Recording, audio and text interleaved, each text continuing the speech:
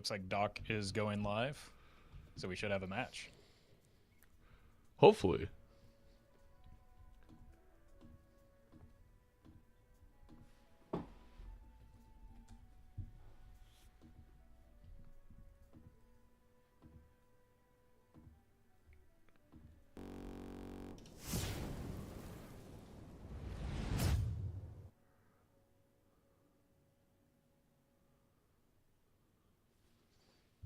Okay. Okay. One more quick swap, and then I'll be ready.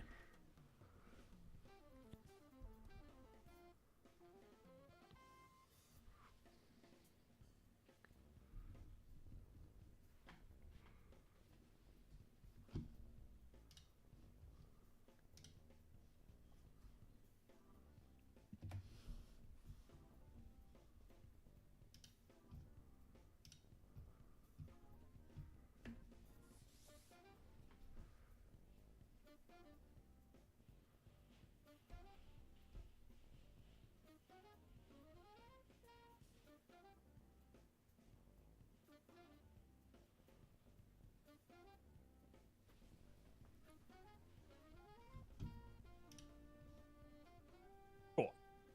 Okay, let me get the streams correct now. But I think we're ready from my perspective. How are we doing on your end? Looks good. We got a Perfect. few hot fixes in between games, so hopefully everything's right. Nothing we could do. I think MALF, for whatever reason, Balatro looks too big on his stream, but we'll work with it. he's playing jumbo mode. Jumpers. Oh no. It's like when your parents have their phone out and the text is taking up the entire screen.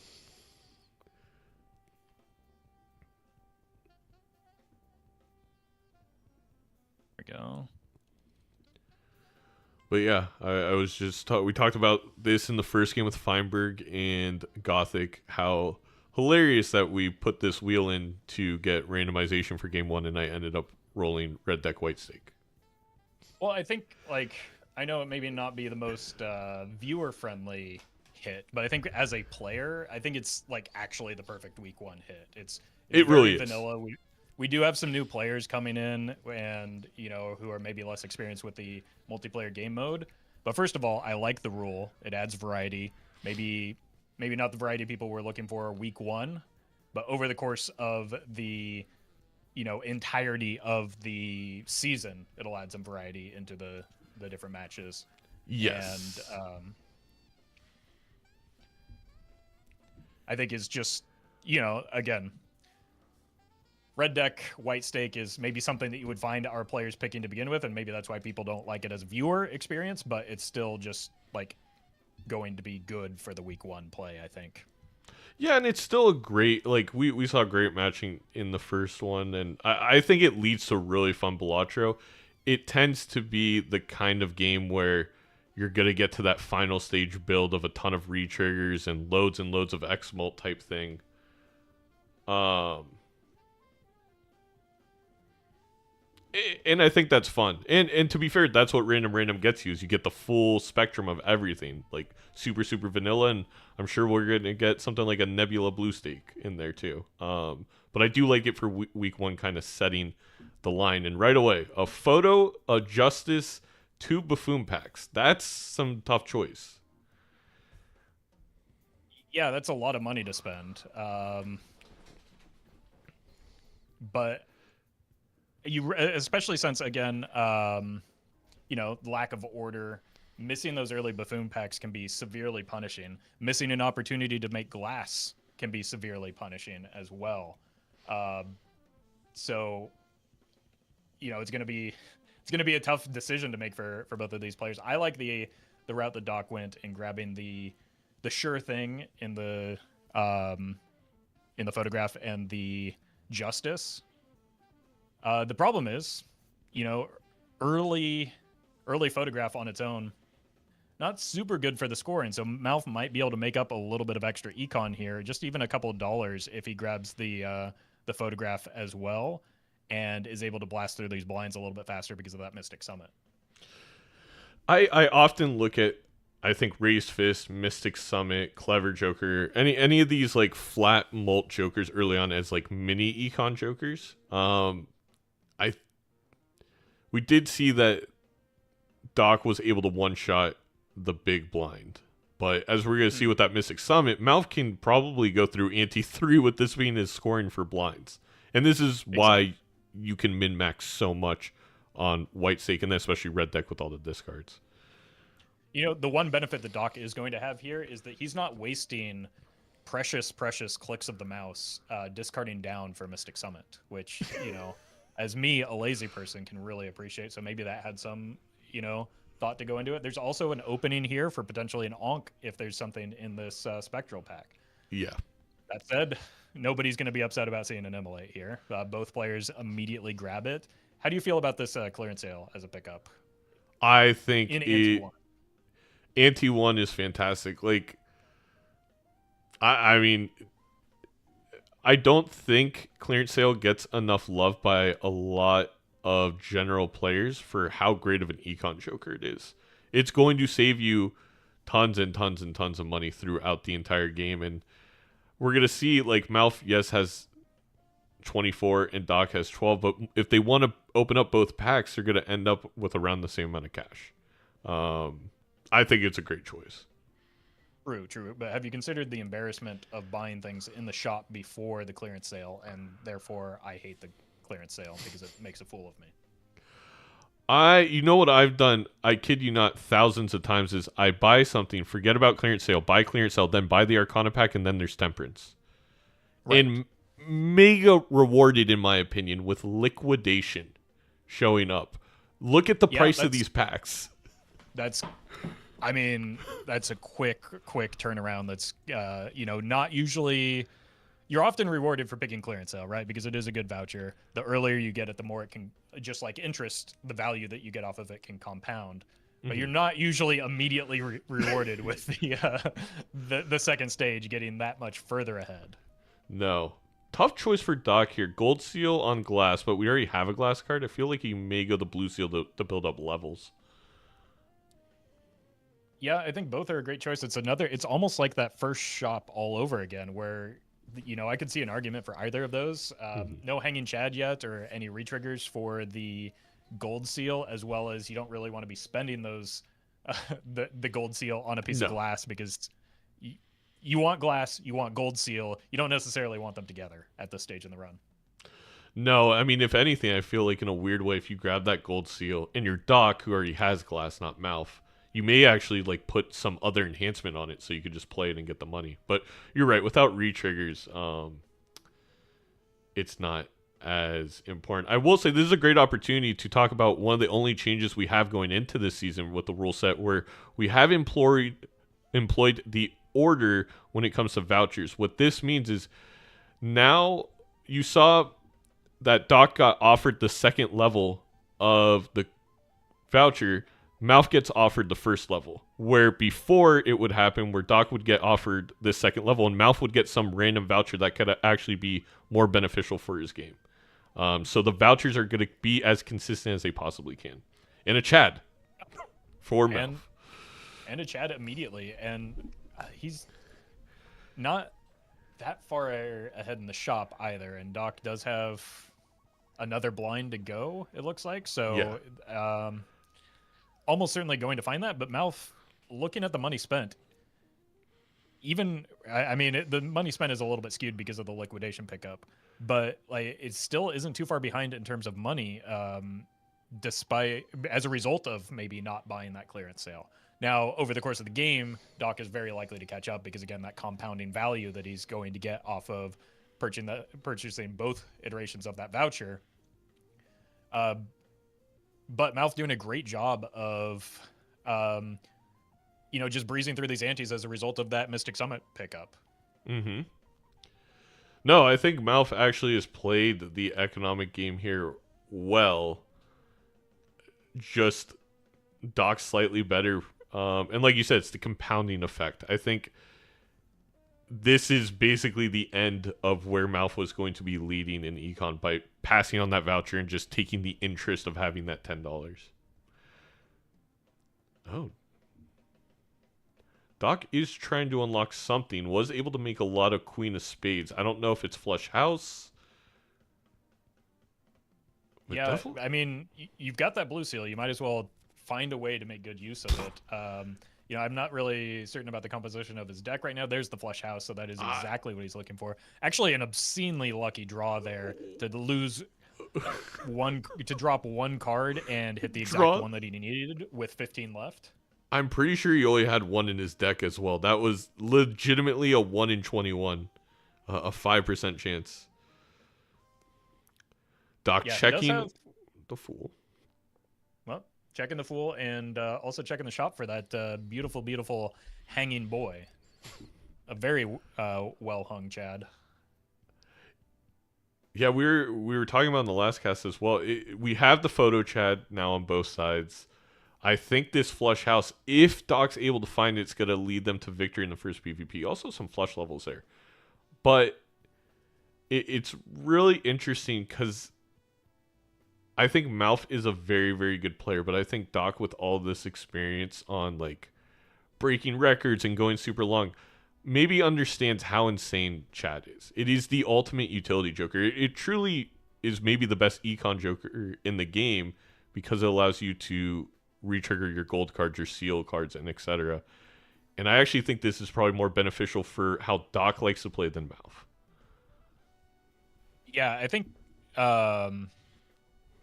White Stake in general is something that Doc has a lot of experience with. Yeah. And probably a lot more than MALF. I think once we get to the point where the players are actually getting to choose the deck in the stake, you're going to see MALF, he has that...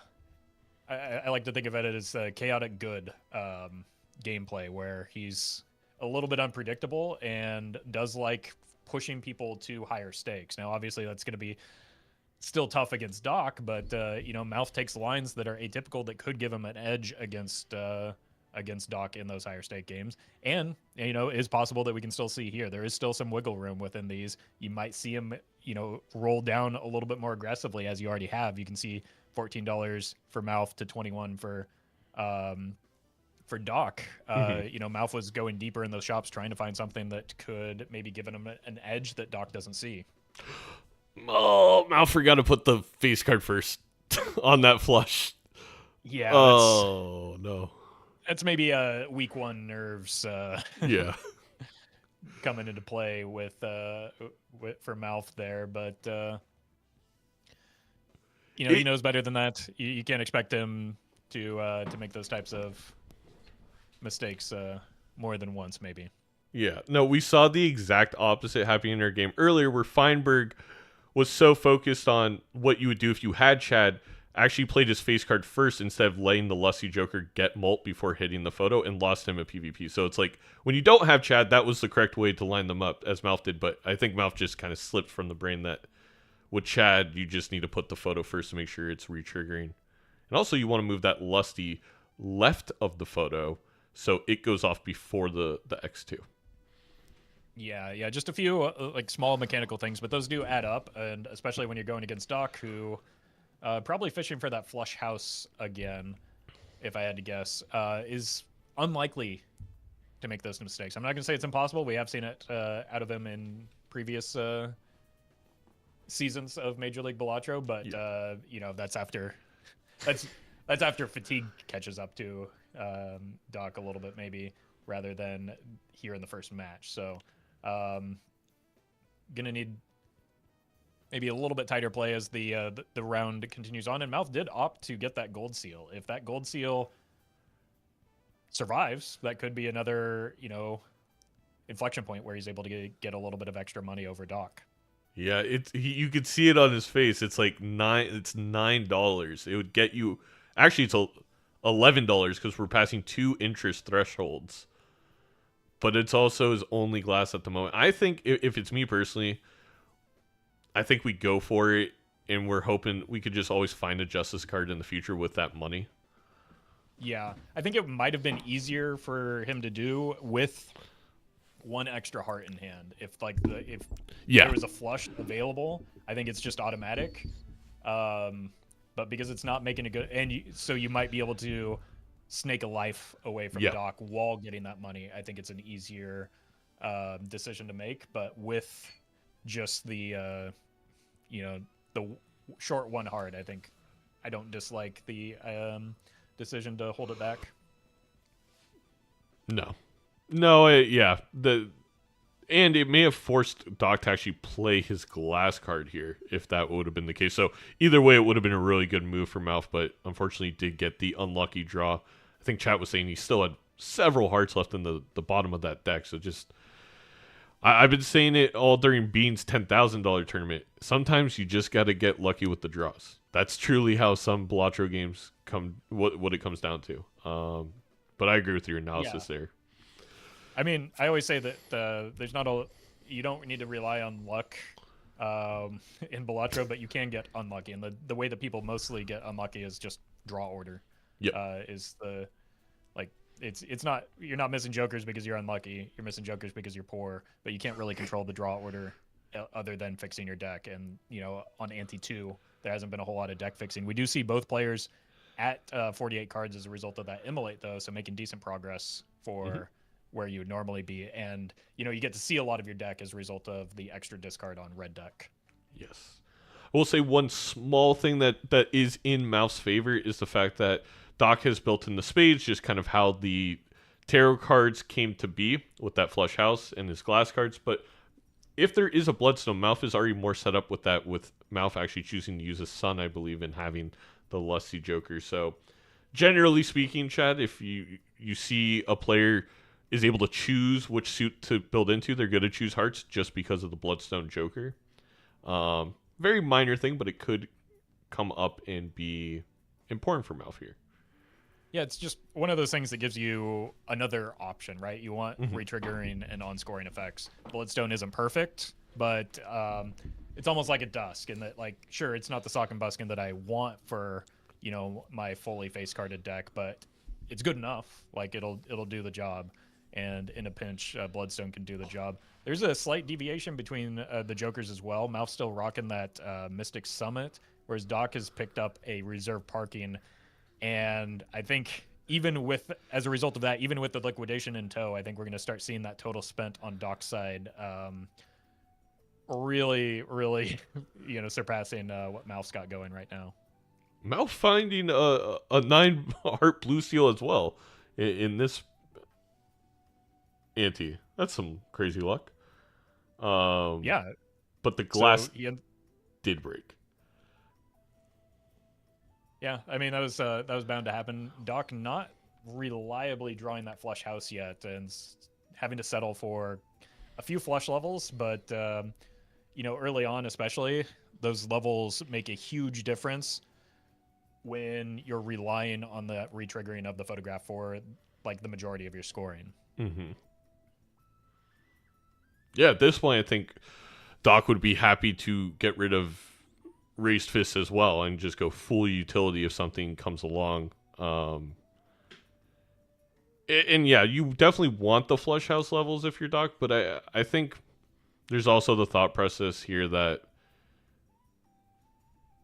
the flush is going to be drawn more reliably, and now that's in a state that seemingly for the rest of the game will one-shot with Photo Chad. Again, it's almost like Econ, because now we can use all our other hands, all our other discards to get utility, which he was doing with the Reserve Parking. Right. And especially while trying to farm that Reserve Parking, those flush houses are going to be difficult to hit, so getting those early levels, and you really don't need that many levels in flush house. Sure, it makes a difference later, but just a couple will maybe be the difference that allows you to separate yourself from what your opponent's putting up. Yeah, and you can always just get lucky and find. I think we've found 2 levels in packs so far, so we're already on the level 4. Right, and that death that just got picked up by Doc is going to be another tool that can help him, draw that a little bit more reliably. But not a whole lot of great options available to these players in terms of shaping their deck so far. So that single copy of Death that both players did find. Because MALF, again, managing his econ well, is spending more. Again, that's a little skewed, but doing a good job of keeping pace with Doc right now.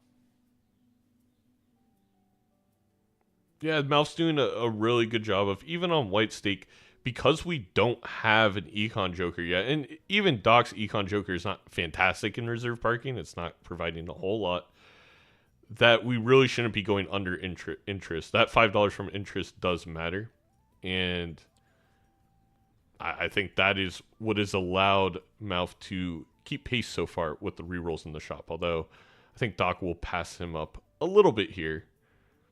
Yeah, I mean, like you said, there haven't really been good or a lot of utility or econ jokers. Doc latching onto the singular one that it was available is not surprising, and making sure to get as much value out of it as possible. As it, like, just a single high card is thrown here. You might think, a less experienced player, myself included, might think, well, this is my scoring hand. I need to play something bigger than a high card. But Doc very comfortable with the reserve parking farming and getting every ounce of value possible out of that. Yeah. So those extra rerolls for Doc not going to lead to anything really substantial. The biggest difference is Doc having 2 class face cards and getting 2 more flush house levels from packs. Wow. And to your point, Balatro's not about luck, but sometimes you can get unlucky, and sometimes you can get lucky, which I think Doc has. Sure doesn't hurt to get lucky. No. I'm not, just because you're not relying on luck doesn't mean it doesn't help. No, in as chat pointed out, Doc doing a fantastic job blocking 3 planet cards with that crystal ball. So, definitely increasing the chances of seeing the flush house. Right. There are obviously things that you can do to mitigate the amount of luck involved in this game as well, and manage that.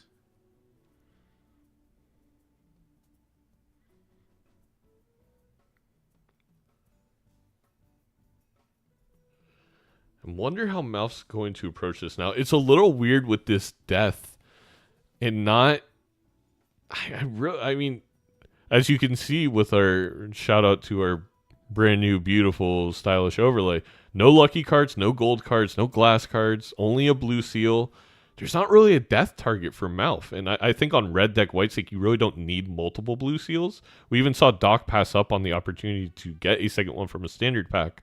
So it's just right now, like, I think actually Doc subscribes to this theory as well. I think you just hold the death if you're MALF, but it feels terrible. Yeah, I mean, it would be nice because he's really lacking in direction other than maybe these Queen of Hearts. It's a tough balance to weigh, right? Because you have to either spend the death and risk getting a better card to death later, or hold the death and risk not seeing a death as a result of that later. So, like, there's, I don't know, a tough balance here as Doc does draw that flush house. But you did see the benefit of Doc taking that justice early is now he has a very obvious death target for the entirety of this run. While also putting up a massive score here. It does look like MALF chooses to spend the death. I'd be tempted to do the same. Again, I don't want to miss a death in the shop, is my concern. I'm with you. Me and Doc have had very long conversations about this where he disagrees. He thinks you don't block that many deaths, and that if you're not using it that wisely, it's much more important to just hold it, which is kind of funny. But I'm so scared of being behind on deaths. I will say this was a situation where, because that didn't unlock the flush 5 for MALF, I could see holding on to it, and the fact that we have an actual consumable slot, so it doesn't hurt as much. But here, we're going to see some voucher difference, because now MALF is offered liquidation. Because Doc has both tiers, he gets a different voucher, which is a very useful one in the reroll voucher. This is going to be pretty worrisome for MALF. Yeah, we talk about maybe being tarots or jokers behind. It's not rare that you have to consider being like a voucher behind as a result of that. So that could have a potential compounding effect if reroll glut comes into play.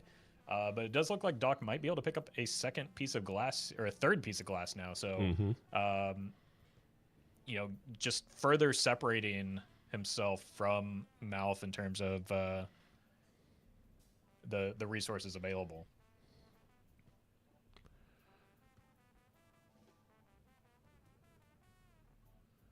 I think MALF, if you're here, yep, finally going to get glass on the board. And this is, I mean, that's a risk you take. If we keep it, we could have deathed that glass at some point and we wouldn't be as far behind. But again, it's one of those where you're playing an RNG game, and I honestly couldn't tell you definitively what the right answer is. There's too much math involved. Right. Like, I don't know. Is it more than half the time that you get punished that way? Or like that justice could have just as easily been a death? That's exactly what I was thinking. But yeah, I mean, for how much money we've spent, it hasn't been a ton, but that's because we have just not, like, again, Doc is holding this reserve parking. It's not nothing. He also has a reroll voucher. He's going to be ahead in a lot of places in the shop, but you just expect at this point on White Stake to have seen something better. We really have no utility. We have maybe the worst econ joker you could have, besides delayed gratification. It's been a weird seed. It has been. Like, a single business card would just... It's going crazy right now. Right. We haven't even seen, like, a way to generate a gold card, I don't think, to maybe start getting golden ticket online, which is another thing that you want to be on the lookout for when you have that hang-in Chad, and just simply has not been there. As you see, a Pareidolia in the shop, in my opinion, extraordinarily bait for this particular setup, just because they're already fixed towards face cards. I don't mind spending $2 on it just to block an uncommon, because you're kind of looking for some of them anyway, but like other than Scary Face. I agree at this point because our deck's pretty thin. I really like this decision actually because of the possibility of minus mask and faceless. Okay. I'll allow that one. Yeah, it's just actually my favorite Pareidolia synergy. It's like it's maybe the best and most reliable one that requires like the fewest additional pieces. And I would just say right now, like, in a weird way, Pareidolia is not an econ joker itself, but it's setting us up to actually finally make some money. So I understand it. It actually currently has a use for Doc, where... Yeah, definitely an easy pickup for Doc, just because of that reserve parking already in tow. If there's maybe a business card that comes available, there's things that it can do. Mm-hmm. It's just not set up to do so yet. And the liquidation coming in clutch to make it a pretty low risk pickup, right? At worst, it costs you $1. So that's you have a joker slot already. You're not giving up anything that you want in exchange for. It's kind of like if you have an open joker slot, you just buy a credit card, right? Or a credit card, yeah. It just doesn't. Yeah, it just doesn't cost you anything. This time it costs you maybe a little bit, but not a meaningful amount. Okay, interesting decision here for MALF. Has the blue seal in hand for maybe one of the first times at this early on in the setup, and it's going to be. I'm curious to see what gets played towards. Does draw the flush house? Not sure if it's been unlocked yet, but would be a good time to let that rip. So here we go. Yeah, we heard MALF. I tuned in at the end of the last PvP, and he said, "I just don't quite know how you got that number." And I feel like you could almost see it on his face. Drawing that was like, oh, maybe that's how you got the big number. Is a few flush house levels with that blue seal. Right, and flush house really, really strong in the early game. There's a Sizaak and Buskin. Still not doing a whole lot with that Pareidolia, but does give you something to push towards. 8-ball Sizaak Pareidolia. Ruffle, you don't. How do you not see it? We could get infinite taros. It doesn't matter how many times you trigger it an 8 if it never hits. This is my dream seed. That's very true, though. I do think that with Doc's current Joker roster, I wouldn't be surprised to see him take it for sure. I don't know how many 8s are remaining in either of these players' decks, so that's something to consider as well. But that is memes aside, has some potential to set up the deck very well. Yeah, it's mainly with the Chad.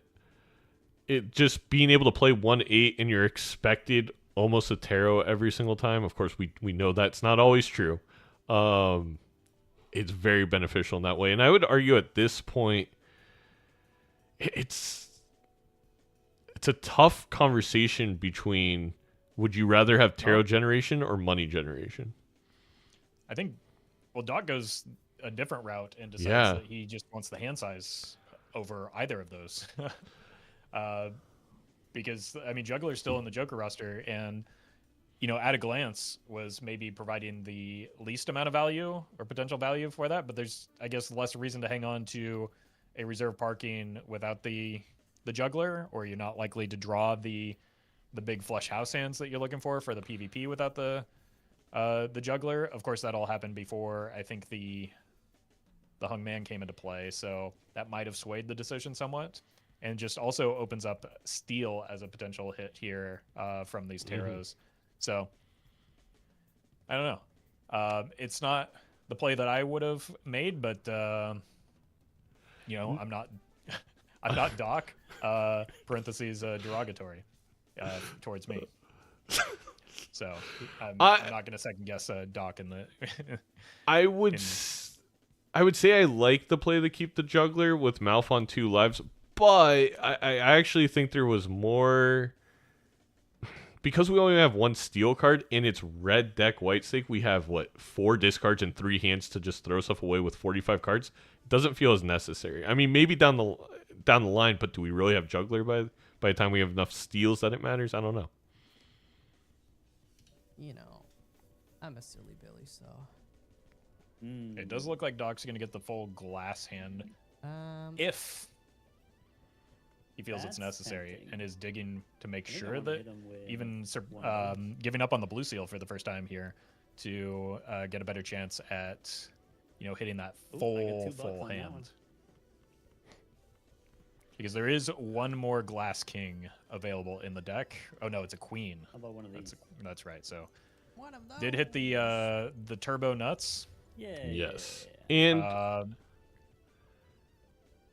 MALF's going to force turn order here, which is pretty important in Major League Balatro because glass is such a big thing and you don't want to play your glass cards. But due to that 100,000 points, Doc doesn't know MALF's upper limit and is just going to have to throw all glass. It's up to you if you want to keep playing. But right, and the way that I guess I get to go here. MALF is discarding right now, I'm not sure that. Why don't we do not looking for the flush house and maybe just trying to brute force through some of these additional flushes to see if that can cover Doc's score, but it's just simply not going to with 3 pieces of glass. 1 big hand is gonna surpass any number of these smaller hands. No, and no breaks. I think one break, yeah. The first one. But on MALF's side, I don't hate what MALF attempted there. If anything, it did force Doc to play out his glass. He got a break. We're now closer to being even on glass. It's only 2-1. If you felt like you weren't going to win this PvP anyway. But I will say, if you are trying to win the PvP, absolutely need to be going after the max value hand instead of several medium-sized hands.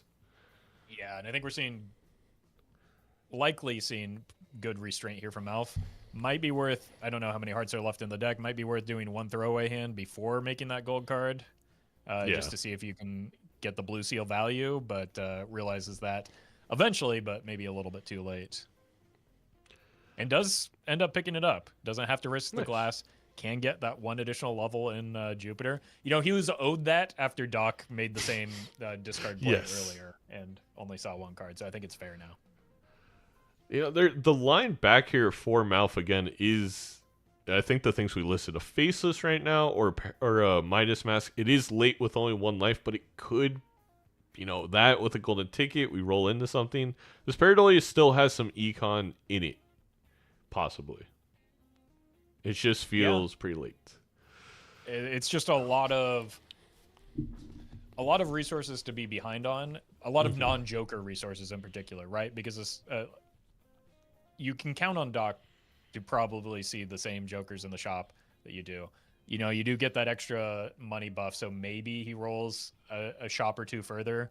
MALF does this round, especially since you kind of have to go all in and picks up something that could save. But the non-Joker resources are, you know, at such a big disadvantage right now that even with the Joker pickup that MALF sees and Doc doesn't, it might not be enough because of that glass. Well, there's a second for MALF. Does Doc draw somewhere to put that glass? He does draw a queen. Yeah, Cavendish for MALF. And there's a, well, like, I mean, that's a Joker that Doc's not going to see, but that's not going to be enough of a difference maker. No. That is less than just Doc's one additional piece of glass because of the sock and buskin at this point.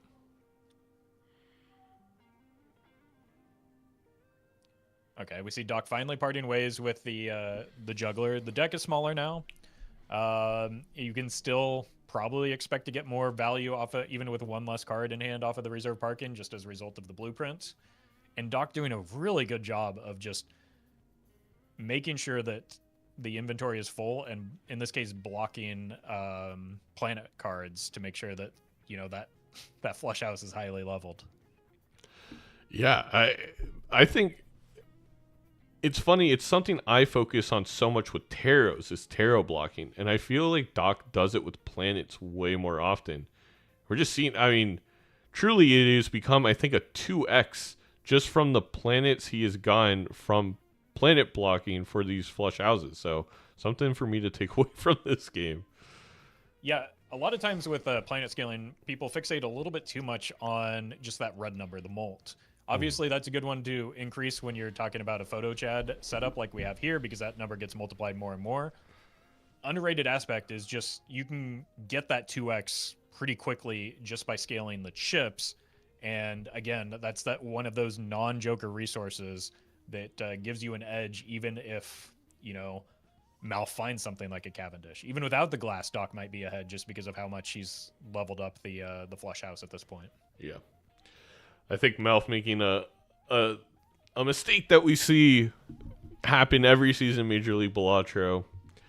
We've had memes born from it, smiles in the chat, of just overestimating how important that +3 or +5 molt is on the card. Early on, absolutely important. But at this point, Lusty, with our flush level and our flush house level, is just not doing anything at all. And that Cavendish was way more at X3.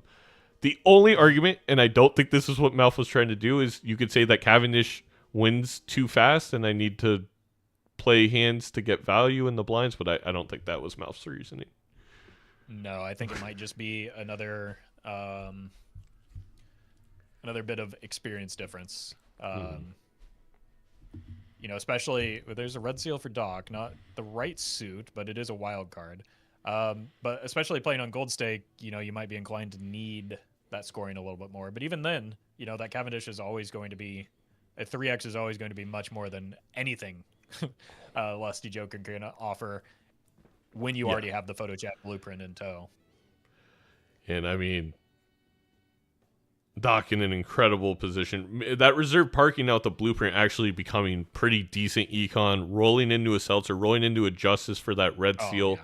Although you may keep it wild at this point in time to play the flush house over the glass. But right, I think we're just putting those back on the kings and queens. You might be looking to strengthen that jack. That way, you know, you could change the suit later if there is a later, or maybe use it to double tap the photograph, because you know, red seal goes really well with the photograph in particular. But you know, doesn't have to make that decision right now. Can wait to reach the PvP and just use that red seal to clear the blind right now without having to put glass at risk. Not that with these setups the players are at risk of losing anything. And MALF does find the Seltzer as well, so that's good news. Does part ways with the Lusty Joker, so crisis averted. I'll be curious to see if MALF glasses this jack right away. Also not the correct suit for him. Yeah. But I mean, when you're behind, it does feel like you might need to make plays like this, yeah, right? Like you don't. I It's not going to be enough. We can see, but Mouth doesn't know what Doc has cooking. Mouth doesn't know how many pieces of glass Doc has left. no. He can probably guess that Doc picked up the red seal. You know, Doc but, there uses the glass on the non-red seal on the queen, and this is a chance for Malf to come back in this game, because if we get a sun card, that red seal glass jack being the right suit is a lot of points, because you're able to chad a glass red seal with the photo. There's just a lot of, I want to say it would be like an 8 to 16x right there. Bloodstone. Oh, okay. So okay. that'd be more important. There is, not only is there a bloodstone in the shop, something that we saw on Doc's screen. There's a non-red seal glass jack in the pack.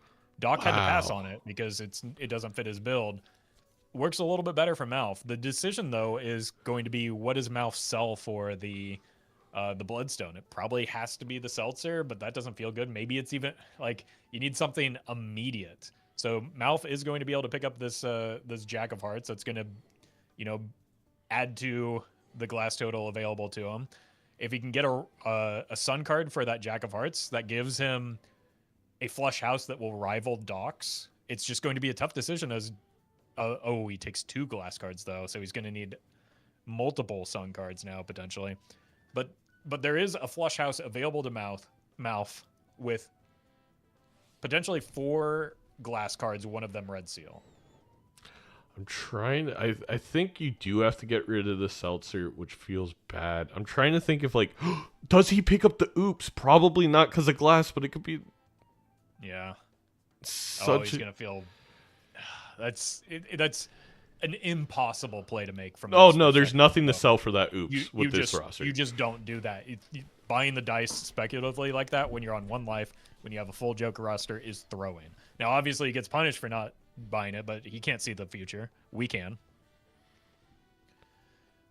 Now it is because Malf does have the potential to. He's leveling up full house, as we saw in the shop, preparing to play that glass jack of diamonds, right? And that king of diamonds that was just added potentially.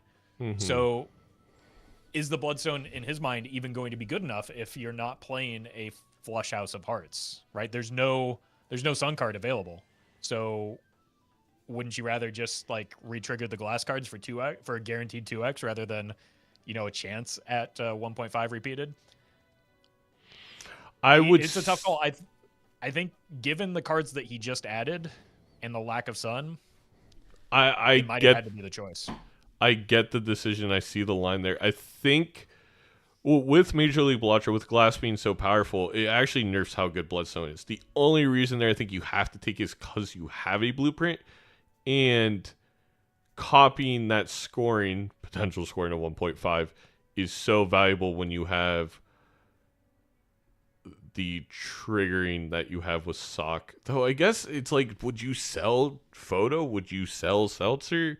It is actually a closer decision than I realized. Yeah, I sincerely don't know because obviously long term it probably would benefit Malf to pick up if he had 1 extra life. Yeah, I think you probably pitch the seltzer and take the more permanent option, because like you said, with the blueprint, you really want something that you can re-trigger. You want a scoring option that you can copy with that rather than more re-triggers, because you're flush with re-triggers right now. But a combination of being on 1 life and those 2 new glass cards that were just added not being hearts, I think kind of forced Malf's hand here, and is just unfortunately not going to be able to catch back up to Doc here, who 500 times 50 level 10 flush house is a very pretty sight. I don't know that I've ever seen a level 10 flush house before, but it is a thing of beauty.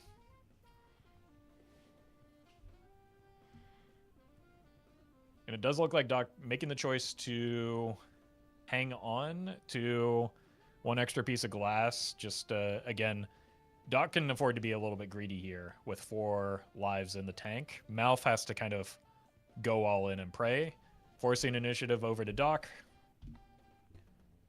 I do But, think a little minor mistake there again with MALF is I do believe you copy the photo there and make it the glass, the Yeah. photo, the blueprint, but Right. Even though it is glass, you do have 2 additional triggers coming from the sock and the seltzer. So you really that just demonstrates how important those on-scoring effects are right now, and why the Bloodstone is such a tough card to pass up on. Is that you really need to point the blueprint at something that that says times something. so I mean MALF or Doc does not get a full hand of glass here, only 3, 2 break. Right. And you can see Doc did have more glass there, and still choosing to copy the photograph because of how important that on-scoring effect is. And, you know, even with the best possible hand that MALF can draw, with the best possible Joker copying, just adds, again, so much ground to make up. You can see their Jokers are identical. I mentioned it earlier. It's those non-Joker resources that Doc accumulated over the course of these 5 antes that really made a big difference here.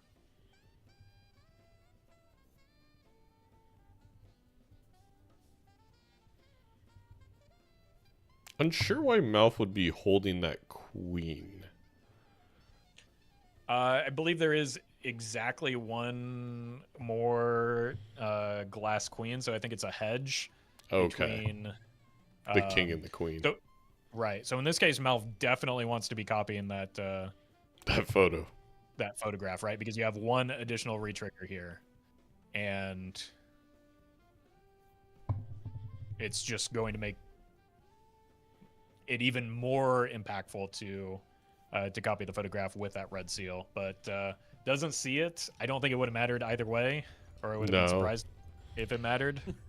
We're seeing with all these retriggers with Scary Face, he only reached Doc's base score like All I halfway wanted through the hand. was my own E. That's all I wanted. I mean, that's like in the ballpark, right? That's E9.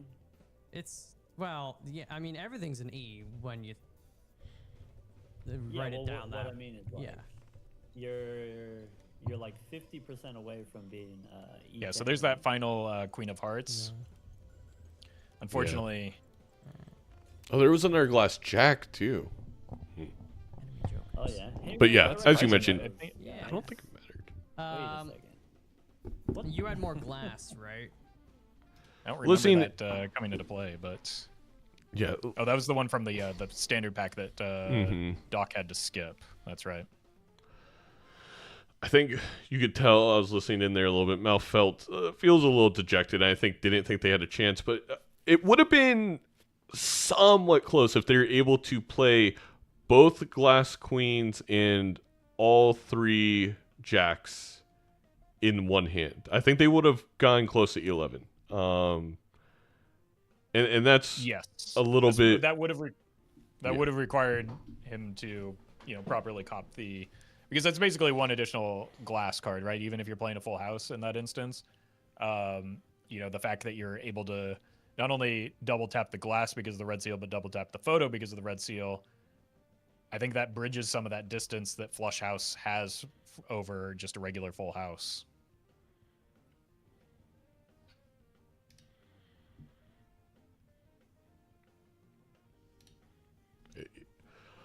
I have to say my favorite image so far of the season is level 10 Flush House.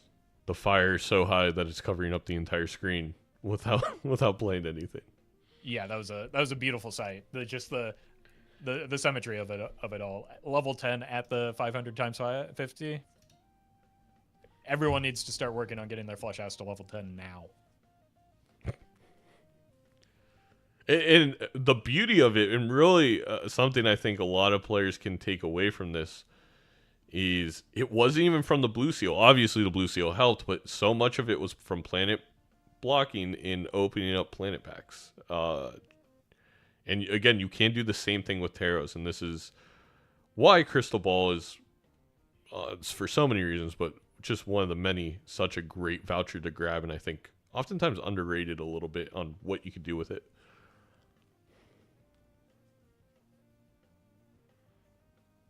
All right. I'm curious where they go for game 2. Right, and guess. so how does the pick order Yeah, work? you know, I guess it completely doesn't the matter same because we Joker, play 3 games again, either way, similar but kinda deck, like we both had the blue Malf steel, we lost, so both Malf had gets to similar choose amounts of deck black or cards, stake just, first, you know, and they then combined Doc on chooses different remaining element. suits or different cards. okay. Yeah. And I didn't then even get the for game the 3, red Doc seal always blast card. picks? I had used the It's Justice whoever League, loses again wasted it picks kinda. first. Oh, okay. Okay. Yeah, I got a Justice right after. Good to know.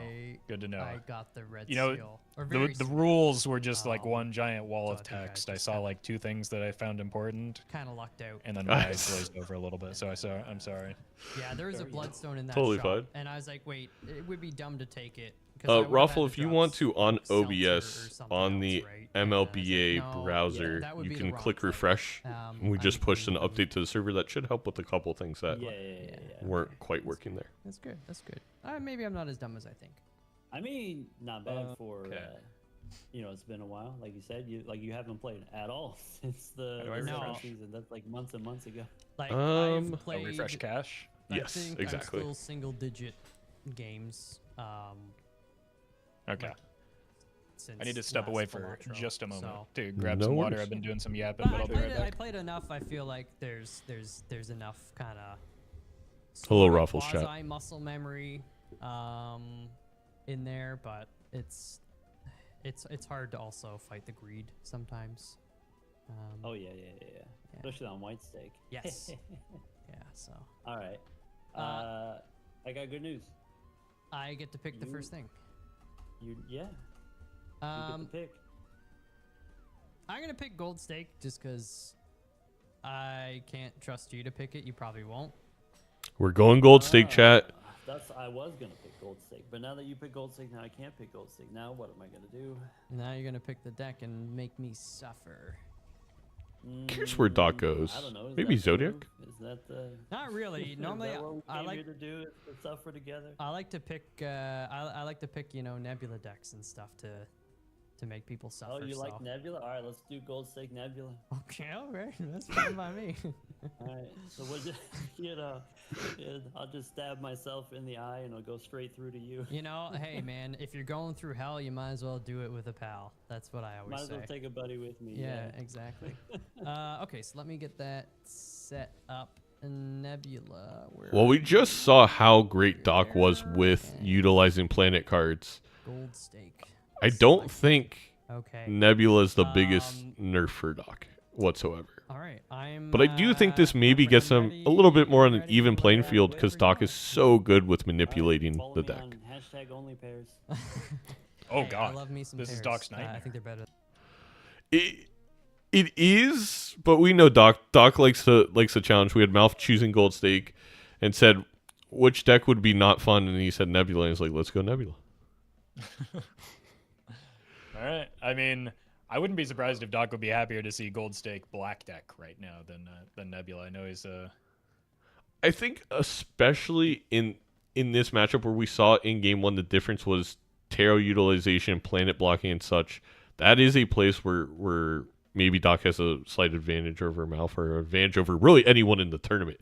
So Nebula deck, in a way, almost nerfs his ability to do that. I think this is a good place for Malf, where Malf can really go tempo. right. I see- That's that chaotic good play style that I was talking Yeah. about with Mouth. I will say at the same time, is there anybody on this planet better at Gold Stake Balatro than DrSpectred? So if you are playing just kind of a normal Balatro game, trying to stay alive, trying to max score, still terrifying to go Gold Stake against Doc. No, I don't know how to pick a deck or stake against Doc. I don't feel comfortable taking him anywhere. Right? No, exactly. There's some players where I know that they're better than me at multiplayer in general. So, but I've got more hours in Gold Stake than they do maybe. I don't know how to beat Doc other than that one time in season 1. That one time in season 1. What a time. But yeah, no, it's a difficult choice. I did see Malf going, ooh, no business card value at all. That was... Is he going to sell it? I mean, I would just out of principle at this point. Yeah. We see MALF again already taking one of those early deviations from Doc here, picking up a super position, which is a good tarot engine, definitely an underrated one. Unlike 8 Ball, it's guaranteed that you get a tarot card. Fair. So that's one benefit over something like 8 Ball. But with these 310s, might benefit from having a walkie-talkie right now, because scoring is still an issue. We can see both players maybe a little bit annoyed by the lack of business, and a little bit concerning here because immediately we see an Ancient Joker in the shop for Doc. So having that Eternal tag is going to be a pretty severe restriction, as MALF does get a second hit on the super position, but might not be able to afford the Can you afford it? Ancient without. Well, interesting choice to use it right there. But yeah, the one thing that could happen here is superposition providing enough value with wild cards and deaths that MALF is more set up for the Ancient. This is why Nebula deck is, I hate playing it, but it is fascinating to watch because you're so limited on how to manipulate this deck that, you see Ancient, you think this is going to be an easy game even on Gold Stake, but now it's not. There's just so little you could do to help push yourself in that direction.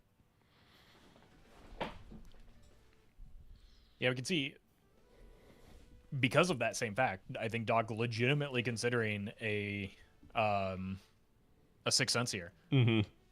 I would have really liked it.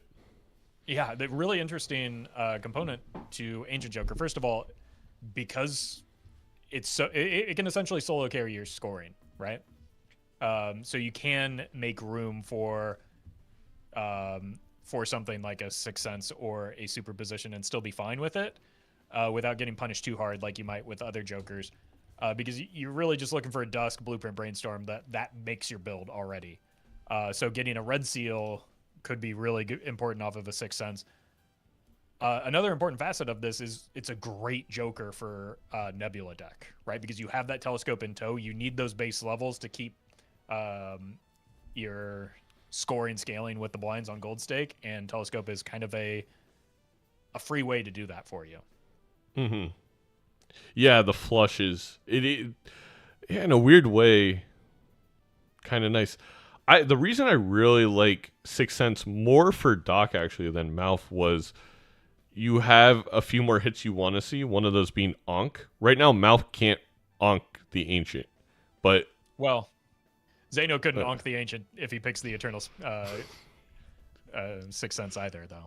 That's actually a great point. I don't know how I missed the Eternal tag on it, so never mind.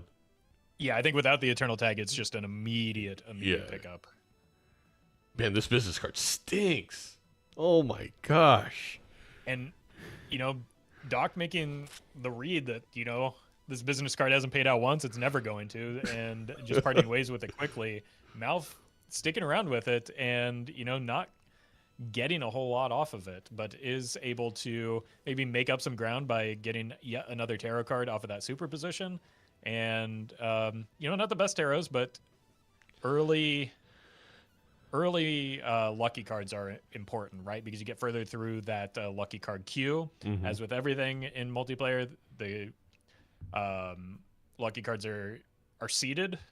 So the more lucky cards you trigger, the more likely you are to get like those advantage in the $20 hits than over your opponent. Finding a perishable 6 cents in the pack is Doc. I will say the fact that we don't have walkie-talkie on MALF's side is pretty brutal, just due to the amount of base chips and molt it's giving us before the Ancient goes off, at least in this first PvP, without many flush levels for either player. And neither player maybe if this business card decides to change its mind, MALF could afford the Crystal Ball, which would be pretty nice here. Doc unable to grab it. So I'm curious to see if that's some variation we end up having. Yeah, and it's just a tough call to make on gold stake in Ante 2 to say, you know what, I'm going to spend $10 of my maybe only $10 to buy that voucher for something that's not going to see, you know, a benefit until pretty far down the line. Another thing that is, you know, costing MALF a little bit, and I don't necessarily think it's a bad play, is that just fishing for these straights. Mm-hmm. Every dollar for every hand that you spend is a dollar that it costs you, and you know, has gotten some good tarots early, including those lucky cards, but you know, it's still coming at a cost. They're not free. That's a great point. It's a 6 cents without the Eternal tag, Mm-hmm. and you can see MALF likes the look of that. Luckily, superposition and business card at least kind of sync up together in the way that when you get superposition value in that top end, you're also getting business card value. But generally speaking, yeah, I completely agree that Doc's been able to be a lot more focused without the business card and without the superposition. Yeah, interesting to see MALF just add a random Jack of Hearts there. I know Ancient is on Hearts. I know you have the business card. Okay. I know you have the But I superposition. I still feel like my but decision making that, could be classified you as know, wild. could start bloating the deck a little bit. Now you can obviously undo that if you immediately get some 6 cents value here, self-aware. which I do think Regulation. because of the perishable tag, getting 6 cents I value is did much more important right now than something getting somewhat boring. It looks like than getting business card value than getting superposition value. I think you want to try and get that 6 in as the 6 comes right into hand here. Yeah. And huge first tarot. Yeah. That is a good one, especially. Hey, wait a Ooh, second, you but running gonna out of hands? play. I would. Oh, we're out of discards. Never mind. Yeah, out of discards. Does have that lucky card that can go ahead early as well, make up yes, for the fact that but- there's no walkie-talkie maybe, if it Okay. doesn't fail him like it Setting just yourself did. up for Every future single success. time. Yeah. Yeah. Also, an important thing to consider, Setting up that, while that MALF is maybe telescope, farming these getting it lined up superpositions and this different. business Mhm, card, maybe It's pushing like I flush agree. lower in Oh, the you're in big trouble. telescope. I got some And amazing stuff. that, That and not having to play extra hands like Doc is doing might give Doc an advantage in leveling that flush that might make something like a walkie-talkie unnecessary, even though Doc's the Yeah. one that has it. No, that's a great point. I didn't even thought about that. I wonder how close flush is to being the top hand for MALF here. I'm sure it's probably still I think it might towards be. the top, if not at the top. But, you know, there is a bit of a risk involved in that. There's another way to generate tarots right there in the shop. Where? Oh, It's is like there a John purple seal in Cena. the standard pack? And to be one note here, 6 cent is seeded based on ante, so we're not going to see the medium for Doc. Yeah, it does At get least- a sigil, which is a pretty big whiff. You really Yeah, it's bad. don't want to consolidate your suits. You kind of have an even spread of each of them. You're still benefited from maybe cutting down on cards just because you get to see more of your deck, but you really want wild cards, and you kind of want an equal distribution of your suits to you know, reliably be able to hit whatever the old map decides is ready to go. MALF just gonna launch it right away, gonna hit clubs, which does make clubs his ideal hit, although I will say if we were gonna sigil Raffle, I really would have liked to get lots of pairs or 3 of a kinds in my hand first, so we can have something that can kind of flush house. And the only thing there that was paired was 5s. Yeah, I'm gonna be honest with you. I don't Don't know want that to I would ever sigil. sigil with it. Yeah, I agree. I don't want to. I want the $2. Now, again, that's one of those. Well, first of all, MALF needs to find a hand to get through. Oh, which this is gonna be rough. concerning. You know, I don't know. I wasn't looking at the hand. Might have lost some diamonds in an unfortunate sigil accident, but It's going to be tough from the spot. I wonder if you hold the king just in case you need to play like 3 of a kind and then you pray for a molt hit off of the lucky card. Because I think you can keep all of both of the diamonds, and yeah, it would have gotten a 3 of a kind. It would have been, or a full house actually, would have been slightly better because the 4s were diamonds as well. But just not going to be enough here. Does get some extra money as a result. Probably wouldn't have been enough anyway without the molt coming through. But that's a pretty big hit for MALF. You know, already behind on lives to lose a life to a blind like that.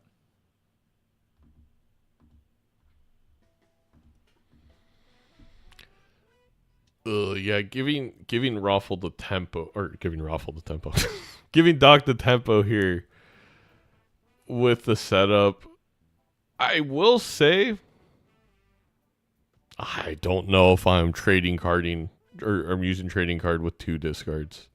It's, as somebody who has played a lot of gold stake, let me tell you, it's difficult to do, but I'm going to do it every time. I do think it's especially awkward while you're trying to dig for those 6s. So I think that, you know, Doc did get that extra hand, which could, you know, make up for the fact that you're giving up a discard on the trading card. But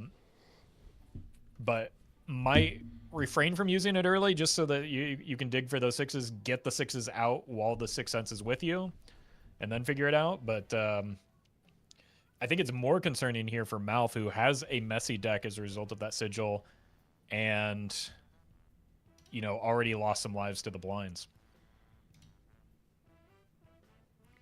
I mean, honestly, does 1 flush get us out here? It's a good question. Blind scale quickly on gold stake and no base molt. I don't know if there were any levels picked up. I think you do just need to send a flush here. Yeah, no levels. Maybe that sigil is going to save him if he's it. No. Uh-oh. It's going to be a quick second life loss to a blind for MALF consecutively, which is really surprising given that, you know, in the past, he was, in both of the past 2 seasons, he was the one, you know, kind of pushing other players to losing lives in the blind due to the picks that he was making and due to his experience with gold stake. So this is definitely atypical from what we're used to with MALF. Does still, again, have the clubs available, does have the potential to hit here, but cannot pick it up unless, again, we're in a spot where this 10 needs to hit, and even if it, or this king needs to hit molt, and even if it does, probably not enough. So another life lost for MALF here. And that's what we were talking about, right? That trading card was much more punishing for MALF than it was for Doc, just because of the score difference, because of the uh-oh. Throw everything I just said out the window.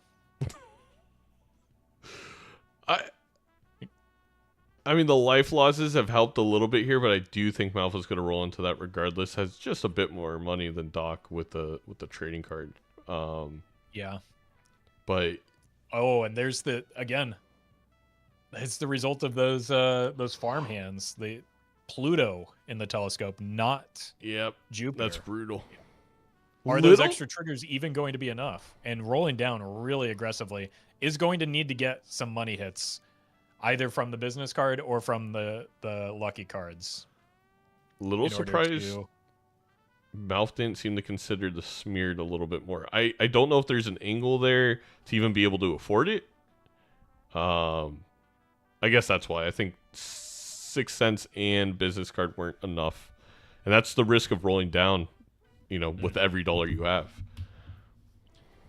Yeah. So that said, like the impact of the Chad pickup cannot be understated here. It is the first retrigger. Did MALF discard a diamond when he's on diamond? No, the 9 was already there. Mm-hmm. So really important to get that Chad. It's just the lack of levels, the lack of deck shaping is going to eventually catch up to to MALF. Doc has plenty of time to just kind of, leverage that that trading card value in order to shape the deck so that consistent Ancient Joker hands, which is difficult on Gold Stake, can be hit. A really cool play here could be if Doc needs just a little bit more. I guess you could Ouija and flush 5, like with MALF being on the final life. I don't think we'll see it, but it is an angle here if you know exactly what MALF scores, Right. and you have to pass that. But yeah, I mean, even with the chat, I don't. With the level 6 flush, doesn't matter though. Like No, that's what I don't flush even with think it flush matters. No, you're right. It's actually the same as a flush 5 already. Yeah. And MALF still hasn't hit that final diamond. This could be a devastating draw, and maybe the result of that. I don't know how many diamonds were in that hand when the sigil hit, but does hit the final diamond.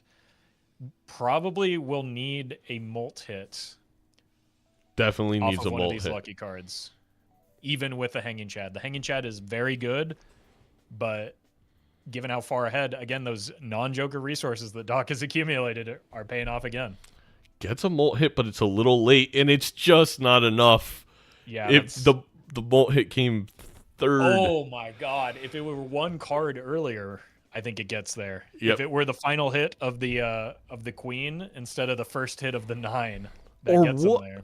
One flush level. We're on Nebula deck. One flush level. Right, one flush level. Even without the telescope, What do you the mean telescope you were gonna ended up get being a balls? hindrance to him, right? That's one slot Yeah. that could have been a Jupiter, but was instead so occupied I by lost 2 lives Pluto. because And so I again, those forgot farming hands that normally Ancient, the my exact OLAP correct was thing my to do. only You method want to of farm out scoring, as so I much was like, money, as much value as I was possible grading in a with- PvP match. with, Yeah. Here, it ended up costing MALF which would because cost, of 6 the cents in loss of discard or value on the whatever, telescope. And then I just made it so like I couldn't.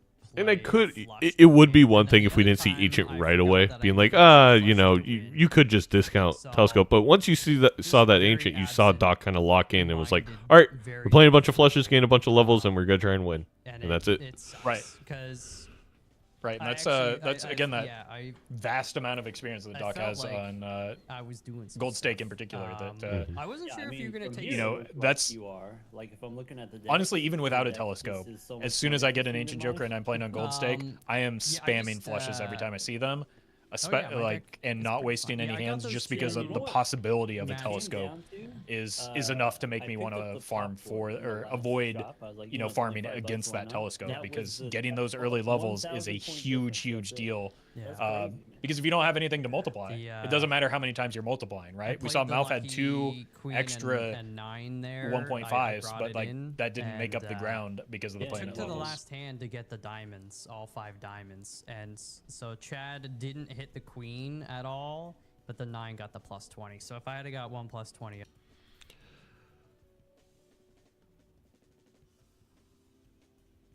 Well, I'm curious. I mean, MALF's probably gonna go Gold Dumb. Stake again. I wonder what Doc does mistakes, though. and it's like, maybe it doesn't change the. Right, and there's no final restrictions, outcome, so we could Yeah. just go straight back to another Gold Stake We- Nebula. I don't we know if could. MALF is gonna be eager for Yeah, I that guess, one. like, even if you But have I think just you're right. I one think more life there. I think I would be surprised to see him MALF pick anything lower than Purple Stake.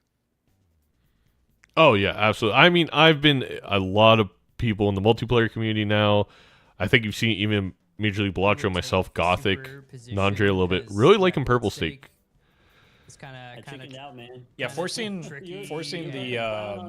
the higher blind And- scaling and- without having to suffer through rentals aren't as big of a deal in my opinion in PvP, but like perishables are very Perishables. frustrating because you really want to look to build around something, and you might find something that isn't on the right timeline with the perishable. Just it can't be picked up. So it's basically just like wasting a Joker slot because or in the shop because you aren't able to take it. Like, you know what? I don't need to be paying for this, so I sold it immediately. Okay. It did. Yeah, I had the same thing, and I Doc was is like, talking about how it's like, the business card didn't hit, and he said, "I don't need to pay for this." I And did get just sold some money out That's of it, and then I finally I just love sold that the because chapter that's at a the end, and I was I like, probably "Oh, said the I'm same sick thing of several that." times Yeah. on my own stream and my own runs. It's just like, you know what, this missed one too many times. Get out of here. I don't care. Don't tell me the math. I know how I feel about this business card right now. And to be fair, the math isn't like It's incredible, especially if you're a bit more recently, so. stuck. You have to play 4 face cards for it to be worth the rental, and it's $1. Alright, so I It's mean, taking up a so we Joker do one spot. more. Right. And on top of that, like, I really think that Doc sold it before the Ancient Joker showed. I think as soon as you see the Ancient Joker, I think it's just, okay, I got to get out. Like, Yeah. I don't have the capacity to play these. I'm not going to be able to manage my discards and hands in a way that makes sense to, you know, like fully utilize this business card while paying the rental fee.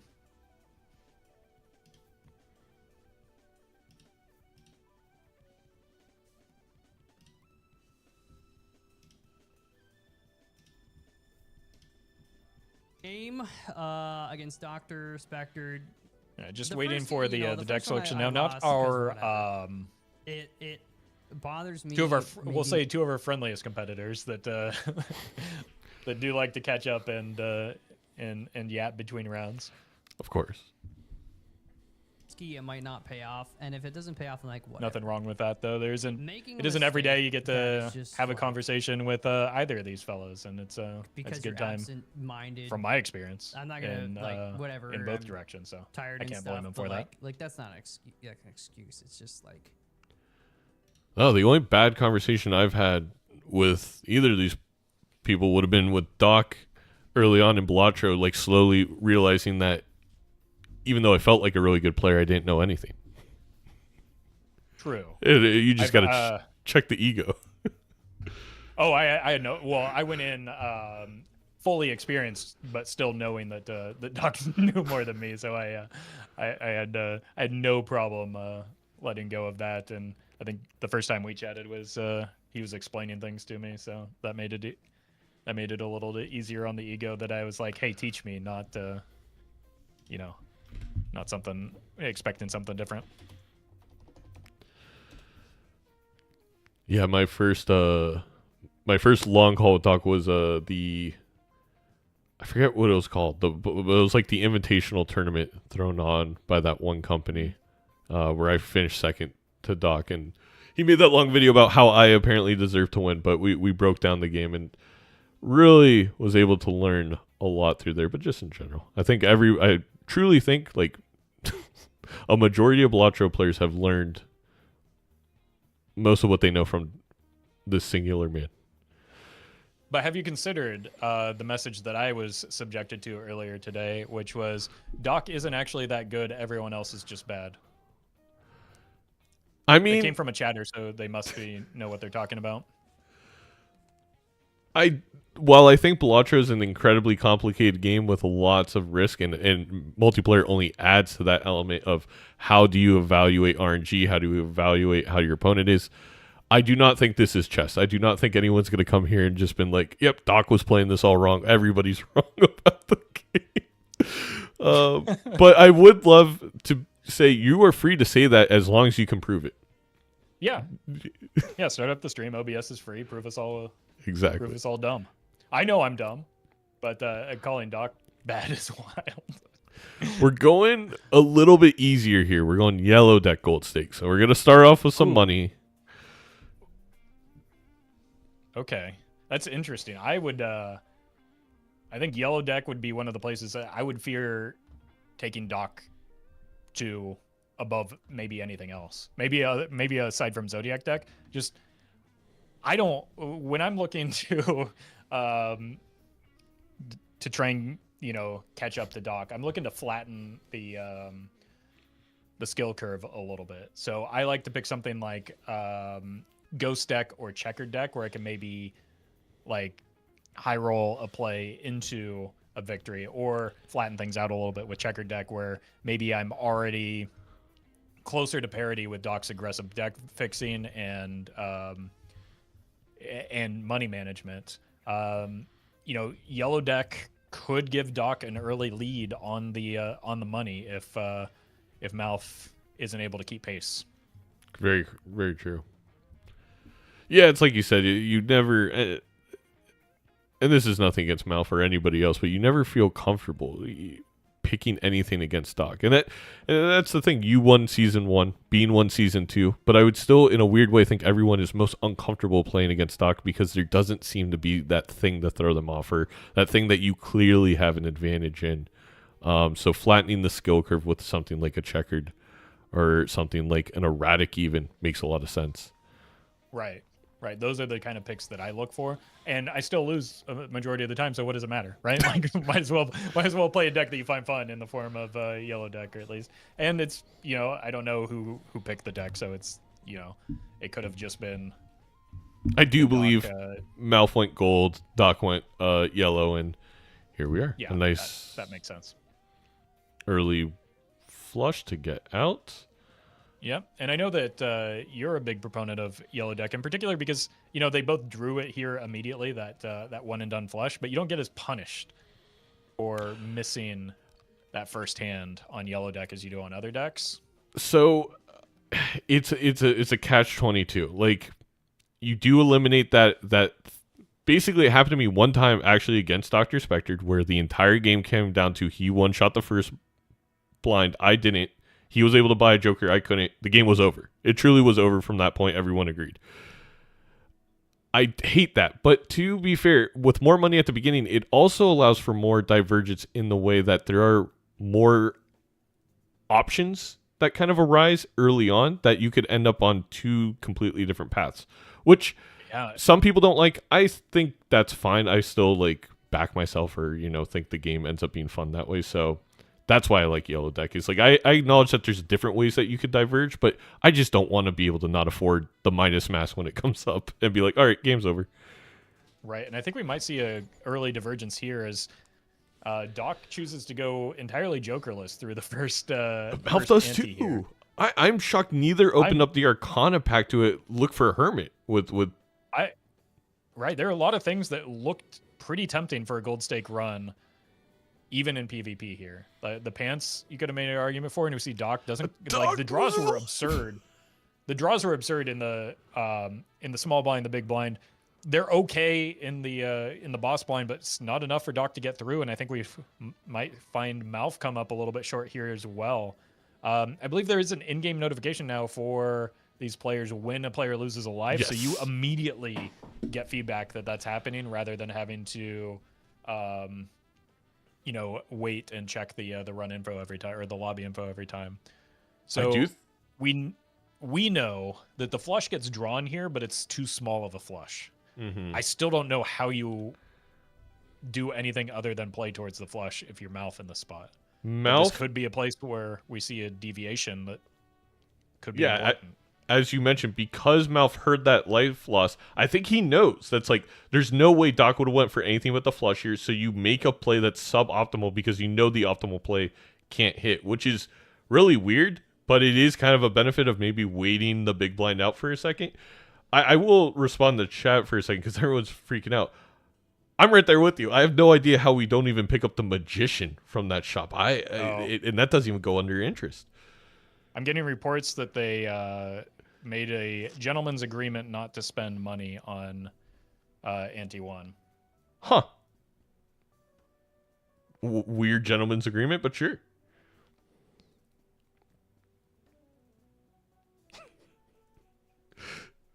That's one way to nerf Doc, maybe. I mean, it's also a way to nerf yourself, right? Because both players lose a life here, so I mean, we're in the same spot. Doc ends up with a Ride the Bus, gold stake staple, but as a rental, another gold stake staple. I don't think.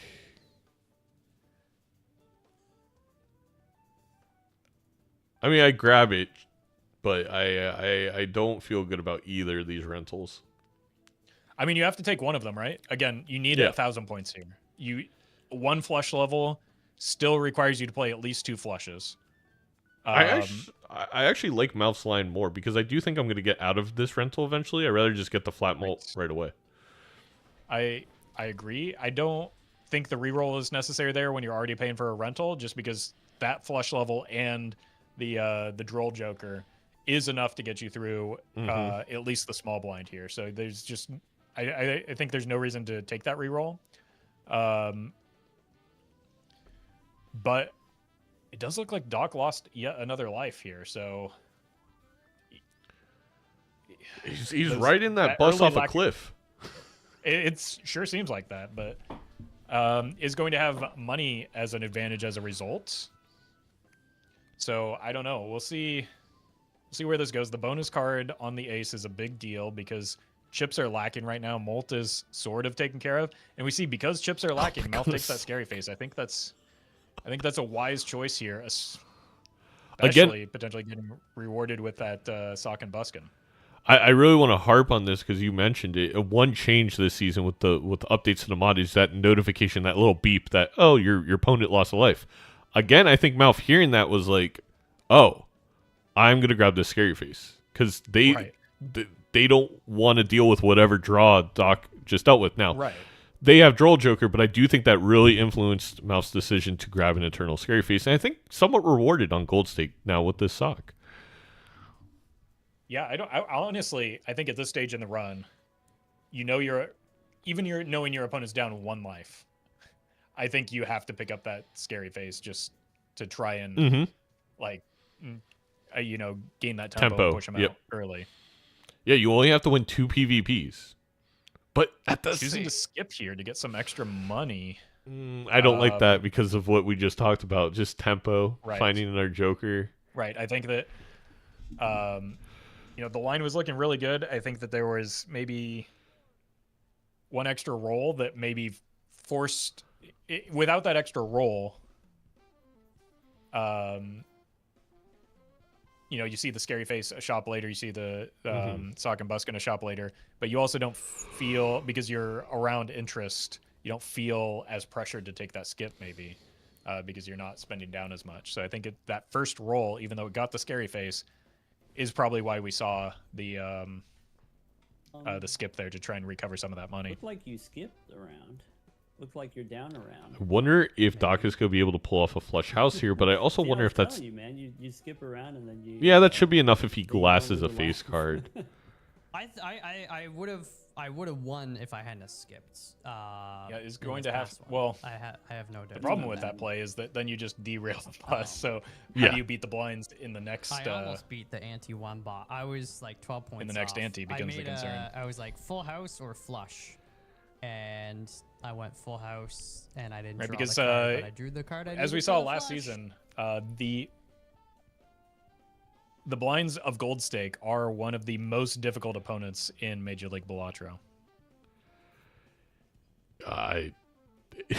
Someone made an incredible meme of the Major League Balatro standings, but like crossed out whoever was in first and put a small blind Gold Stake currently leading the standings, and I think that's true. A lot of our players love playing high stakes, and I do. We talked about this earlier. I'm starting to see a slight shift down from like, okay, maybe let's play purple, because gold, it's no joke. You could be very, very good at Balatro, but the idea that you have to win a PvP adds all this pressure that you'll see people, even like DrSpectred, suffer with the blinds. It's not a fun thing to do when you're in it. Fun to watch, but yeah. I'm curious to see MALF send that big full house hand. No mult, no glass card utilized, despite a lot of face cards there. Odd.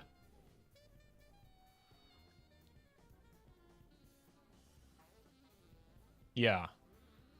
Yeah, and does push initiative back to Doc, though, so this is going to be, forcing some interesting decisions for both players. Does MALF still open to maybe drawing a heart flush, but no face cards to get that sock and buskin value?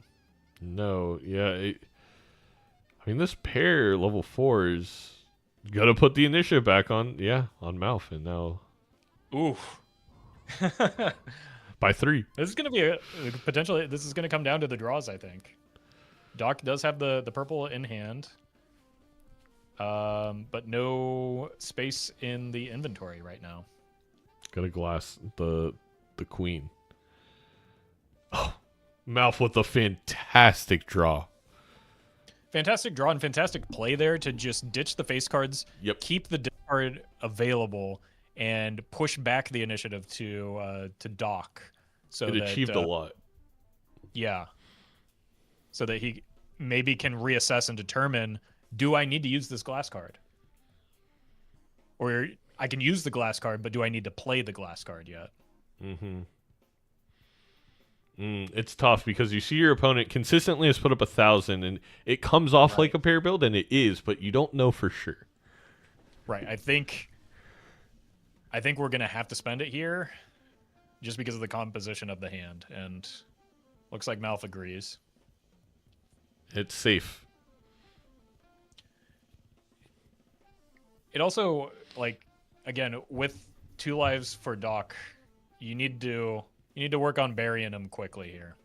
And then it leaves your discard available. It gets rid of 5 cards. It leaves your discard available. It leaves another hand available. I think it's just a necessary play here. Now MALF has a chance to fish for those diamonds and maybe get enough score to nope, doesn't even need to.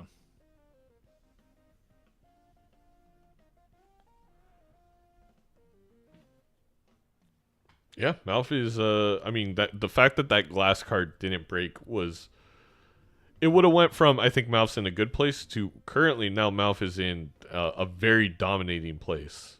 And is going to be able to glass maybe another queen here. Which, it's interesting because Dog is also glassing face cards because they realize with Sock that's what we have to do. It's an eternal Sock as well. But as you mentioned, as soon as we get rid of this bus, we just kind of die unless we get some pretty lucky jokers here that allow that to no longer be an issue, beating these blinds. Yeah, I think Doc's nemesis right now is looking like it might be the big blind if things don't change. MALF,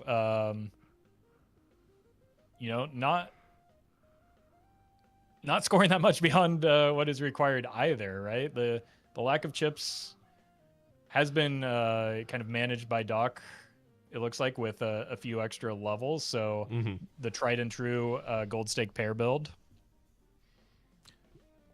is helping out, not requiring the Sly Joker pickup, which underrated Joker for gold stake. 50 chips goes a long way, but those extra levels kind of do a Sly Joker impression right now. Exactly. And MALF thought about the double skip there. I really don't think skipping a multiplayer, or as Raffle would say, generally is ever advised. I didn't hate it because it would fill out our Joker slots with that Mega Buffoon pack, and then you get a rare. But it's probably... I'm glad he went with playing out the blind. Yeah, and potentially going to get punished for it, though, because as you can see, not clearing in one hand just yet. Huge Hermit from Doc could be a big difference maker here, while already down on lives but way up on money.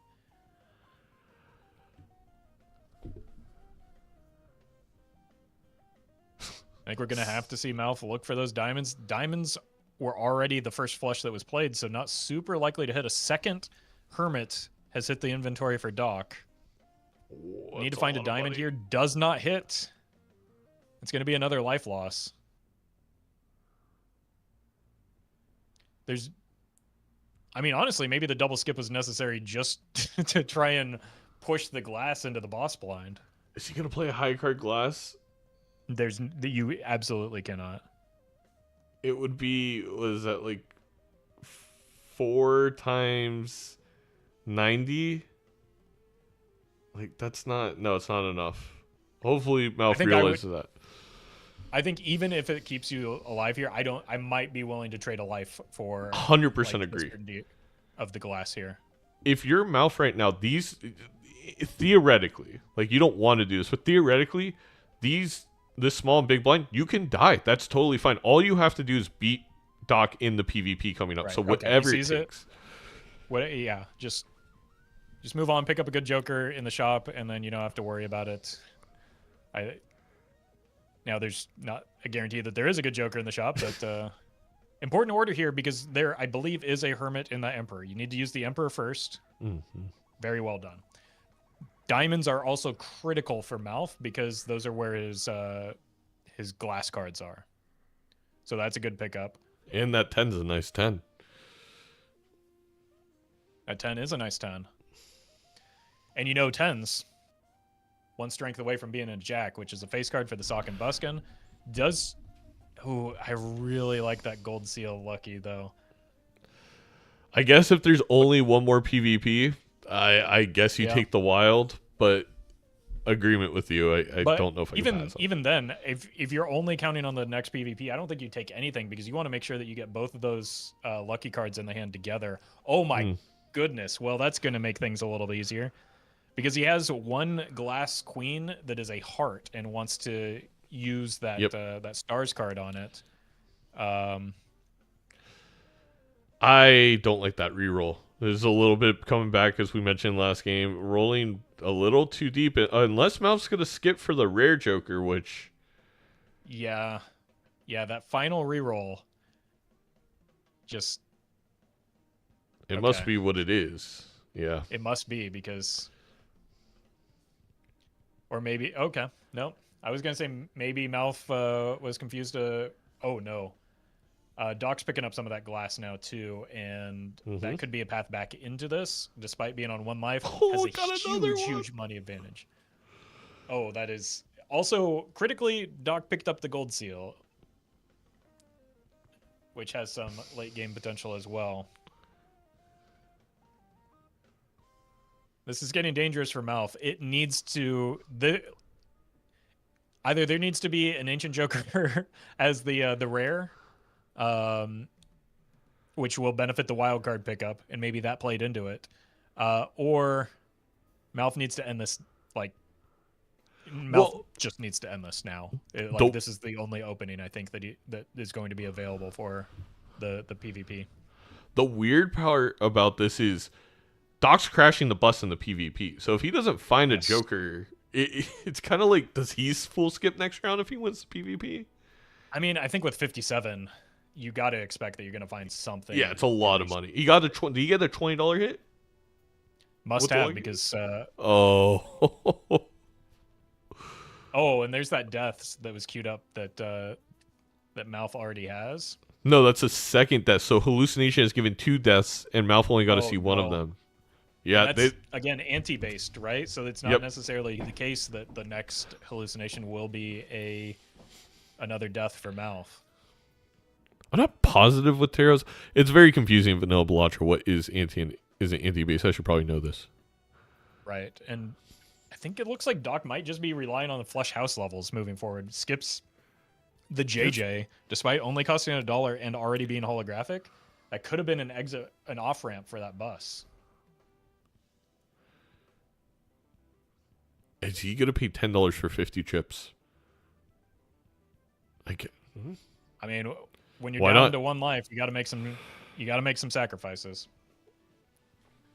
Yeah. Okay, these draws are going to be important. That's unfortunate for MALF to see that that purple seal so early with only 2 discards and nothing to spend these resources on. Yeah. Might just need to death or glass. Oh, you don't have the glass. No. Oh man. He's got to find it. Yeah. Maybe it's a stars card, not a justice. And I do think MALF should just be aggressive here and be like, we have the star card up top and a death. I don't need to hold on to anything. I gotta find the glass. Yeah, I think you just part ways with the purple. You again, it doesn't matter how much long-term value you get if you just end the game right here.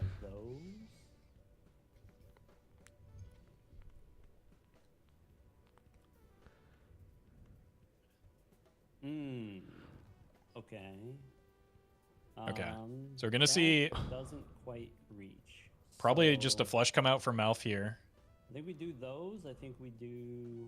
No, really, Maybe I don't need these. really not getting That's the verdict. full use out of these discards, and really, really going to have a hard time finding those glass cards as a result. I don't think you can use that stars card on anything that isn't that Queen of Hearts. Is Complete agree. I don't. where- Please tell me. Now there's no Or guarantee that he Aqua, finds whatever it you here, do. and that would be Could be a unfortunate. two. But I think that you have to do everything in your power to find that Queen of Hearts. Otherwise, like the stars card is just useless, right? Now you're maybe looking at playing a 3 of a kind or a full house instead, I think Uh, that determines which what I gotta maybe do. isn't the worst thing in the world. It does hit. You cannot use the death here though. That's You need to play a slightly, 5-card hand. slightly. Try and find that glass Queen of Hearts. And because look at the hand that Doc is accumulating here. This is a 5 of a kind, all glass. All right. I want Initiative one is on MALF, so this is going to be an awkward position.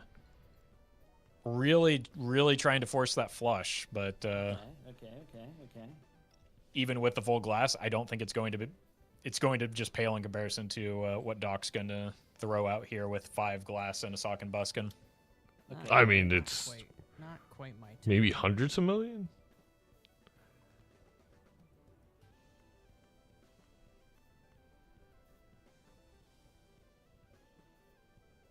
And MALF is going to have to risk the glass first. If there's any breakage here, that's going to be a little bit rough to deal with. Way down in money, this is going to be really tough to recover from, No despite breaking. an early advantage here. Ooh. 69. No breaks, but that also means no breaks for Doc, who You did needs get a this nice glass to one. hold up a little bit longer. I was gonna say Malf has to hope the 3 Uh-oh. triggers after the first 2 all break. Oh, it's still calculating. Just, I mean, I don't know. You know, maybe. And it's Doc's like- got the No, business you card have a with the very sock good and buskin idea. to, continue this econ Just advantage. Don't do that anymore. And like I said, I think that window for MALF is closing. I think this was it, and it's going to be very, very difficult to maintain the life lead from here with negative $6. Obviously, the cash out from the life loss is going to be beneficial here. DNA. It could have been useful, but I think at this point in time, I think it might just kill you at this yeah, I point, don't right? know exactly. I Like- think it would. Like maybe you can get out of the Droll Joker, but you're unlikely to be netting any glass because you make a glass card that risks it breaking. Then you probably have to play the glass card in your flush just to get through the round. That risks it breaking again. Like Cryptid for Doc, but no glass showed up and decided to immolate I mean, instead. that's maybe better than Yeah. right, because you can make more glass in other ways, but like being able to reliably find the glass as a result of the immolate could be to Doc's advantage. Same hand drawn from MALF, no glass. Also Is benefit. contemplating the cryptid on the gold or on the purple, but yeah, I think you just gotta light it up and make sure that you're drawing that glass reliably. That immolate's great for Malf because DNA can find the glass card. It's just as you said, I don't know if we DNA the glass card, do we even live? Even if we play the glass card with the flush, like is that enough points? I think you got to keep rolling here, Yeah. right? You need something for more reliable scoring. I think you need something that gets you out of the Droll Joker, because I think playing flushes right now is baiting MALF. Yep. I think what he wants to do is play the highest density of face cards as possible. So it's possible that even that business card and then some rolling with the JJ is the way to go from here. Okay, just opting to go purely based on for the rerolls. Paradolia, not as an Eternal here, not looking good.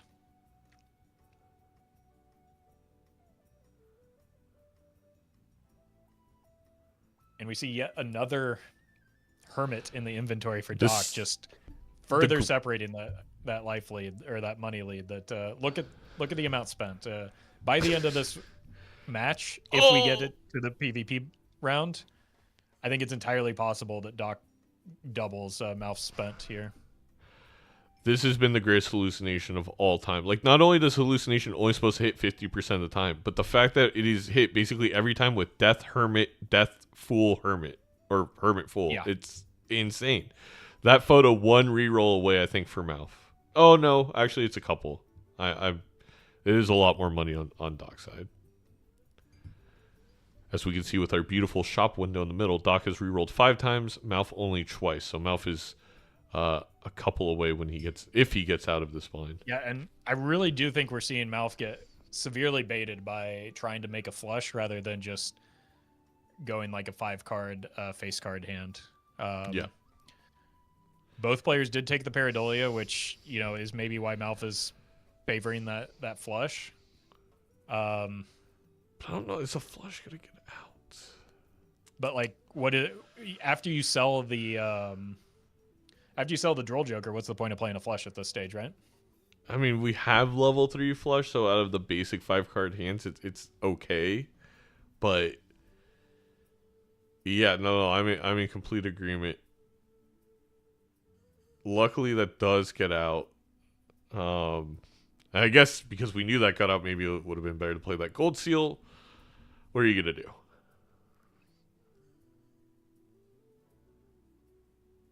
Okay, it does make it out. And we'll see the photograph. Oh, well, no. Wait. No, it's not yet. Okay. Oh, we're 2 rerolls away, I think, from when MALF should be seeing it. Yeah. Now we're shop window plus 1 reroll. But again, that money difference is going to make it hard to, even with 1 life left, for MALF to justify rolling as deep as is necessary. Probably will see the photograph, but there's no telling what else Doc might find. It's got a nice amount. Oh my god, the Pareidolia with the gold seal is again just further increasing that econ lead. MALF does have the DNA, so could get a glass advantage. Maybe? Probably not. You have to sell the DNA now, right? So you net at most 1 glass card here. And I'm pretty sure next glass that MALF plays breaks. Then it will be net neutral and the DNA has unfortunately done nothing. I think it was right to take and needed to, like, a necessary risk. I just think maybe tunneling in a little too much on the flush over some of the other options. So I think a 4 of a kind does some good work right now for MALF.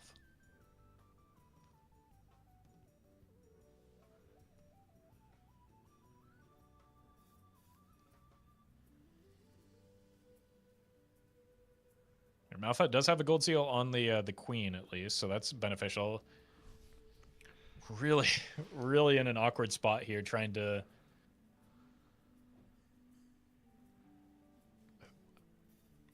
figure out what hand to play that risks the least amount of glass that maximizes value. I like spending the time to play this gold seal with this sock and buskin, but if MALF can just, I don't think MALF needs the glass to get out. So actually, he will be up 1 glass if we can draw diamonds. And yeah. And you make that call right now, though, as MALF with 1 life. I guess the answer is yes. I think it helped knowing that last time it scored 12,400 and you had 3 face cards. That was very close, so no. It was close. That was very close. I'm going to be honest with you. I would not have been paying as much attention. Kudos to MALF. I would have played the glass there and lost it. All right, we got to burn everything down now. Both players are going to do that. It's next reroll. No, it did block. Something did block in the photo then. I think it might have been the bus. I actually think it might have been business card. Oh, you're right, because the bus was already sold. It was the business card. Oh, no. Oh yes, because oh no, that is brutal.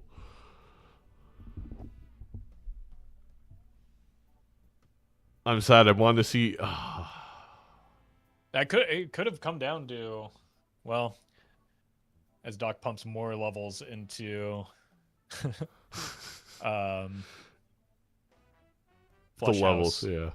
The Flush Yeah. House, I actually still think wins it, but would have been entertaining. And I don't mean to brag, but like, let's look at that total spend. Yeah, Doc right did end on. up doubling MALF just as a result of the work that hallucination did. And I guess probably the business card and the gold seal as well. There's a lot of things that Doc did to recuperate a lot of money here. But MALF eyeing this burglar, there's simply no reason to keep a DNA, right? Like, you're just throwing a hand away in the PvP to take this. With 1 life, DNA is doing nothing for you here. So you got to find something. I don't know if burglar is going to be it, but almost certainly not going to be a Joker stencil unless you Oh part my ways with. gosh, a chat and an Oh, agent.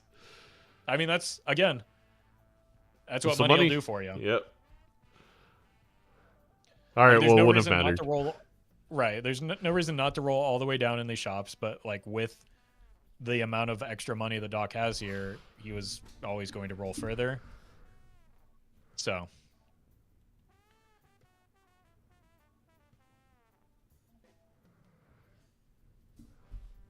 Oof. And that Pareidolia sock with the Ancient Joker. I don't know what the glass cards are looking like, but or where those what suits the glass cards are on, but that could be just yet another powerful resource available to Doc. This Doc fellow is so lucky, says Turtle Bean.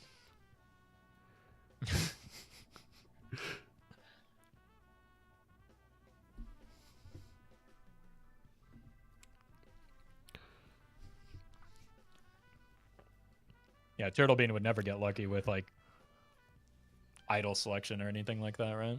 Or 3 rare skips or negative blueprint and the Tribule.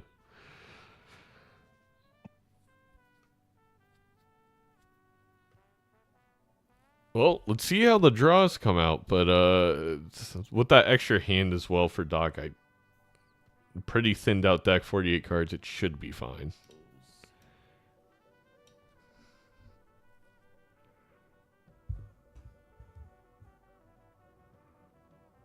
Okay. Yeah. I think that I just those last few Joker pickups just changed everything. Yeah, I did that to take a little pressure off me. Maybe that puts a little pressure on you.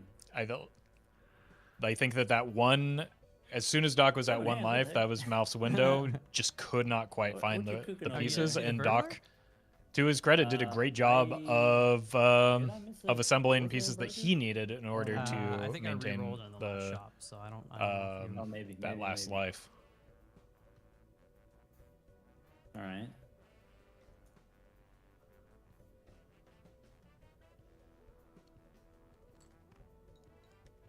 A distinct lack of clubs here from Doc, but can still just like because of the Okay. the he's Chad, still warming up there. He's still because of this using his Pareidolia good sock, stuff. can just like put this 3 clubs up front for a full house and still get No. some value off of that. But really, the only hand that matters is going to be the glass one. And Okay. even if Doc was at a disadvantage with glass, even if Doc had a more bloated deck, which I neither of which I don't think is the know. case, the Joker difference is just going to make up all that ground. Yep. Yeah, I don't even know if we're going to use Ancient at all. It's just kind of there for the ride. Right, he already used it once. That's Yeah, to for set up the for hand. kind, and I think still using it here, there's just no reason not to. Okay.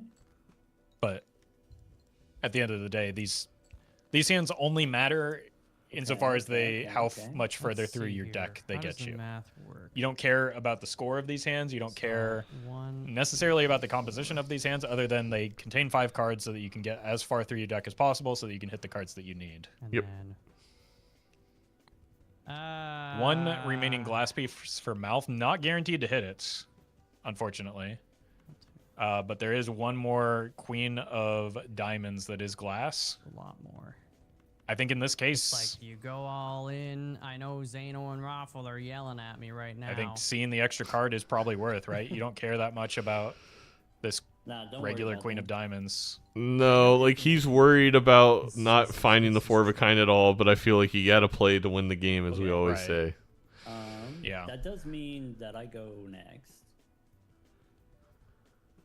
And so seeing 2 fewer cards when you're so close to seeing all cards already, like just becomes He's got 3 significant. more Like hands. that is a significant difference, just because proportionally that's a lot less of your deck that you're seeing, or a lot less of your remaining deck that you're Well- seeing. And I think Yeah, there's actually win or also get busy 2 down. hands early that he only discarded 4 with his hands because he was kind of keeping.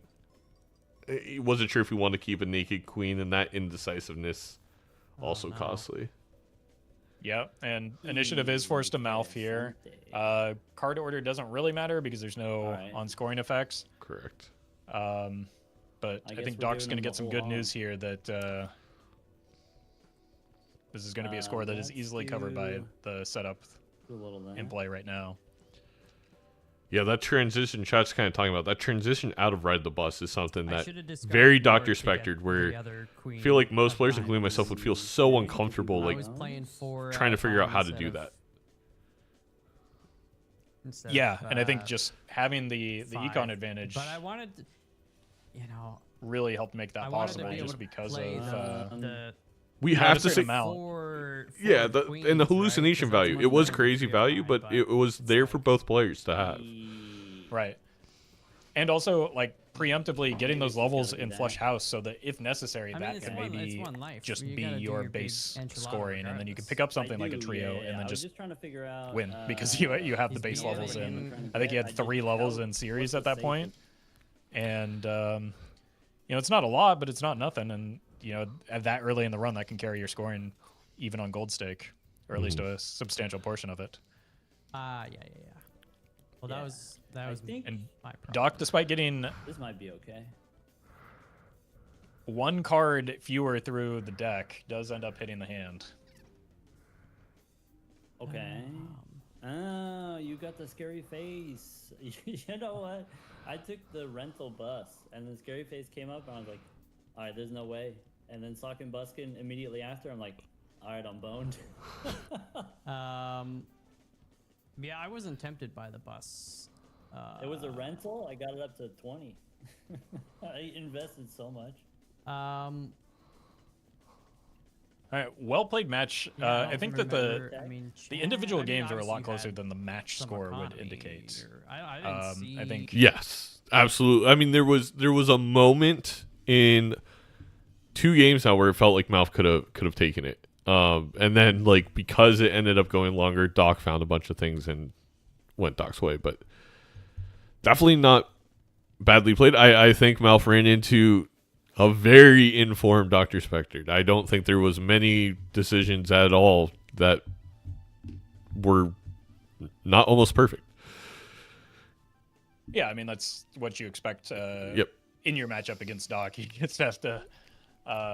You have to hope that you can either find a line that is divergent from his, or figure out a way to like keep pace with what Doc's doing, which is, in my experience, the harder thing to do. And traditionally, MALF has been one that has found those divergent lines, has beat Doc in the past, has beat Bean in the past, has beat some of these very skilled players as a result of being willing to take those divergent paths and find something atypical to snag an early victory.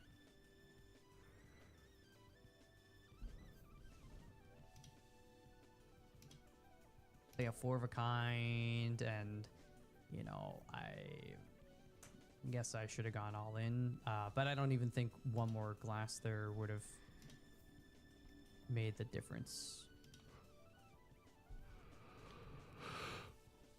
All right. Well, so far 2 great games. Great games to MALF, great games to Doc, and we have about a 40-minute break here before Balenos Bear and Sizaak making their Major League Balatro debut. Yeah, that should be a good time. I'm gonna take a bit of a break, but I'll meet you back here in about 40 minutes, like you said. Yeah, perfect. All right. See you soon, Ralph. All right. See you.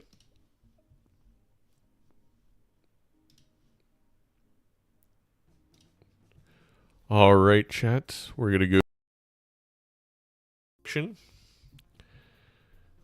Oh, hello. I'm sure we have a lot to get through right here in terms of. It seems like we have a raid. Who raided me? Vagabond Balatro.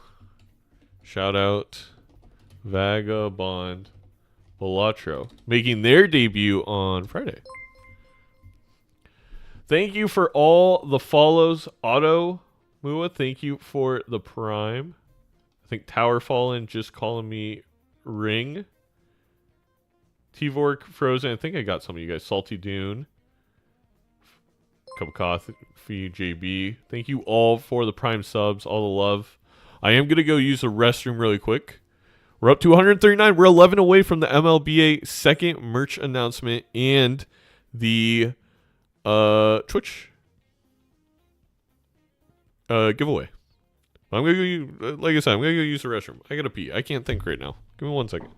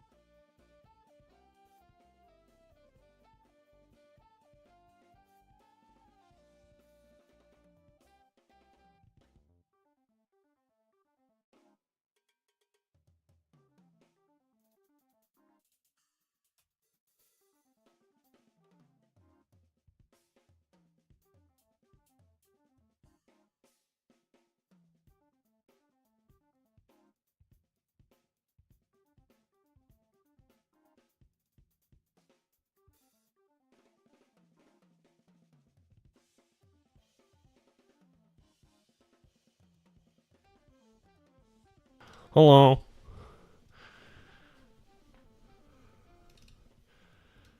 Now it's just Bear Sizaak at 5. How's chat? We'll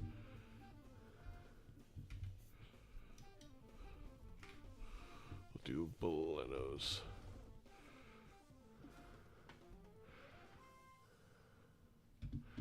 We're here, and we'll do Sizaak on the right.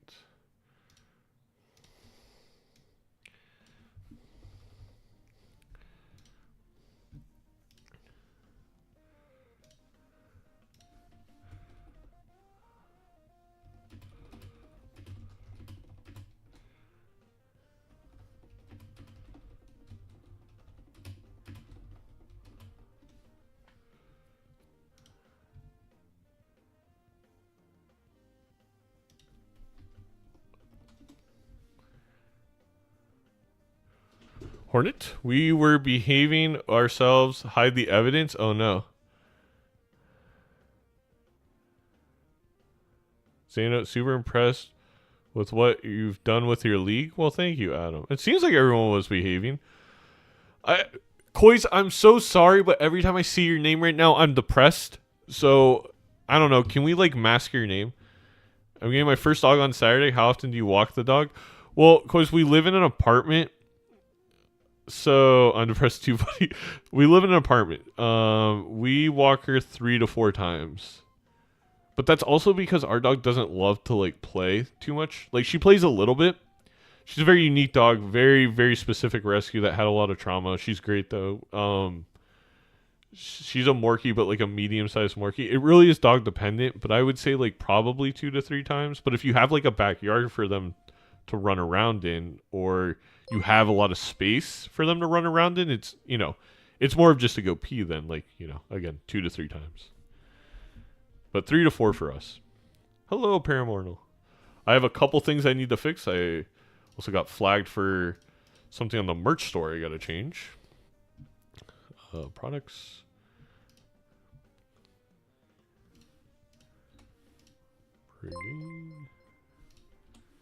Brigade. Hello, thank you for all the follows. I'm depressed. Thanks, appreciate the info. What kind of dog are you getting, Koiz? If you know, unless you're, you know, I don't know if you're going to a shelter or something like that. Even ignoring peeing garden makes a massive difference to walk for. See, yeah, absolutely. Baleno Spare? Yes, Baleno Spare. I don't know why we said Baleno Spare, but yes, Baleno Spare.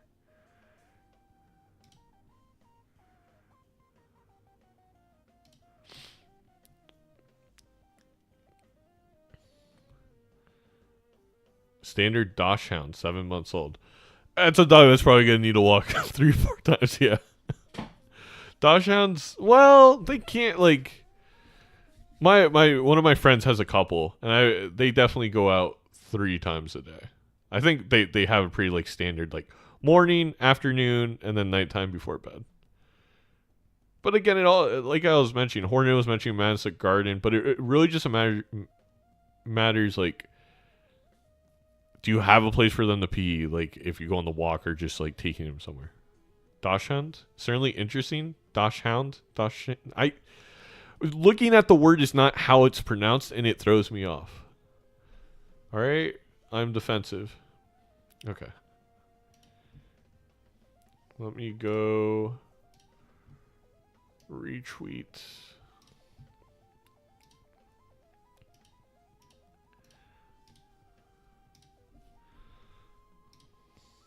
Major League Balatro. We got Sizaak, we got Bear.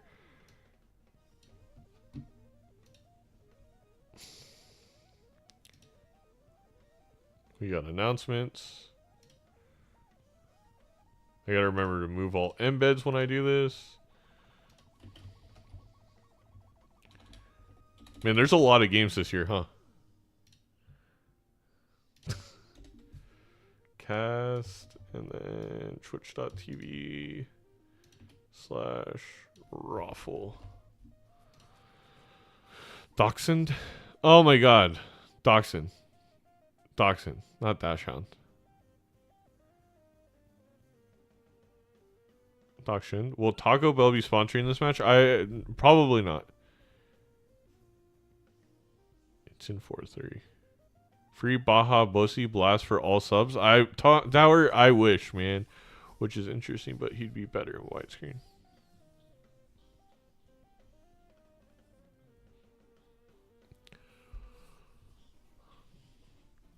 Juicy has zoomies.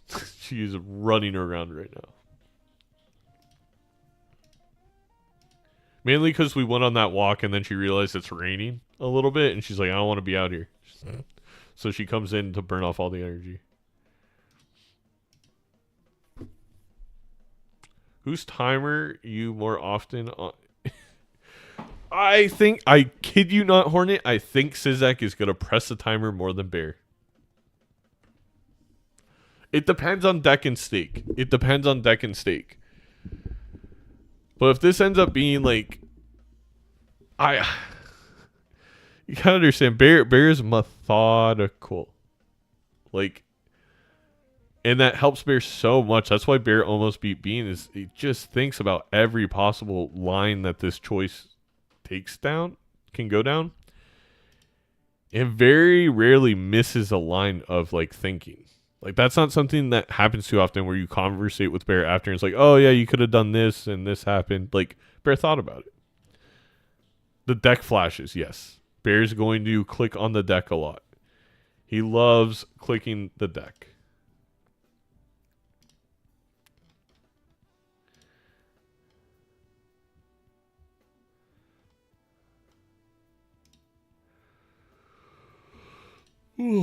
Welcome all the new faces to the Discord. All the new faces to Major League Balatro.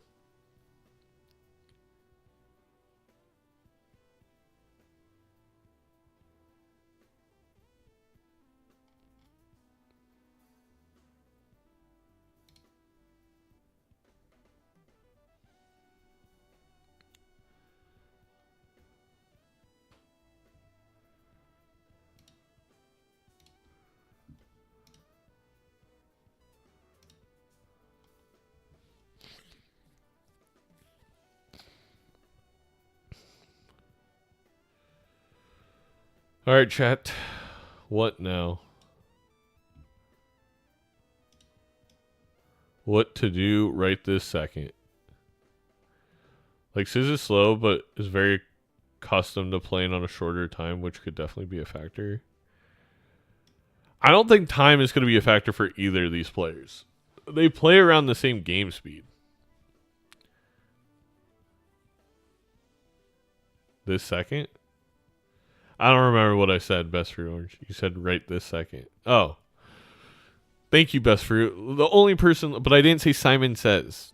Sword Dust, that's close to a timeout.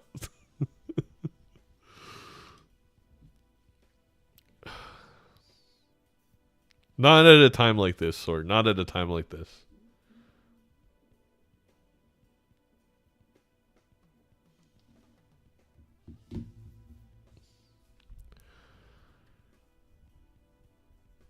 Should we wait until we get into real estate?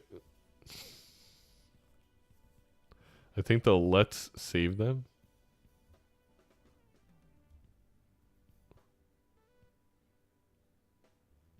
I'm also excited for day one of Major League Balatro. Just ate a whole meatloaf.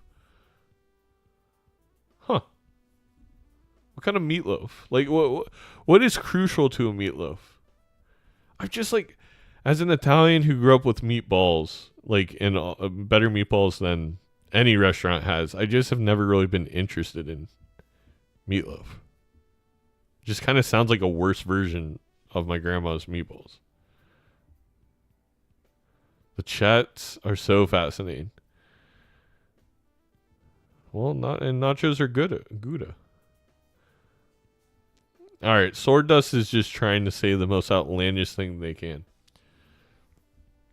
You think I'm correct? Thank you.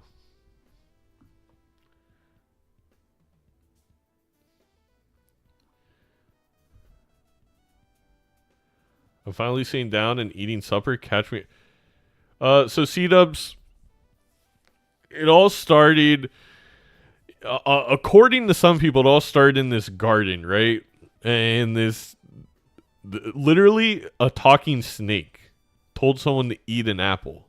I don't know who they got to write this, but that's how it started. One thing led to another. Arguably, there was a cross. Arguably, there's some dude who had a really rich wife and then was able to hang around and start a different one.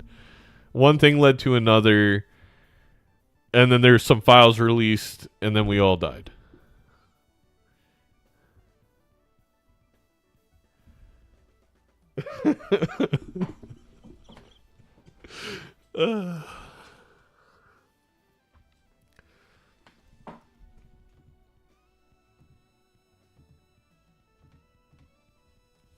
I'm gonna set up this next game. Yeah, I got all that. Thanks. No, thank you, Vagabond. Vagabond, which game are we commentating together? And C-Dubs, did you sign up for a game? No, yeah, I'm gonna check the schedule right now, just to catch you all up. Tomorrow is my game against HC Justin at 11 a.m. Eastern, 8 a.m. Pacific time. Gothic and Edsy will be commentating that. Then Halion and Fur are playing at 2 p.m. Eastern time. Vagabond will be my co-caster for that game. Moving on to Thursday, we have a game at 12 between Nito and Bean. Myself and Balatros, a new commentator, will be joining me. Edsy and Nandre at 2 p.m. Myself and Vagabond will cover that game. And then at 9 p.m. Eastern time, C-Dubs will be in the booth for Raffle and Nemo. Then on Friday, we have C-Dubs, Vagabond. Oh, it's you two. Well, Phantom is going to join me in the booth for that game. And on Monday, President's Day, we have Raren versus Scooty. Myself and Edsy will be casting. Who do you think has the potential for the biggest comeback out of the lineup? What do you mean, biggest comeback? Doc MALF was really interesting. I think the gambles for MALF, not that there's really many gambles. Doc just played super, super solid. Like, there was not really many angles. I just don't think, a lot of the game, I just think MALF was not aggressive enough.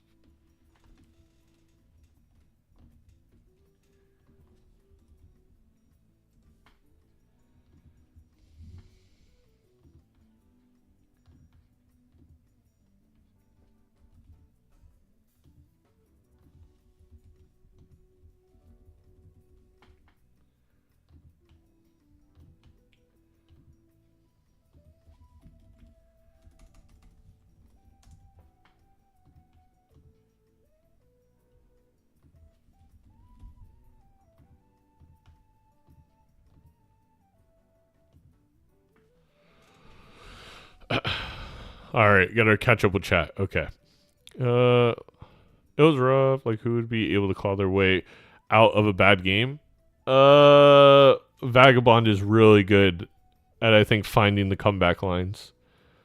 The plants were consistently the winner for Doc. Yeah, Doc did a great job with planets. Tricky to predict the comeback. Yeah. Hear me out. I think Nemo will pull a fur and come out of nowhere by playoffs. First of all, I've seen a lot of comments very hyped for Nemo, but I have seen a comment or two being like, Nemo doesn't play Balatro. What chance does she stand? Acting like she's not a grandmaster in chess. Like, it's like, yeah, she a little bit newer to multiplayer. Has only played, has practiced a bit lately, but has only played a few games with like Doc and Raffle prior for Major League Balatro.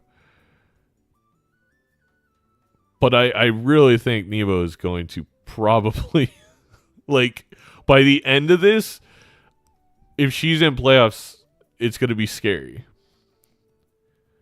Yeah, also MALF losing that life was brutal, not Jin.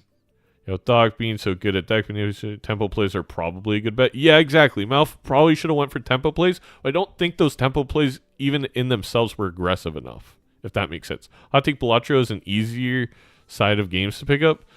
Vagabond, I think it depends on the person.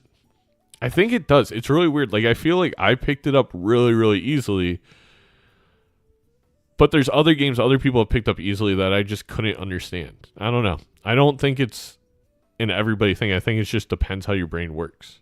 And what you have experience in. Like, I have a lot of experience in deck builders and poker. Like, I think two things that help, especially with multiplayer, the poker side of it, of risk reward. Ran is a Hearthstone player, and he beat some people. Yeah, I mean, Ran came in, practiced for like a couple months, and was pretty dang good. Oh, Nemo, is that Nemo? Sick. Yeah, Neems go. Definitely going to be good quickly, but some of the small things are definitely room to grow.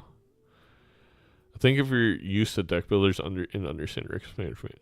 Best fruit, orange. I don't know if orange is the best fruit, but I don't hate that take. But like, if you're a grandmaster in chess, then you can 100% pick up and be cracked at Balatro. Yeah, I'm with Vagabond on this one. I am. I did pick up. Nemo has a very tough first game. I mean, it's not playing a former champion in Raffles. Probably not your ideal first week matchup, but I also have her on my fantasy team. Mango's pretty up there. You guys want to do a fruit tier list? No, the game starts in like 20 minutes. My bad. I thought we had a little bit more.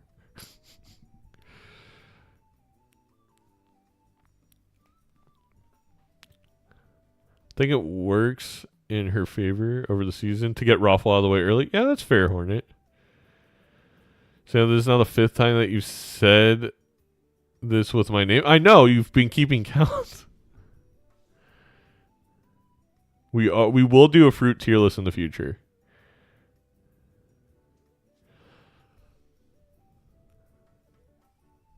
I don't know if it's a fantastic thing for my fantasy team, but yeah. I think also where Nemo got placed in the fantasy thing, I just, like, for even's sake, I don't know. Like, I think people read too much into the prices in the tier list. I think it'll be my hardest game. I'm glad it's happening early so I can learn things. You're going to get ready to learn about cheese, C-dubs.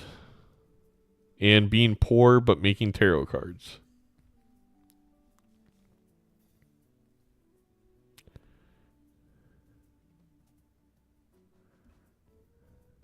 Gouda.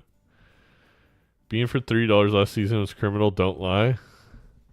That's what I mean, though. That's not where I thought like these players were. It was just like how I set it up. Where I have like a little system for week 1 that's not related to how good they are. It just purely had to do with how many points they had scored. And then for the non-competitors, like their rank in multiplayer, which Nemo just hasn't played ranked.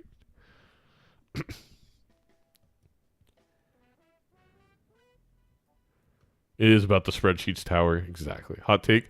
I think that down the road, the price of fantasy players can be more based on some kind of odds for that week's matchup. I just don't want to get an odds in the matchup. God, I hate Twitch Mobile. Don't we all? Frick Twitch Mobile, chat. I gotta update the YouTube side.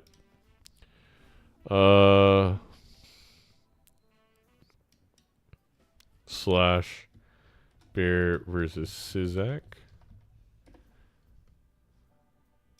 Slash Bear versus Sizaak. Beautiful. Chat, I forgot to hit record during the MALF game, and now I'm going to have to download a 10-hour, or it's going to be like a 12-hour Twitch VOD to edit out the video. I'm so sad.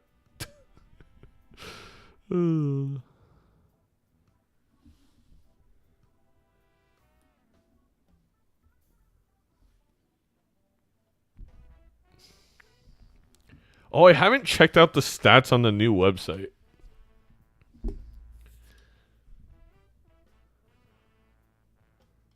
Oh, they look so good. Zano, you can highlight? Oh, you're right. You're right, C-dubs. I forgot I can highlight.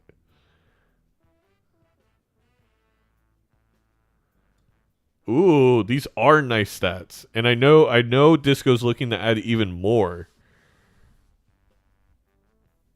I mean, look at this. Look at what Disco's a god. Here, I'll send it on the YouTube side too, chat. Here, 1 second. First of all, if you haven't seen Gothic versus Feinberg, don't click on it. It'll be a spoiler. But like the stats are so cool.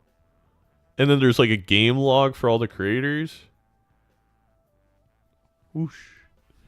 As a kid who would literally just spend hours on baseballreference.com, it's only getting better and better. Disco just keeps improving and improving the website. It's very exciting. It does make the fantasy scoring very easy. Disco really is the MVP. Disco and then support class for making the overlay.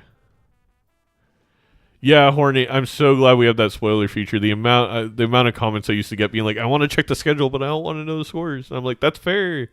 We'll work on it.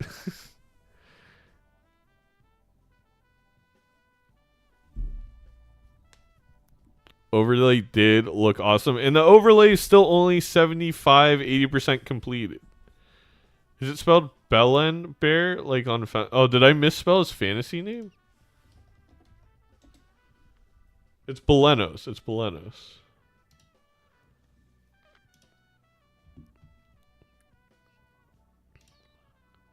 No way did I misspell Belenos. I misspelled Belenos Bear on fantasy. Ah! No. Oh, no. What were the icons in the top left of the player screen? All right, let's go over this. We've had this question a lot. Bolognese Bear. Oh, no. All right, these icons are supposed to represent where people are in the shop. They're just not currently working. So, first one is the shop after PvP or the boss blind. Second one is deciding whether to go into the blind. Third one is in blind. The last blue one is shop after small blind. Then deciding big blind, in big blind, shop after big blind, and then PvP. And again, this is very helpful for commentators to know where people are in the shops if we have two people in shops at the same time. But it's not currently working. It's a little, like, it sounds like a very simple thing, but it's one that I think Phantom had a custom code to send the information. And I think they're just having trouble parsing it at the moment. But fun fact, we've had 15, I think, like hot fixes during today. Just a huge shout out to support class and their team. One Nation, 1994, thank you for the prime. Are there blue bars in the middle the rolls? Yes, that's how many times they've rolled that ante. And we've added a number at the top, which is going to make it a little bit easier. Once it's in use, it'll be intuitive. Yeah, I still think we may have some questions. We're only 10 away now from the Major League Balatro merch announcement and giveaway at 150 subscriber points. Fun fact. But anyway.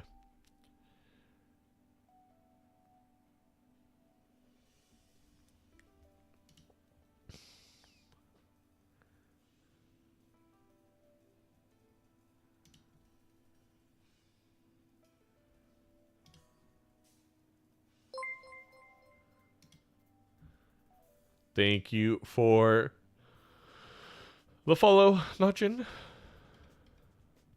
Wait, I wasn't following Zeno? Whoops. We've all been there. I don't follow Zeno.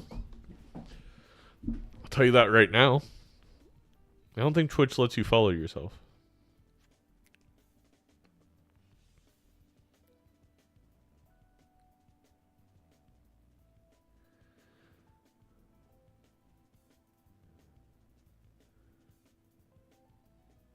Is the Sizzler live yet? Thank you for the follow, Jojo. Feeding my newborn and watching Major League Balatro. Thanks for the show.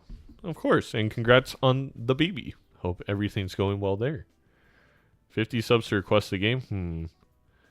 It's a lot of subs, Beard. It's a lot of subs. Be careful. And to be fair, you also get everything under that tier.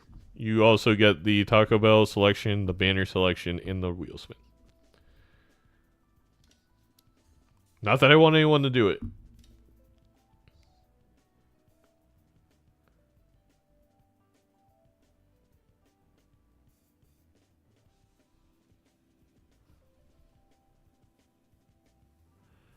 Give 50 and request Balatro is fucking hilarious. I would almost be upset. Noble, thank you for the 5 months in a row. Welcome aboard. Sizaak is not live. The Sizzler is still cooking.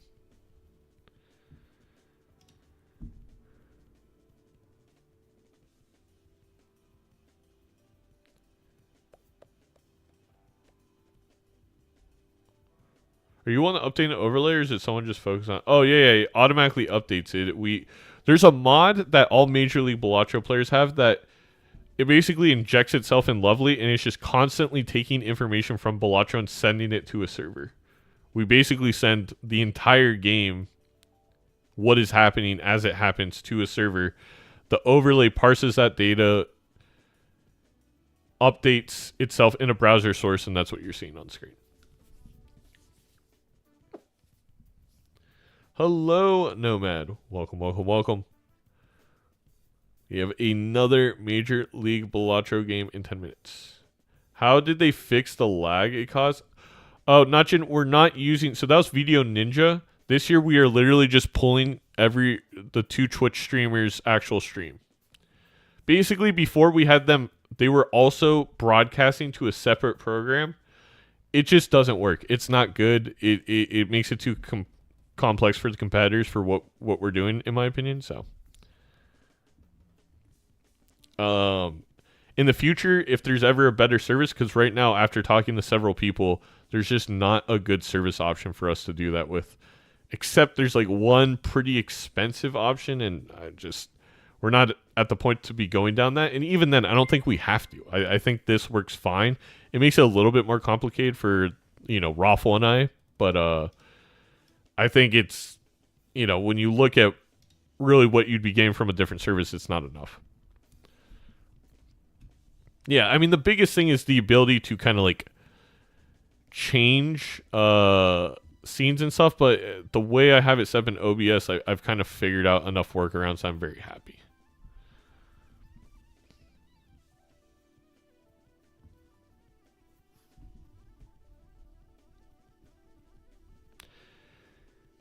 You don't need to, but have you checked out StreamYard?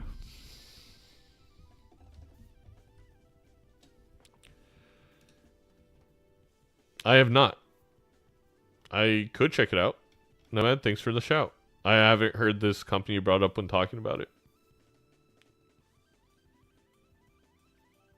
I don't know if this is an ad from Nomad, but whatever. Works.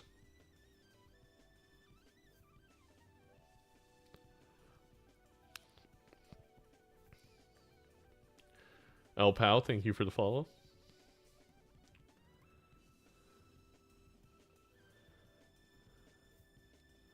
Hello, Gano.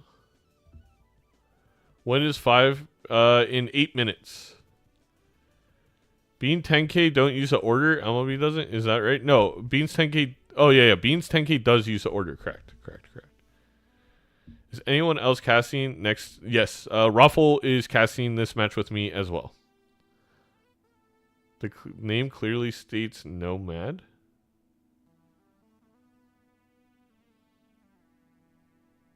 No. Oh, no. Ad. I see what you're saying. But I like the current setup. Shout out whoever made the overlay. Shout out to support class.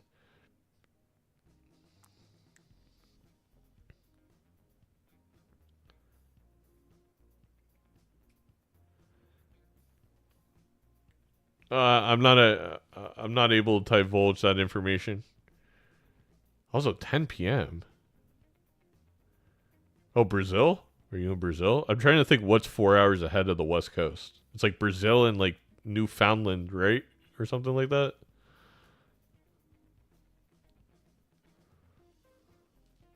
Is there a timer inside PvP, or is Sizaak gonna pull a Sizaak? There is a there's a timer.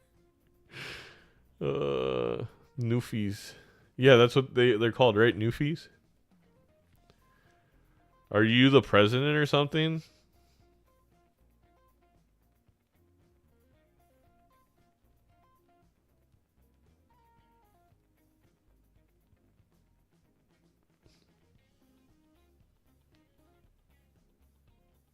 Yes, Beard. Oh, yes, I'm the commissioner. I'm the commissioner of the league. Oh, that's what you're asking. Yes, I am the commissioner of the league. I was a little confused. President of Major League Balatro. I went to Awesome Town and they all said Zeno was president.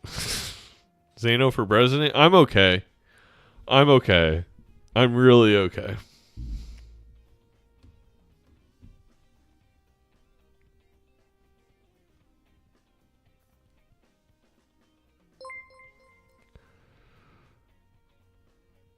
Ian Marks, thank you for the follow. Zeno for resident. Oh. Resident Kane. Taco Bell president for us? I'm trying. Where is the Sizzler?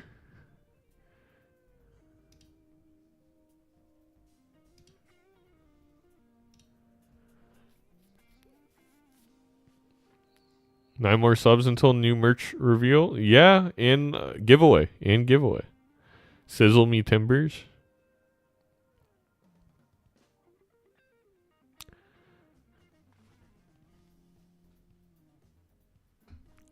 I know Dom's music's very quiet for you, but it's so good.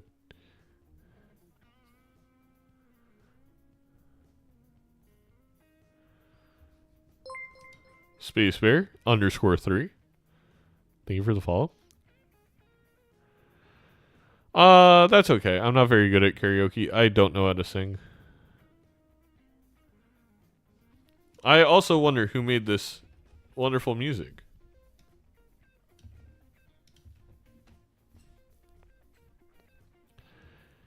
Any spicy memes so far?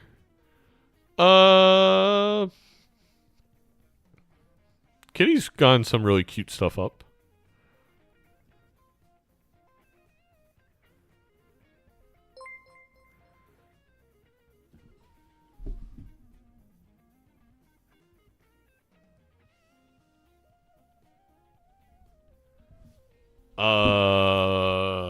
Beard, you did not need to do that. I don't even know what to say.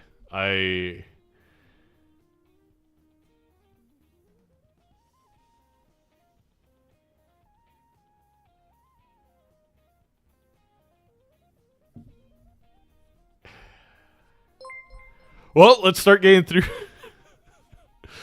Beard, do you want to get through everything now, or do you want to do the merch stuff now and then we do like your wheel spin, the banner stuff, all that later? Or I guess tomorrow. Thank you so absolutely much for the 50 gifted. And thank you for everyone who got a gifty. You can join the Discord now. Join our little community. Well, you could always join the Discord, but join the super secret Discord. What a massive W from the Beard. 4 and 7 years ago. Thank you for the 6 months. Probably next I am free is Thursday. Is there a game that night? There's a lot of games on Thursday, Beard.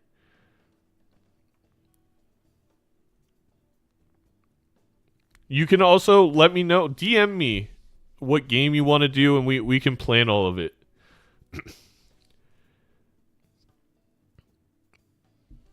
Is Sizaak alive yet? Oh, snap. Sizaak's starting soon. We're almost ready. All right. Quick chat. $50 merch giveaway. Loyalty giveaway. You guys have 2 minutes. MLBA merch giveaway. Cost 0. Max tickets 1. Give everyone first ticket for free. Go. All right, the new Major League Balatro merch that is coming up next. We are working with a fantastic artist on making a limited run. There's only 50 of these pin packs. There's going to be 5 pins per pack. These are enamel glow-in-the-dark pins based off of Major League Balatro. They look incredible, and there's going to be only 50 of them ever in existence. they're in production now. Once I get my hands on them, they'll go up in the shop. I am so excited for them. I think they're gonna be selling pretty fast, but we'll see. I think you will all like it a whole lot.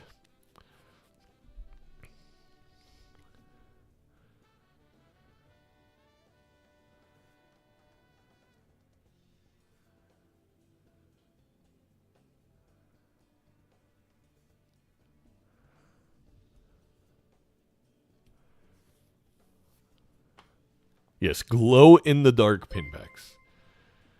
You guys have 50 seconds to enter. Also, Doctor Who that. Thank you for the 5 gifted and for the Prime. We have to spin the wheel. Too much happening right before the game. Thank you for all the hype train.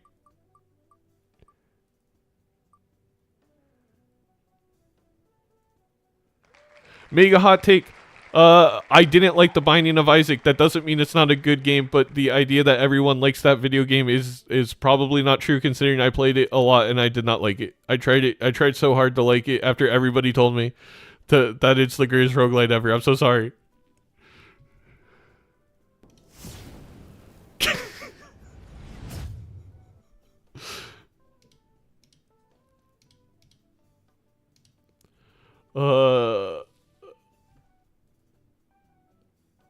Beard, we will resolve all your stuff and the winner of the giveaway, so we can get started with the game.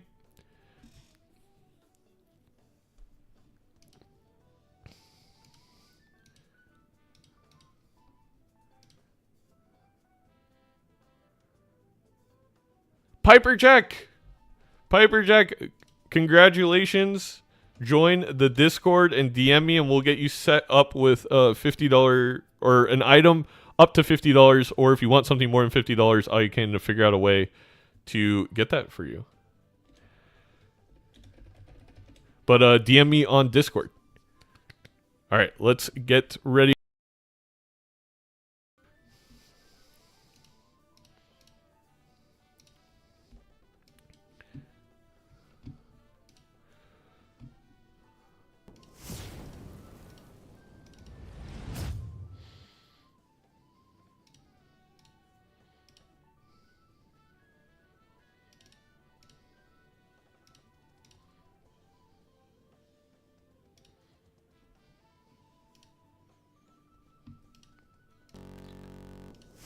Ooh, Sizaak looks good in the jersey.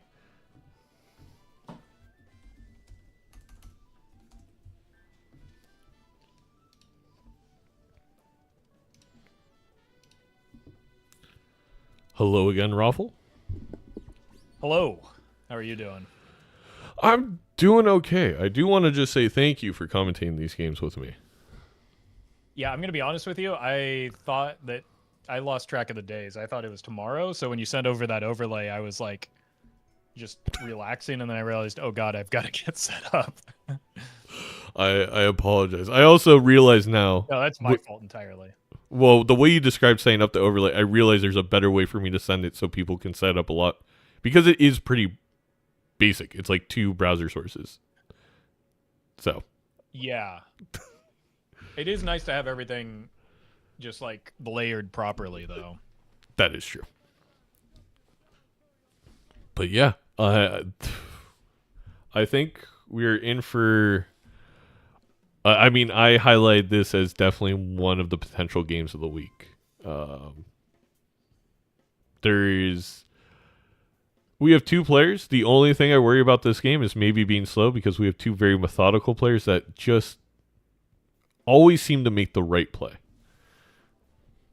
Yeah, it's fine. It's not like we're like, you know, we're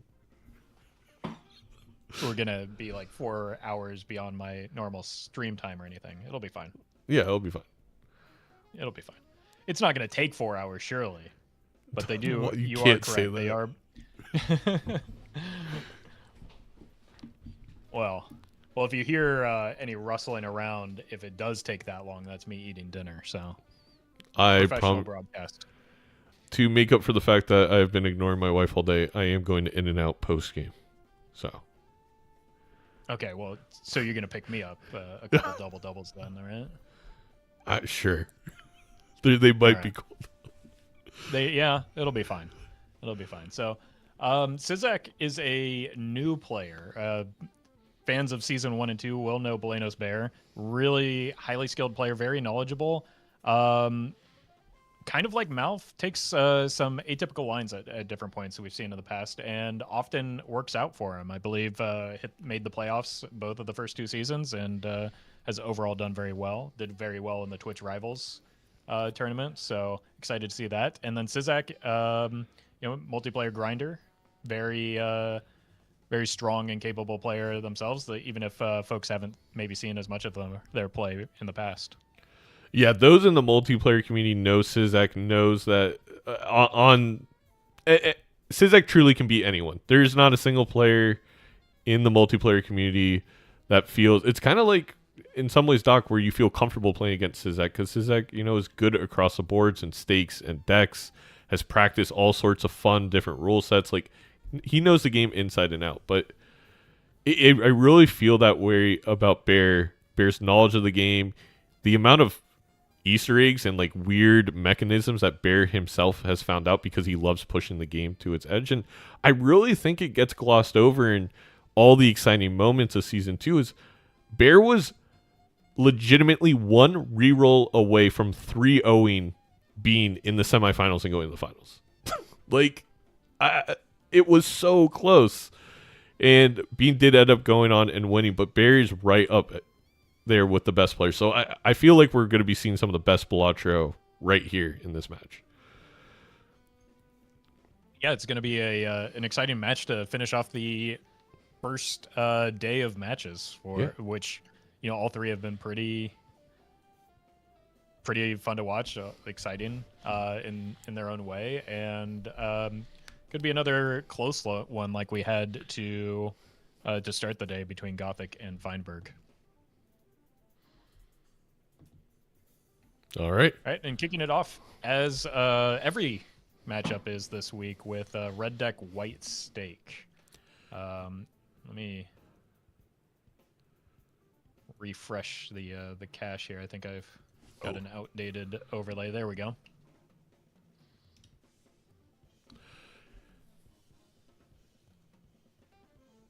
Yeah, I think they were talking about something because I don't want to curse them playing, God forbid, 4 hours, but these 2 do play methodical, and the fact that they even looked at those skips, I'm really hoping they were just conversing about random things, because there was nothing to skip for.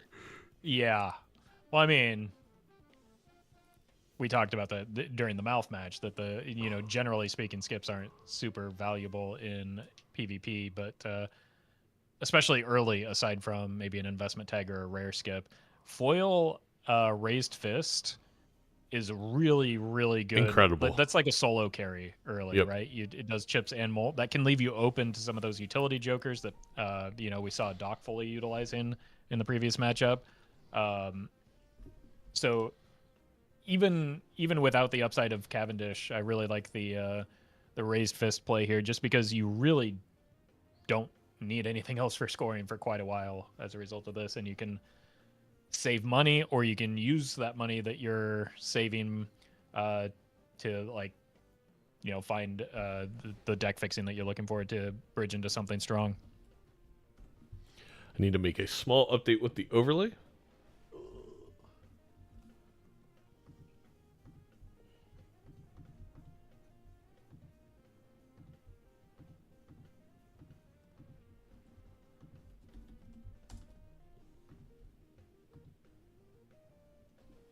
Not much going in this next shop. I do like the idea of just kind of letting the money flow. Bear, though, going to grab a standard pack and get a blue seal. I think that's pretty nice, and we can shrink that to a king. I think that's why we picked up the strength. Also gives you a good death target. Critically plays nicely with the raised fist for, just spamming high card early. And Raised Fist, maybe not the strongest Joker on its own, but does give you an opportunity to maybe bridge into that high card Baron build. And we see Sizaak taking the time to make sure that that card is drawn, has the same resources as Bear, but the patience allows better utilization of those resources. You can get the strength, you can get the death on it, and you know, get some potential extra value off of this this blue seal. Absolutely. And one note there is Bear, you know, unlike Bear, rushing a little bit in the small blind and actually played a high card and had to play an extra hand. That dollar didn't seem to matter too much. It could have, but I think Bear lucked out. But here again, it feels like Bear maybe I hyped him up, making very few mistakes, playing a little quickly, and interesting that Sizaak's gonna go for 3 of a kind level.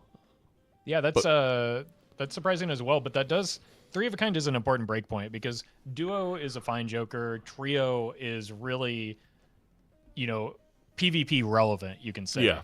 So you know, that breakpoint between pairs, which you want for just clearing gold stake, and you know, 3 of a kind, which you're going to, you know, prefer for a PvP type round, is an important one to consider, and probably something that Sizaak, having played a lot of multiplayer, will know about.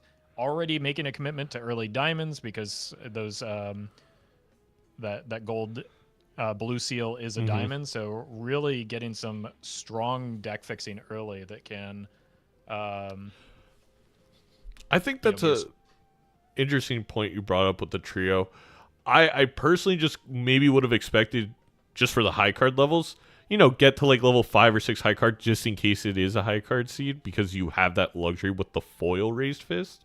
But right, I could see multiple 3 of a kinds on red deck being the angle for the early PvP win. So there is also the consideration that you know, before you get those Pluto value or those Pluto hits, you're probably not clearing in one hand just yet. So true.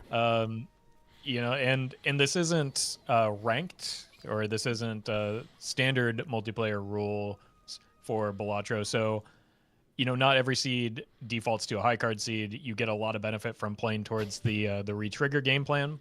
We see Sizaak here being really patient, giving himself the opportunity to hit a Wraith here. Doesn't hit, but that Wraith has the potential to be a difference maker, and it looks, based on the money, it looks like Bear made the same line.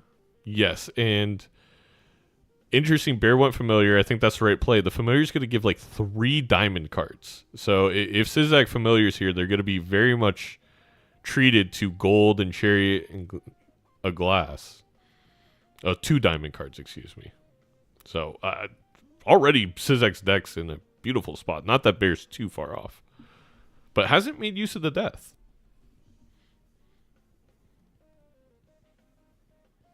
Yeah, that's a long time to be holding the death.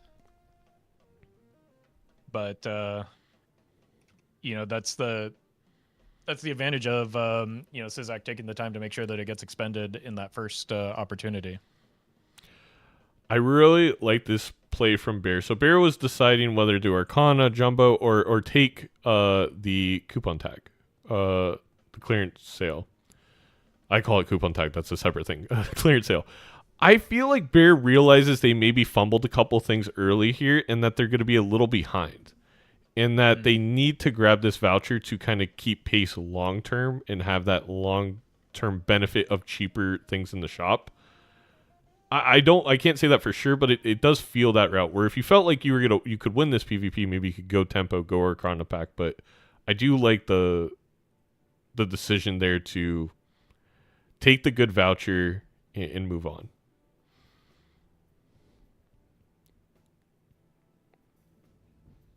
And there's a Pluto level. Maybe Sizaak's just prepping himself for everything, which is definitely not a bad line. I mean, building towards kings, well, maybe not necessarily the preferred method for setting up like a face card retrigger, because jacks are a little bit easier to build towards. Building towards kings does give you a little bit more flexibility to go for that retrigger face card, or to make it a high card seed and just brute force the Baron.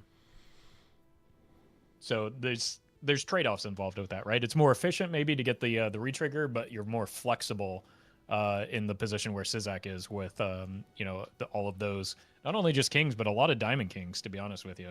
Like making good use of that. This Mary Andrew is quite interesting with the rebates. Yeah, I was gonna go for it. Very rewarded taking the pack, though. Sizaak, as we've seen, 49 spent to Bear's 36. It's just gone more money. Got that mail-in rebate around earlier, I believe.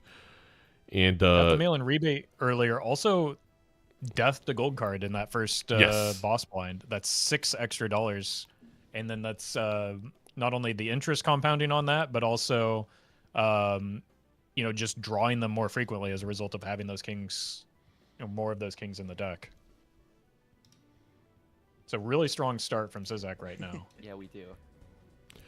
But yeah, the Mary Andy feels like it's going to snowball with that rebate. What's distracting you? Yeah, a combination of the Mary Andy and the being able to open that Arcana like pack gives every little thing is again just a huge advantage at present.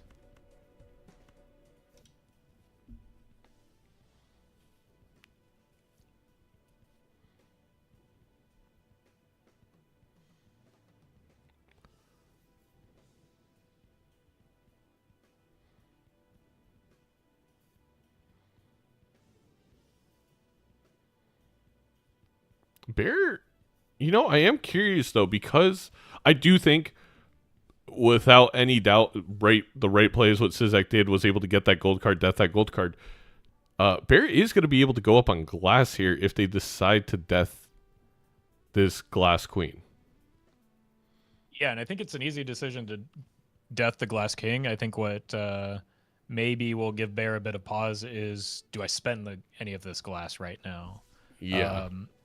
Not much scoring benefit from playing Four of a Kind other than those glass cards, other than that raised fist. It's kind of a tough spot, but does have quite a lot of Queen of Clubs. So we're seeing, it looks like a King of Diamonds versus Queen of Clubs type setup, with maybe Sizaak having a little bit more scoring tech on top of just, there's that Mary Andrew getting some more mail-in rebate value that's really, really big at any stage in the run, but especially early because of that compounding effect of the early money. Bear is going to play it, does have one break. I wasn't expecting Bear to go aggressive in this round with the decision to go with the voucher beforehand, but maybe the draws, they felt good about it. Sizaak now, ooh. I mean, even finding another queen is unlikely to get there, right? Because that was double glass from Bear. They would have won. But it's interesting. I think Sizaak really sees the value in keeping that gold card, but they did have a steal, the king steal, that they could have maybe fished for, with to go alongside the raised fist. But yeah, right away, could have been. Go ahead. Could have been enough with the steal, but yeah. Bloodstone. Everybody in chat going ugh simultaneously. I love it. I think it's fun. And both players probably having a similar response as well too, because they've built towards other suits. So that's it's probably a joker you can't pass on, but then have to maybe make a quick adjustment. The money difference, which is in Sizaak's favor, is going to, be to his advantage in like fixing back towards hearts now. Sigil in the in the spectral pack, that could be an interesting play with no face cards available to Bear right now. Yeah, it's kind of like, I guess, why not? I mean, the downside is if that's if there's a polychrome in the aura. Yeah, that'd be pretty brutal. I do think they should have very similar spectral pools here, in that I don't think Sizaak's really gonna have a target for that aura either. Right. The deaths have been different, which could change some things. He got hearts. And we're gonna see the difference here. Oh, yeah. It's just foil.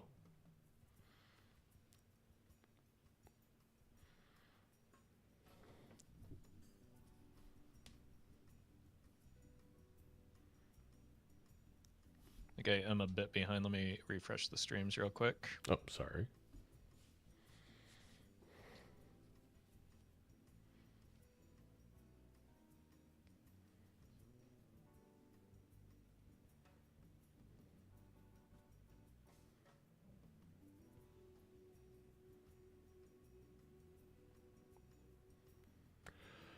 Interesting play here for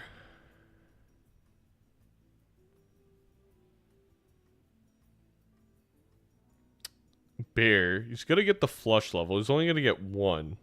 Again, because there's only one blue seal. Sizaak's the one with two. But Sizaak's not really going to be able to get flush levels with this Mary Andy. It's possible, but it's going to be really hard to get like a 5-card hand while holding on to these.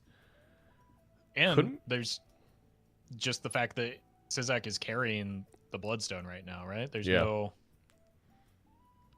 benefit to having a Bloodstone at the moment. Other than, potential future value. Arcana pack with a death for Bear, but nothing really to target, so just going to Hermit instead. I think that makes sense. Oh, yeah. Another death. This time a gold queen, maybe. Couple Plutos. I mean, it's not your glass, but yeah, it's money. It would be a real easy decision if it were a heart, but absolutely. But I do like the idea of just making more gold cards and potentially setting up for that golden ticket later in the run. Every time, I mean, golden ticket being a common joker, you see it so often. Every time you're like, oh man, I should just death that gold card earlier, just pick the devil earlier. But hindsight's always 20/20. Bear is gonna indeed death the gold card. The other option there is Emperor and hoping maybe there's a Sun in there, a Lovers, Justice, Hermit. There still is plenty of good pools in the Emperor, but don't hate the death. Yeah, and it just doesn't feel great to gamble. If you've got a sure thing on a death, I like pulling the trigger on that as well. Mm-hmm. Even if it's not perfect value, it's like probably better value than you can expect out of just a couple random Taros. Exactly. Sizaak now with a dilemma. This is a very common play for ranked multiplayer players. I think you see it a lot less in Major League Balatro just because it's so hard to pull off, and that is the Seance angle, where Seance is a way to generate actually multiple spectrals per round. The thing is, it is very costly because if you're trying to play a straight flush, that is like the only thing you can focus on. Right. So, and there's also the issue of, well, what do you give up to get it? And he's looking at the Mary Andrew, but the Mary Andrew is the enabler here for the Seance. But the Drunkard, it does a Mary Andrew impression, maybe gives you that extra buffer in your hand so that you can get some blue seal value while still getting potentially the straight flush for the Seance, while still getting some mail-in rebate value. But yeah, this Spectral could be an important resource that one player in Sizaak sees that the Bear doesn't. Great job by Sizaak there, I do want to say, rolling down to find a good tarot to bring into this Arcana pack, and now could potentially glass the Queen and death it, though it feels bad to get rid of a gold. Oh, curious to see where he goes. It is early, but you are down a life. Mm-hmm. He's just going to death the gold. Yeah. That star card is going to be... card, yeah, it could be the difference in getting that Seance to get value here. Already has a good shot at a straight flush draw with the King 10 and Jack. Bear just finishing up their shopping. Did grab the blank voucher when it was all said and done. Also found the photograph in a pack. It was between that and Four Fingers. Not really. Four Fingers, if actually, yeah, if Sizaak sees that may be... I know what you're looking at, but I think it's hard to pass up on a photograph in... There's no way, right? Right. And here's the straight flush. All right, that's one. That's it. Let's see what we get out of this Seance. Not going to be great score because of the raised fist not hitting a whole lot and Bloodstone just kind of watching. Maybe Sizaak even prefers that to allow him to get more twos to discard, find the gold cards type thing. Exactly. I think. Yeah. I think it's. think it's important getting to use the glass as well. Talisman is an important resource. We know that there's a photo in the shop coming up soon. You want to pair that with a hanging chad anyway, and gold seals go great with hanging chad, so it's a pretty big deal. Exactly, and again, we're going to talk about this a lot just because Vagabond, Sizaak, Bean really come from this multiplayer community where they play slightly different games, slightly different rule set. Their Chad is nerfed that it retriggers the first 2 cards once instead of just the first card twice. In Vanilla Balatro, in Major League Balatro rule set that we have, gold seals with Chad are insane. They're arguably overpowered. That's why they changed it in the other rule set, because that is $9 every time you see it if you can find a Chad. So that's actually a very good spectral hit for your first spectral. Yes. And again, we're already seeing a huge money difference. 175 to 88. Wow. Yeah.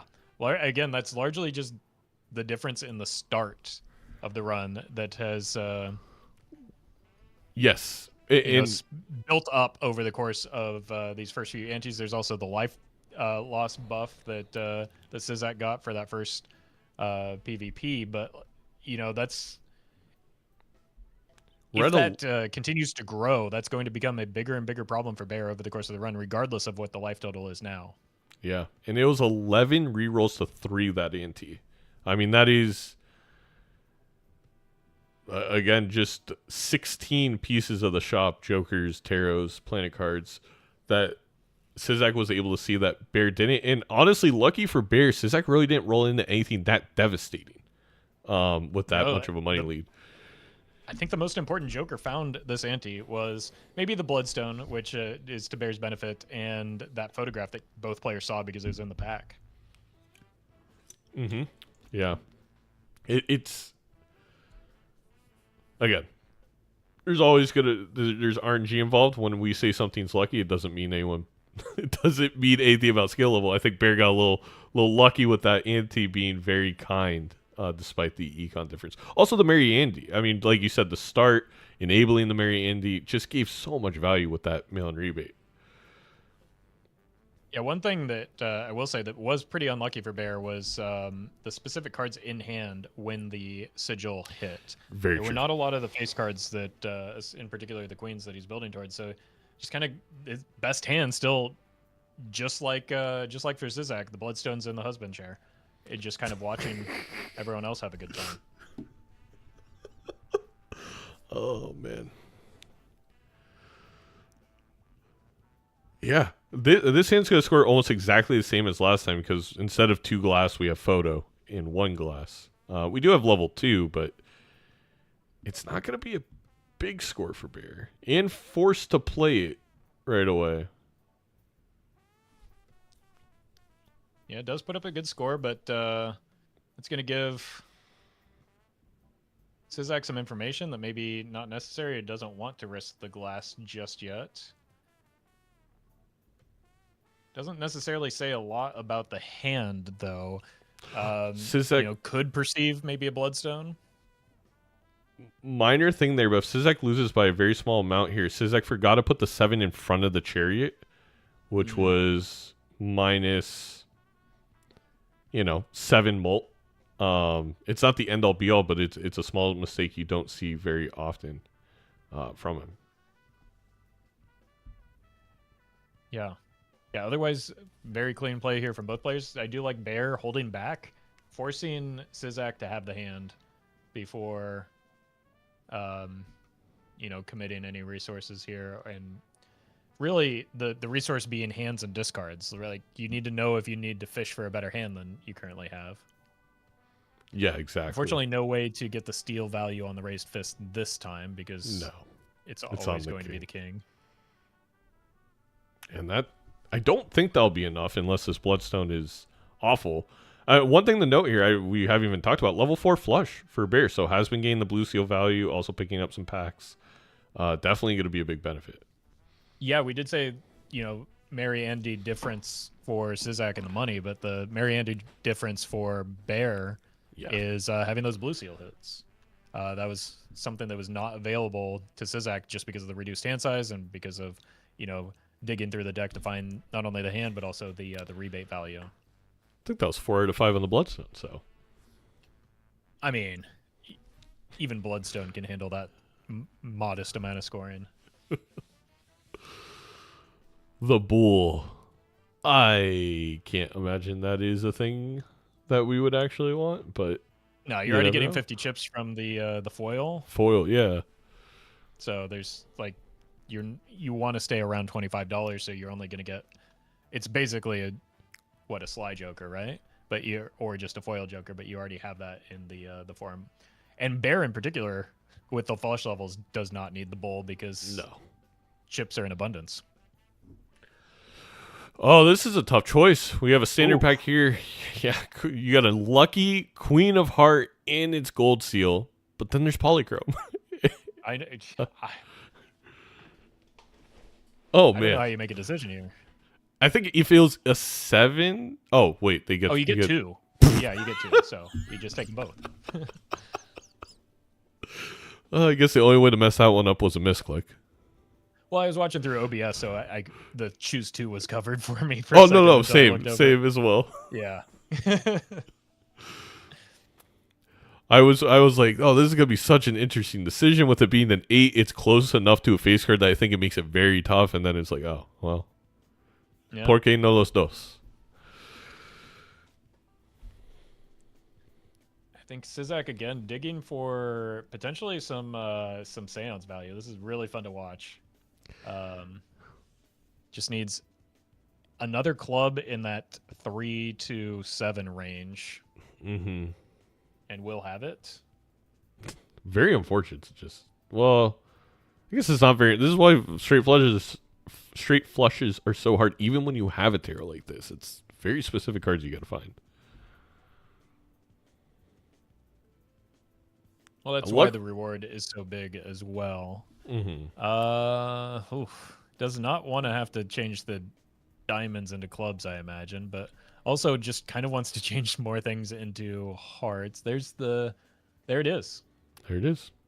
More seance value, and not really any risk of clearing the blinds just because that raised fist, again, hard carrying the score.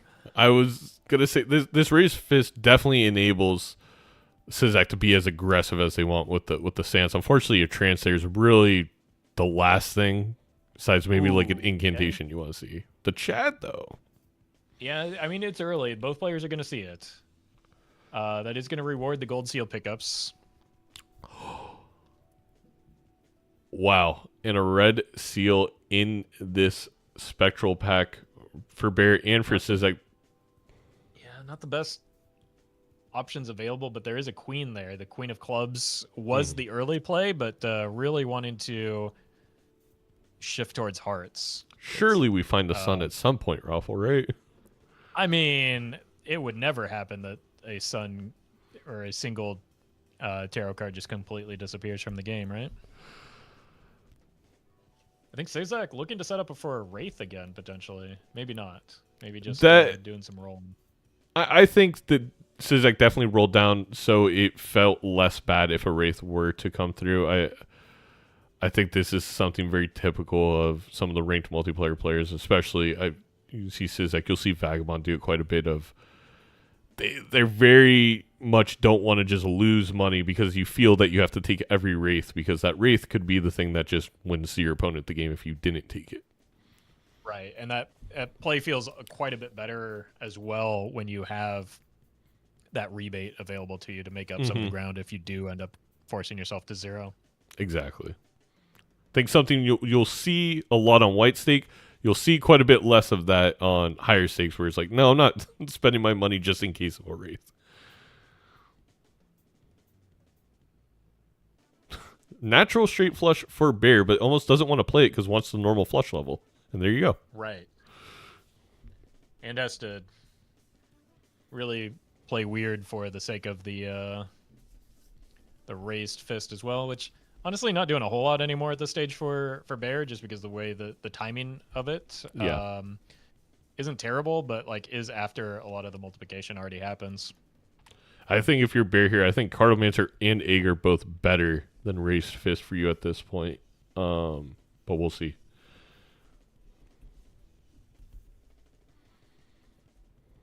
That red seal also probably feels a little bad for Sizaak, where you've been doing all this work with Seance and then you're just gifted the one of the crucial Terra or Spectrals in the back. Okay, going for more of those 3 of a kind levels. Honestly, 3 of a kind is a terrifying hand for Sizaak right now, but maybe not necessarily the one you want to be dumping levels in. But you know, with that photograph, bigger start means more doublings or bigger doublings. Mm-hmm.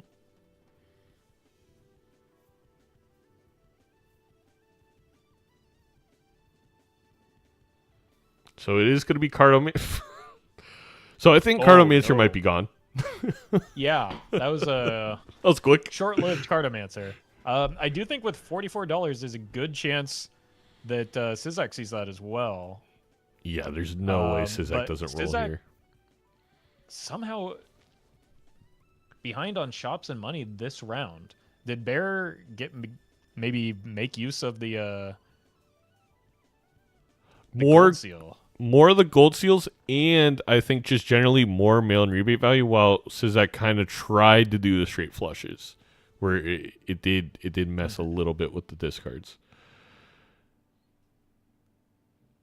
And we're now at Joker parity between players, both taking the same pause on this Vagabond, trying to figure out,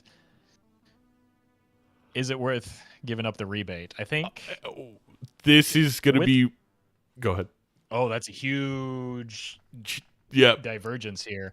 I would be inclined to take it because of the gold seals, because of the need for those sun cards to make that bloodstone happen. I'm surprised that it's that the reverse isn't happening. Maybe Sizaak feeling like he needs to keep that money around for the future, whereas Bear saying go all in on getting that Vagabond value. So this is the exact inverse of what I would have expected, but I do like that we're seeing both plays, because I think there's a great argument for both of them. I think maybe the thought process there for Sizaak is, this is my way to get the Sun and Justice card I can get to stay alive, versus Bear is kind of thinking, if I'm up 4-2 in lives, if I can just see more things than my opponent, I can roll into that idol, I can roll into the sock where it's just over, despite Justice and Sun cards being made for Vagabond, or for Sizaak with Vagabond. Man, Vagabond, why did you name yourself after a Joker? Anyway. Yeah, we got to put an end to people doing that, right? Bean. Vagabond, I mean, I guess that's really the two in Major League Balatro, but...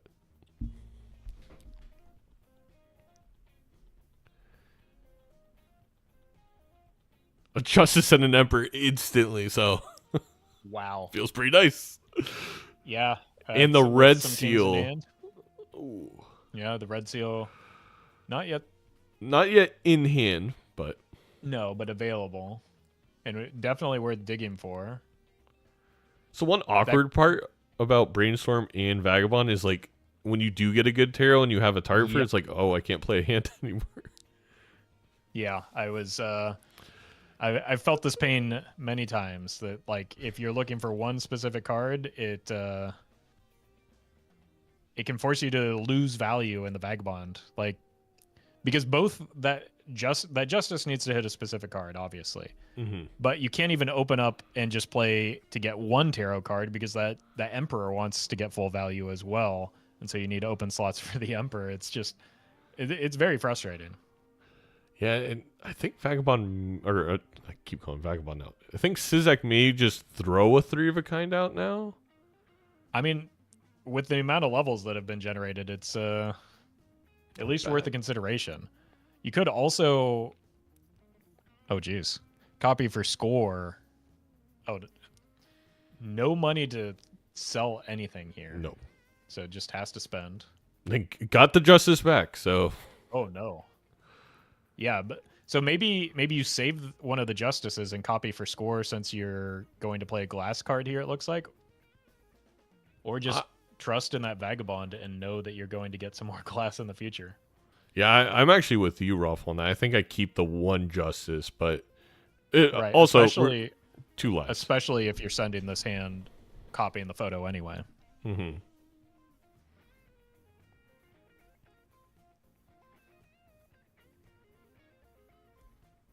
So it's like doing the math in their head. The Chad, I do believe, is the better copy in this instance. Because of the Bloodstone being there, that does help. Bloodstone one insane.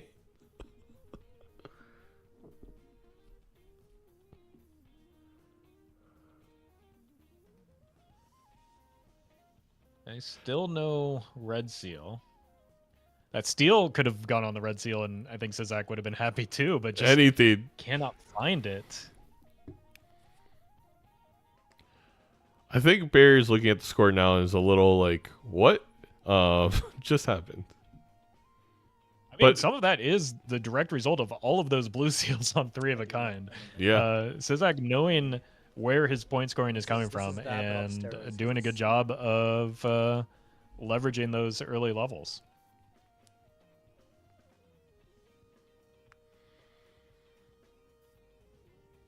I also think Bear got a pretty unfortunate Bloodstone run out on the flush they played. Which, like, their score obviously would have been nowhere close, but when you have Brainstorm copying a Bloodstone and a Chad, and I think they got like 3 total hits or 4 total hits, it really suppresses the score. Yeah. I mean, that's the frustration of that Bloodstone Yeah. without an oops all sixes. And then the frustration with oops is all my glass is gonna break. It's one of the very interesting games I love about Major League Balatro rule set. Agreed. Okay, so we're going to see another big hand from Bear here. Sizaak taking a pause to determine, do I need to go for score, or do I need to, work on this Vagabond a little bit more? And I think that Probably going to feel a bit of relief with that. The problem is, if you don't send a hand quickly, you're not going to get that Vagabond value anyway, right? Yep. Because if Bear just pushes through this last hand, Sizaak's not going to be able to get those last 2 tarots. Maybe just 1 tarot, because you probably want to hang on to the Fool. Fool is probably better on average than your typical tarot card. But also, down 2 lives, you kind of have to wait and see if you need this glass card. You don't know if Bear has a Dusk or is just, trying to milk some Vagabond value as well. So you have to be patient, but it's unfortunate because of the loss of value. It is luckily only 1 hand, and like you said, I think it only would end up being 1 tarot, so I think Sizaak feeling comfortable. Unfortunate that red seal was just so far down. Never was able to put anything on it.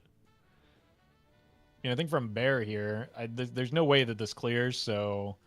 Yeah, I would getting just a put on the chance to- Chad. Yeah. Yeah, getting a chance to get some more money off of off that gold seal will be important. And also, we're starting to see a bit of the gap closing for Bear on that money, which is very important. And this is going to help close that $20 gap, hit. and it's going to... And on top of that, Sizaak rocking with the Vagabond, that's going to give Bear that spending money in the shop that could pick up a Joker that Sizaak just isn't able to see. Yeah, and due to the fact that all shops are anti-based in Major League Balatro, that large economic lead that Sizaak had earlier does not matter going forward. So now that Bear has $90 and they re-roll more in the shop, it's not like, oh, Sizaak's already ahead. They start from the same exact place each and every time, which makes Vagabond a little bit more difficult to play around.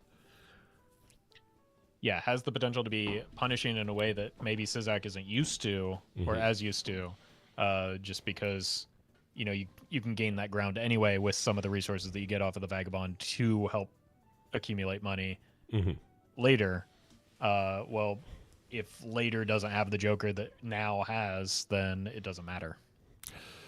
There is a mime, which actually there's not really a place to put it. It's kind of would be good for Sizaak to be able to get a lot of value out of gold cards at the end of the Vagabond usage, but I don't know if Sizaak's going to see it this ante.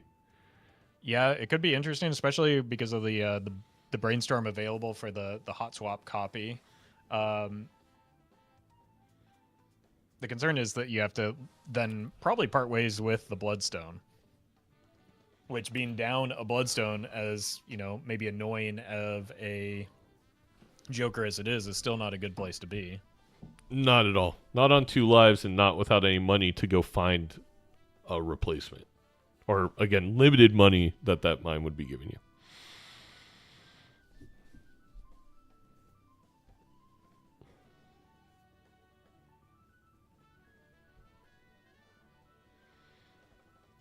So Bear playing this rather conservatively. A little interesting in this blind. Oh, now the red seal shows up. For both players. It was pretty funny. It's going to be Wild for Bear, and it's going to be a Chariot for Vagabond. Or for Sizaak. Oh my gosh. For Sizaak with Vagabond. There we go.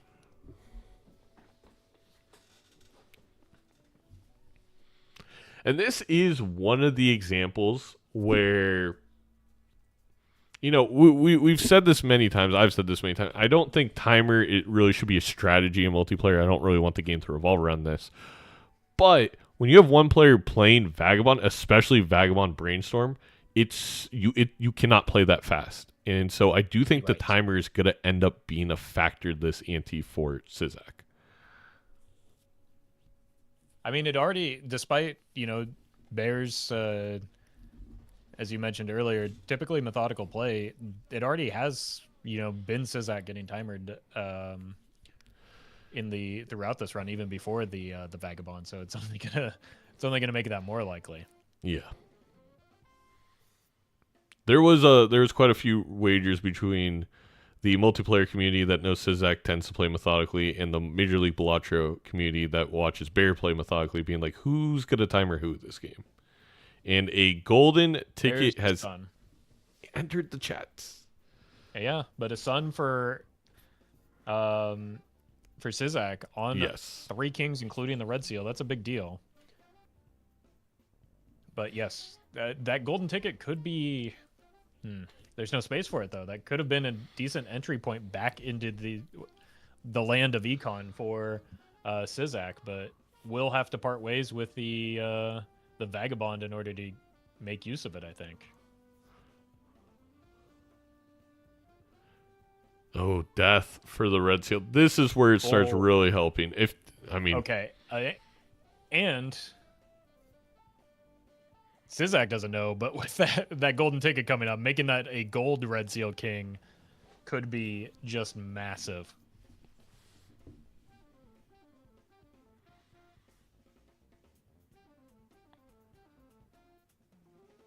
That's a tough call to make, though, because steel is already a very good enhancement on a red seal, and you don't have the golden ticket just yet. Yeah, I'm not surprised with the decision there. I am surprised we don't unlock Flush 5 here over the 1 3 of a kind level. I know it's been good to us, but it's very clear Flush 5 is moments away from happening long term. But I guess playing that gold hurts with $3 in the bank. Yeah, and you don't get the blue seal value off of it either. So there's oh, the 23 finally hit. That was, I think, another huge. Sun. And another Sun. Catch-up. Yeah, so I think very likely that Sizaak sees the golden ticket now, right? Yeah, and it could be the perfect pivot point for him. But we'll want to watch that money, and considering the certificate may be in favor of the Vagabond, but does roll past it. There's the Mime. I think it's maybe 1 or 2 rolls beyond that.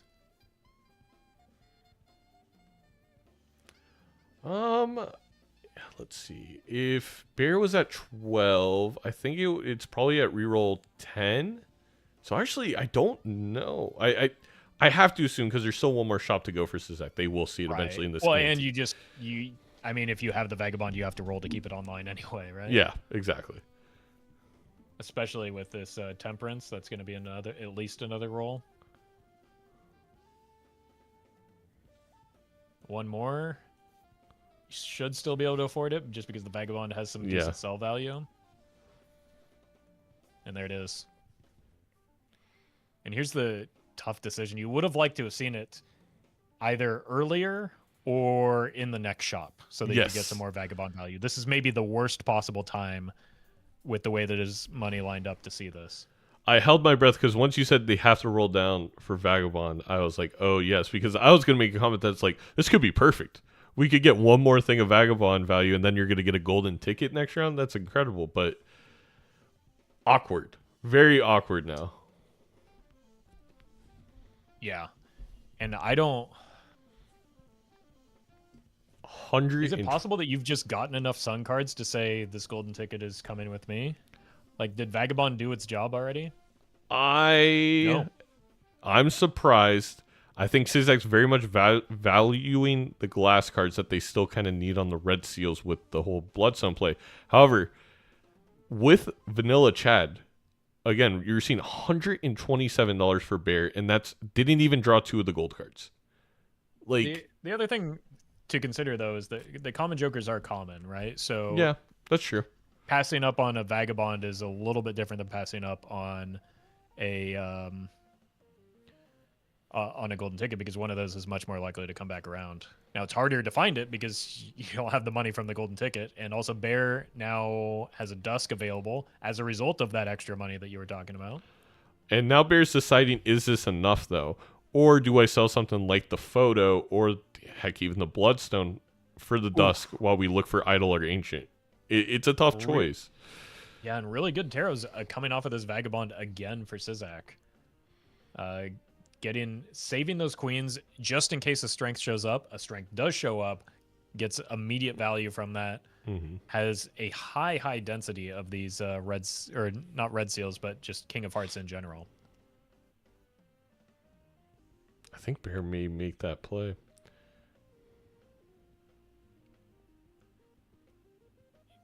It's kind of an awkward point in terms of lives, in terms of like clear idea of what you should do, right? Like, it's just, Sizaak is just low enough that it's like, well, maybe this Dusk buries him, but is at the halfway point, so it's like, well, maybe I need to farm up this money to extend my lead. I sincerely don't know. No, jeez. It's a great some more good Vagabond. tarots from this Vagabond. Having a tough time deciding what to death here. Yeah, I really think, like, Bear doesn't know this, but I think Sizaak takes this PvP no matter what. It would probably be in Bear's best interest to sell Scoring Joker. Is not going to, because there's no way for them to know. Right.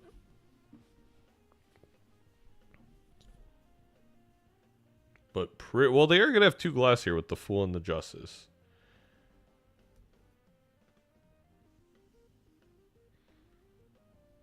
And yeah, I don't believe Sizaak gets anywhere close to that Dusk. We're at 22 rerolls. Sizaak 11. Another glass, and with those so many red seals. That's a big deal. Might not see the Dusk, though, which long-term could be a big deal. It has to be in this next roll. It is not.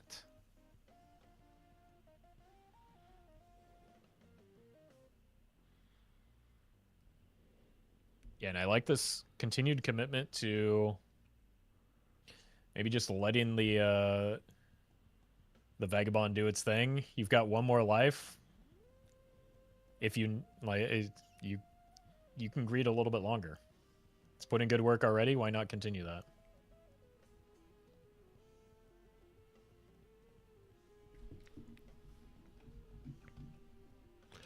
No, and Bear it's... has Oh, go ahead. Bear has overtaken Sizaak in money spent as a result of that golden ticket. But probably not going to be able to extend that too much further beyond now that the golden ticket's gone. Exactly, and that's where it's scary, and that's why I feel like maybe Dusk over Bloodstone, Dusk over Photo. The thing is, this decision to go Vagabond for Sizaak, it acted like a Dusk, right? Because we have 5 red, or we're gonna end up with 5 red seals relatively quickly. And again, I think the crucial piece of information here is like Bear doesn't know what Sizaak's doing quite yet. So true. And oh my god, I thought Sizaak was gonna have that red seal buried again, but does just find it. Now has great death targets, gets full value off of this Vagabond until it's go time. Okay, whiffs on the Taros here.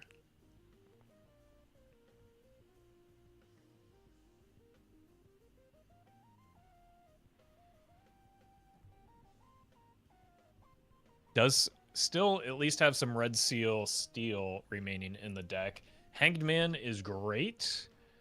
Could be time to part ways with that polychrome card. Is that of much value when you have red seal glass at this point? I guess you do mean, need a card to play though. Yeah. So you could just cut the 5 and play the 8.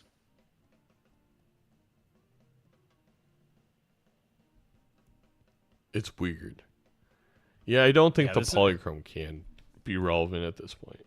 No, you have face cards, red seals, glass. But it is still like awkward because you have to part ways with one of these kings if you cut both of those. Mm-hmm. Or you just sell it, but that doesn't feel great either because it's just a wasted resource. It's a pretty high value resource in a PvP match if you want to be able to draw these kings more reliably, if you want to maybe make your idol a little bit more reliable, which in the idol gameplay Sizaak probably has a decent advantage. Definitely more setup for idol if it were to show up. The one benefit for Bear is obviously having that Dusk, but again, Sizaak cancels most of that out with the amount of red seals. I wonder, is 3 of a kind just a better hand than a 4 of a kind right now for Sizaak? It's not as good as Flush 5, though. No, not quite. Yeah, and Flush 5 is just, yeah. Even with the steal, the Flush 5 is probably better. Does move the Jokers.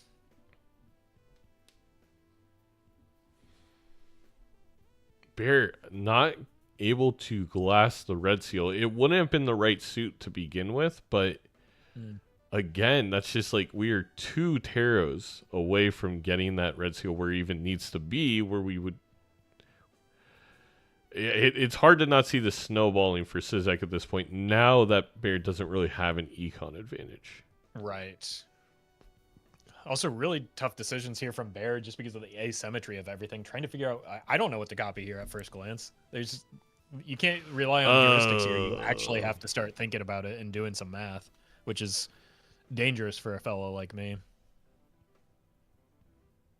Okay, Bear is forced to play the hand that can give Sizaak some information on what hand needs to be thrown. No calculators though, so going to have to. Ooh, that's a bit higher than I was expecting from Bear. But maybe Bloodstone went crazy, but yeah, and Sizaak recognizing that and saying maybe I need the steal in hand to help me out. I mean, I guess there's only 1 red seal in this hand, so we're down 4 triggers, but we're not down any on our photo hand. Right. And we have an extra glass. And there is and 2 steel in hand as well. 3 effectively with the red seal. I think Sizaak has it, but I don't know. It might just come down to the Bloodstone triggers, but I didn't see if glass was breaking on Bear's side. But it is not. Glass on Sizaak's side is far more valuable. Oh, 1/8. That's wow. Okay. Take back everything I said about the Dusk play. The fact that Sizaak is now 1 life, I think objectively you have to say Bear made the right play. Yeah, I This crystal ball is correct. fantastic though for Sizaak. I will say that. It is. It breaks apart some of those really awkward and frustrating moments that Sizaak was having with this vagabond. But still at a severe disadvantage here, trying to basically down a Joker. Up in terms of deck fixing and deck building, but down a Joker, and a pretty important Joker in Dusk. This is again that exact risk that we talked about with the Vagabond, where there's no telling if that Dusk is anywhere but in that previous ante, right? Yep. It's not guaranteed that just because Sizaak saw the Dusk the Bear saw the Dusk that Sizaak will. So really, really unfortunate to be down an entire trigger in the form of that Dusk right now.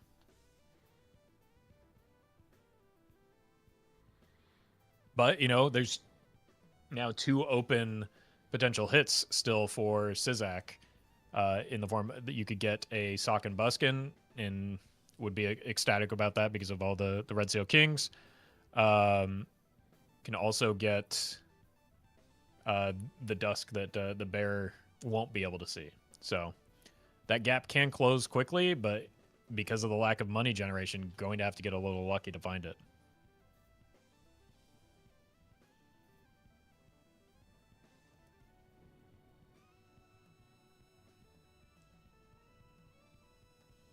Yeah, no, the point I want to make here is Sizaak's this Vagabond super beneficial, and I think it's what you have to make, but it puts Sizaak in this weird bind where you have Chad, you have these gold seals, you have lucky cards, and you're not chatting any of them, which is just so much money that Bear possibly could be making. Luckily for Sizaak, there's just not a lot of luckies and gold seals on Bear's side, but it's awkward. I mean, there's enough to.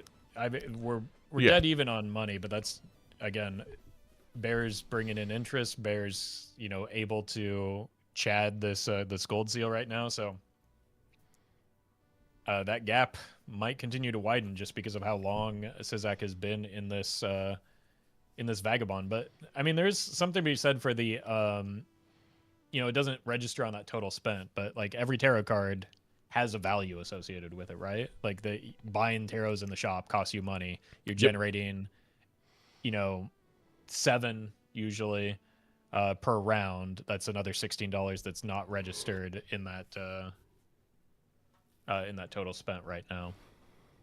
I'd argue even more valuable than like what you could purchase for them, because having them generate in round, right, where you can use them right away.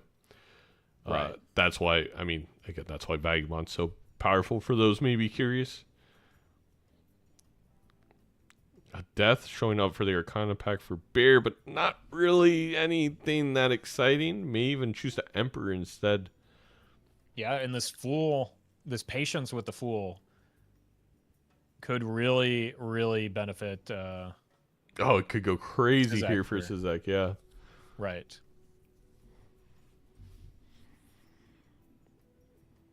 Doing a quick check, getting an opportunity hit. to.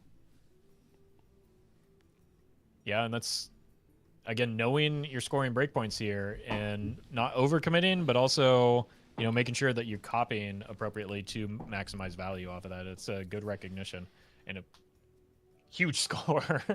There's no risk of, well, that could waste the Fool, but it doesn't because I think Sizaak has one thing and one thing only on his mind for this Fool, and that is a Death card. I thought that Sizaak may be tempted by that golden ticket.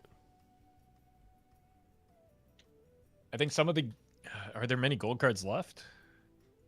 That's a great point. You're right. I don't think there is. I think, some of them got glassed already. Yeah, 1 life, as Vagabond said. I think, again, more importantly, you're just looking for glass and death. And there we go. We're going to have a death Strength. up top. I mean, things could get really scary if there's an idol anywhere in the seed because...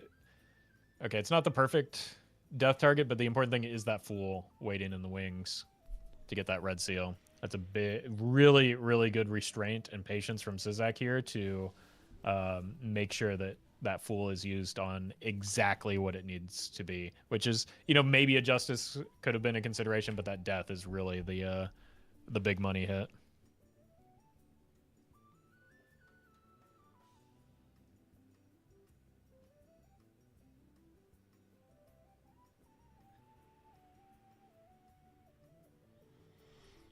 I think a good Sun play from... Yeah, I like spending that here. Just need to find that one card. It's there we go. Important to use the Death. Like, yeah, you have the inventory slot to not, to be able to hold the Death there. But if you're holding Death, you can't get Death. So really good that it came in at the last moment so that Sizaak can have an opportunity to get more copies of Death. Ugh, gross Taros for Sizaak, but has plenty more that they'll generate. We'll say don't. Go ahead. Yeah, I don't mind hanging on to that judgment just in case you need to Hail Mary rip something for the PvP if you're maybe done with that Vagabond. But I guess exactly what I was thinking, Ralph, because it blocks another judgment from showing up. We saw blocking work so well for DrSpectred before, and it's like a judgment's a great one to block because you only want one copy to do one last Hail Mary rip anyway, so just don't want to see it anymore.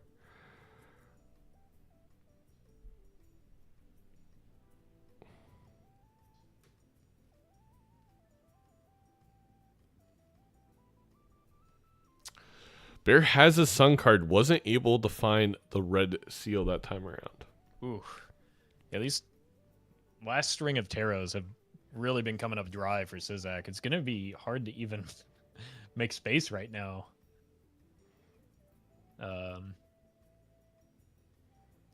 Not able to find the gold seal, which is important as well.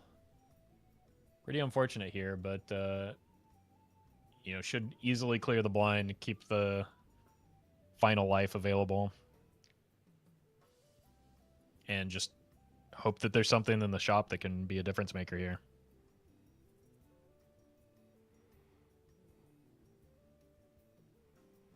Yeah, when things are all said and done, funny enough, Sizaak is actually going to roll deeper in the shop than Bear. True. Some of those, the lack of golden ticket, made it hard for Bear to spend a lot this round, but is, again, up that Joker that makes it hard for Sizaak to recover from this spot. So going to have to rely on that Vagabond to provide basically Jokers in the form of glass and deaths to make up that ground. I don't know who wins here. I think it comes down to how generous Bloodstone is with the extra triggers that Bear is going to get. It's not that many more extra triggers. And the fact that we have 2 Red Seal Glass... We have 2 Red Seal Glass for now. For now, true. We still have 5 Vagabond hands. So I think I think that Bloodstone is definitely something to watch out for with those extra triggers for Bear. Vagabond is also going to be important from Sizaak's perspective here.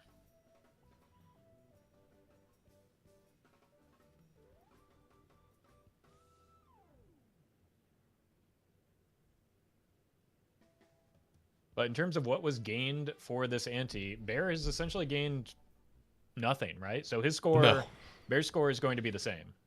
Sizaak gained 1 Red Seal Glass, which doesn't quite on its own make up the difference, but another one more additional Red Seal Glass would, all things being equal, as they were in the previous match, another piece of glass could do it. I will say Bear did gain this Sun, and that sounds like so little, but he has a lot of really good cards that are not Hearts right now, and right. I think he's going to be able to get a full glass or polychrome glass Red Seal S-Can together now. No, that's that is a good point. Having that in inventory, basically, it's like gaining the glass cards that Sizaak has, right? Yeah. Sizaak gained some glass from the Vagabond. Bear gained some glass by just having that sun and carrying it with throughout the ante. So it's going to be really these last 2 hands for the Vagabond that maybe determine where this goes. Already a good draw for Sizaak. Very good. Would love to see some more deaths and I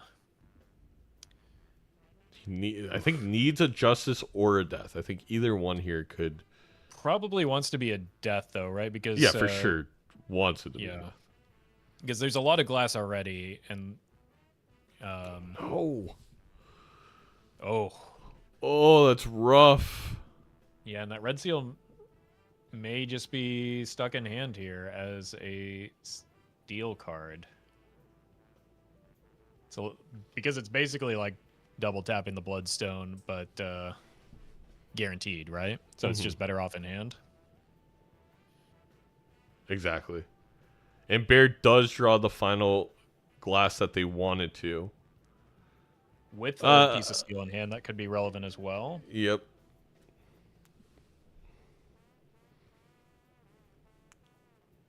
Big note here is that the fact that that was Dusk and not Suck for Bear that they found, allowing them to get the extra triggers out of this polychrome and this glass. Well, they're going to shrink the 10 to a jack, but still. Yeah, but it's still, in this case, Dusk is just strictly better than the Sock. It is the correct copy. And that's a bad sign for Sizaak, right? The fact that Bear is copying the Dusk, that means it's the best scoring Joker in the spot. And being down a Dusk, because Sizaak would love to have a Dusk to copy here, right? But just didn't have it available. One glass break, E12, and that's it. It was the Dusk. And Dusk difference. And you doubted him, Zeno. It really it came down to what was going to be more important, deck manipulation or econ with the golden ticket, and I think econ more times than not just wins out, and that's what happened here. It's so hard to make up for like a Joker difference like that. Yeah. I mean, put another way though, like I think if that Dusk were maybe slightly earlier in the shop, I think that goes very differently. That is true, because Sizaak, I think, did a fantastic job of making plenty of money with the Vagabond. Like, the fact, I mean, this ante, perfect example. Like, after that Dust was taken by Bear, okay, that's it. That's all we have. But Sizaak actually was able to roll deeper this time around. Yeah, I mean, put up the emo. I definitely thought that Bear was making, not a huge mistake, but I didn't realize that Dusk was going to be kind of like all that was needed, and the ticket, the sell there was perfect.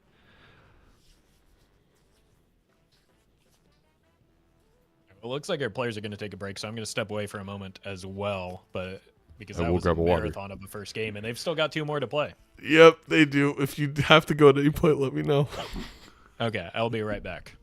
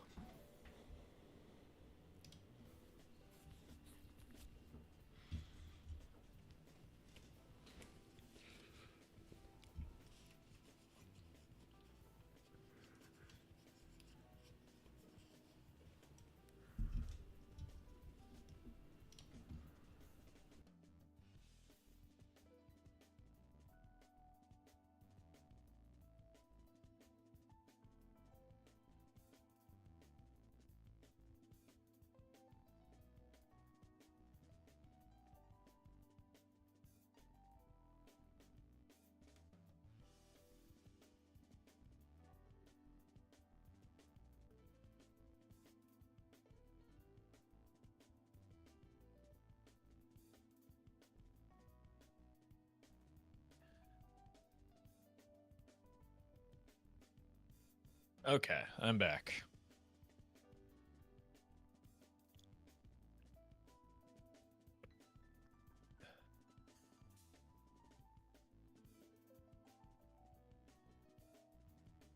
Looks like we're still maybe discussing the previous round.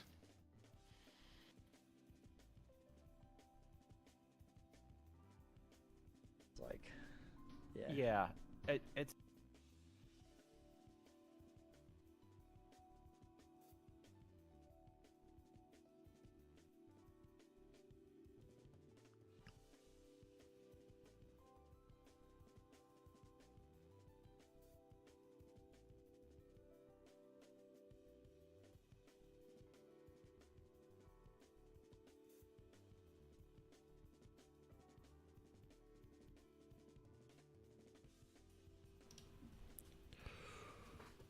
Curious to see where Sizaak goes with deck and stake, where both Stake, these right? players go, to be honest. and then you should go. yeah. All right, I'm doing gold stake. Gold stake. I choked on okay, my water. We're going gold stake. Let's go with Nebula. All right. It looks like we're moving Just over saw to gold gold Nebula stake again. the other day. Oh, really? Yeah. And this is Sizaak's choice? Doc and MALF, had a gold Nebula. But I literally I- choked I- on my water when Sizaak said gold stake. Nothing wrong with more Gold stake Nebula decks for the second time today. It is. very much Um, so. Yeah. And then it's but- like, in any other. You know, Bear is a very experienced player on gold stake. You know, has frequently self-imposed restrictions. Yes. So the game, you know, the game's restrictions mean nothing to Bear. He makes the game harder all by himself. This, and here's the interesting part with the way decks and stakes are chosen with Major League Balatros. Sizaak is a very good high stake multiplayer player, but I wouldn't have gone gold stake for that exact reason. Bear's so good at playing with little, so when Bear hears gold stake, I think Bear's going to always take you to something like a Nebula, something that just feels very awkward to play. Yeah, no, I think that's it. That's exactly right. And this is going to be a very, very different looking game than we saw in round one. Maybe even quicker. Oh, definitely quicker. Please. Just because, you know, blinds, as we saw with Doc and MALF, become a legitimate threat when you're Quite playing a gold bit. stake. Oof. Wow, this is a Is he- really tough choice of a first shop. I know. That is a beautiful constellation. The problem is, how do I get enough money to fund it? And we see, you know, Bear taking the second hand as well. I think that popcorn, yeah. Good choice from Sizaak. Good recognition. Early strength means more money. Oh. There is some light synergy with the constellation and the built-in telescope that you have from Nebula deck, but like again, where does that money come from? You're starting at $0. You're going to take multiple hands to get through. How do you feed that constellation? That boy's hungry, and feeding him is not cheap. That and you could see it all processing through Bear's head right now. I know it's a really tough call because everyone knows Constellation has the potential to be a solo carry on Gold Stake. There's two problems with that though. One is that you need money in order to feed it. Two is that you need time, and you don't have a lot of time in multiplayer. Right? You don't have, you know, the 8 antes that you need to scale up a constellation. It's Yeah, it's a great. closer to Actually, 4 or 5. I think that's a really good point, Ruffle. Where honestly, Constellation usually kind of takes off in a gold stake run later when you establish the economy, when you need it. Right. It's not a good multiplayer Joker in a lot of ways. So for that reason, I think I might be out. I actually like. It's really hard because it is Eternal. I really like the walkie-talkie. Like I totally understand Sizaak opening that pack, but there's a world where that pack really backfired, and I think the play with the pack is probably the same one that I would have made, just because odds are, even if you whiff horribly on the pack, you can get something that sells for a couple dollars and still get the walkie-talkie. So the walkie-talkie is a good, Yeah. like, consolation prize if you don't find anything worth picking up here. Well, there's been a lot of things that Oh are beneficial in this seed, including a Chad and now an Immolate Deja Vu Ectoplasm. Or if you're C-Dubs, Ouija. But for the rest of us, there's 3, probably only 2, probably really 1 option. So Bear hasn't seen it yet, but if this Spectral is available to him, that single-handedly fixes the econ and potentially makes this Constellation worth. I think the Constellation put Bear at a pretty severe disadvantage. Yes. Until until that Spectral pack showed up. Now, what I will say is because we're not going to make much money here and we paid the extra money to get Constellation over the pack, I don't think Bear's going to see Chad. Because that was in a very expensive Jumbo Buffoon.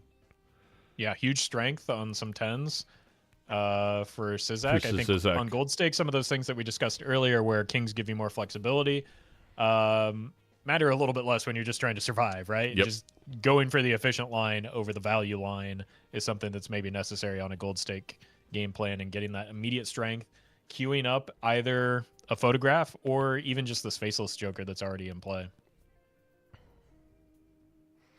Faceless and going to be able to keep the luckies used with the Chad to hopefully find some money. I mean, I actually think Sizaak's in a very, I'm not going to say comfortable position, but like you're feeling okay. You're not feeling desperate. Right.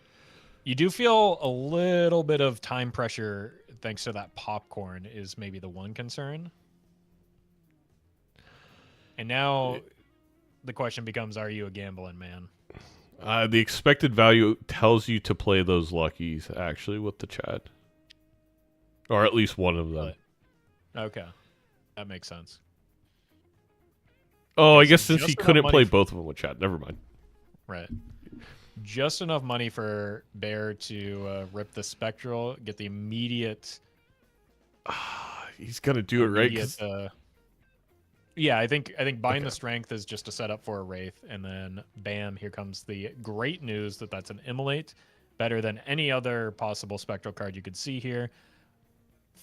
I mean, there was a temptation, I think, for Sizaak to maybe look at that Red Seal just because of the Hanging Chad already in tow, but like that early money is so important and so difficult to come by on Gold Stake. Absolutely. I think maybe if I had like a devil with me heading into that pack or magician Right. and I red sealed one of those, but even then Or if- I think you just take it.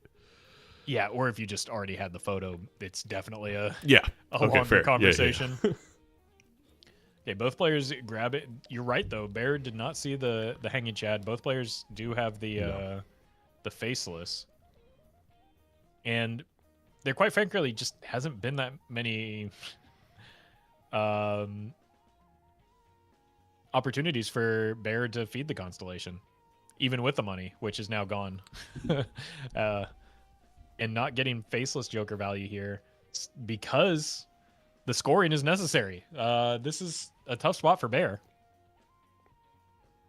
without the benefit of this delicious, delicious popcorn. So buttery. Oh no. It's such a weird draw too. Just I gonna know go this for the Faceless flush. this Faceless is causing some awkward decision points. I think Bear is working to play the telescope. Yeah, you can see pumping the pairs to really, really get telescope value. And unfortunately, because of the lack of Faceless Joker value, only going to get one level here and is way behind on Econ. Sizaak's actually contemplating the madness angle with your Eternal Chad. Yeah. I mean, you might as well grab it and hang on to it. Make a decision because you're going into the PvP. It's not going to eat anything yet. It costs you $3. You know, you can maybe see if there's there's some glass for Sizaak with the Chad. That's a big deal. But you can maybe see if there's a reason not to take it, and like you don't have to make that decision now because it's a free pickup. That's true. I actually think Bear's best play this blind was to know you're going to die to the blind and just get $5 from all the faceless value.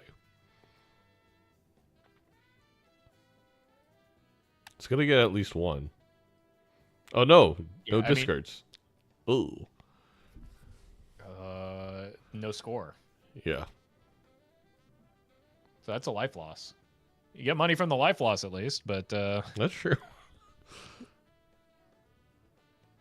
Bear can't take man. I mean, you could. Sunk cost fallacy a little bit. yeah.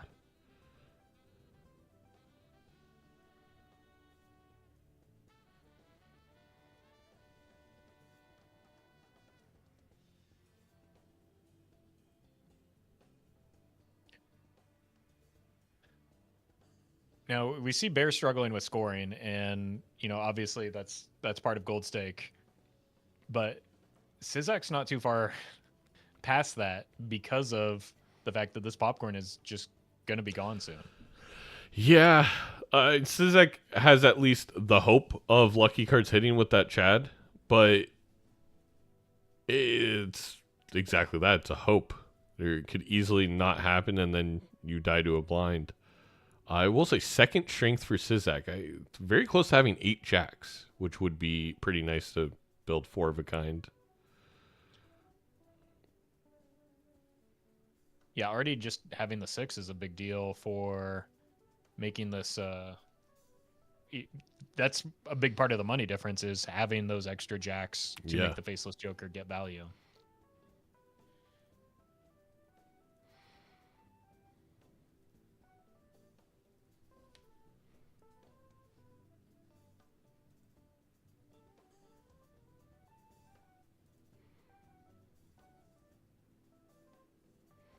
Opting to rely on interest rather than Faceless Joker value here for the PvP. Lives are extraordinarily precious on Gold Stake PvP, right? You can't really play around too much with your lives total like you can in lower stakes, where you can expect to get that big rebound. Because you still have the blinds to compete with. The blinds, as Bear already encountered, are legitimate threats, and Sizaak really needs to find some form of scoring right now. That is unfortunate, unless that's crazy. God, perfect block. That is an unbelievable block. I can't believe it. I was gonna say, wow, that's lucky. Bear gets a non-eternal Chad, and then it's a photo for Sizaak. The timing of that was just perfect. That Sizaak being slightly behind so that we could see that there's a hanging Chad queued up, and then right behind him we get to see exactly what it blocks into. And Sizaak really well positioned for this photograph as well. Wow. Yeah, we did hire the Bean writers for this season and knocking it out of the park so far. So this, unless something changes for Bear quickly, this could be a quick one. I think Bear could maybe get out of these blinds, though. This Chad's not really doing much. It'll add 120 chips, which is rather beneficial for the payers. But I'm gonna be honest, I wasn't even considering the blinds, even after all that talk about how impactful they are. I'm just thinking like the PvP is. Sizaak is at such an advantage, but you're absolutely right. These blinds are really concerning for Bear right now, and to the point where Sizaak can just casually throw literally do whatever. Decide, do I want to get Faceless Joker value or do I want to preserve my life total? There's a lot of flexibility involved in the amount of strength, not just the tarot card that Sizaak has available right now. Has Sizaak even seen a single 10 yet in these past 2 blinds? Oh, there's one. You just got to complain. Yeah, to be fair, there were, the strengths were used early, so there's only 2 10s left. So it's not like you become increasingly less likely to find them. Oh, the molt shot again.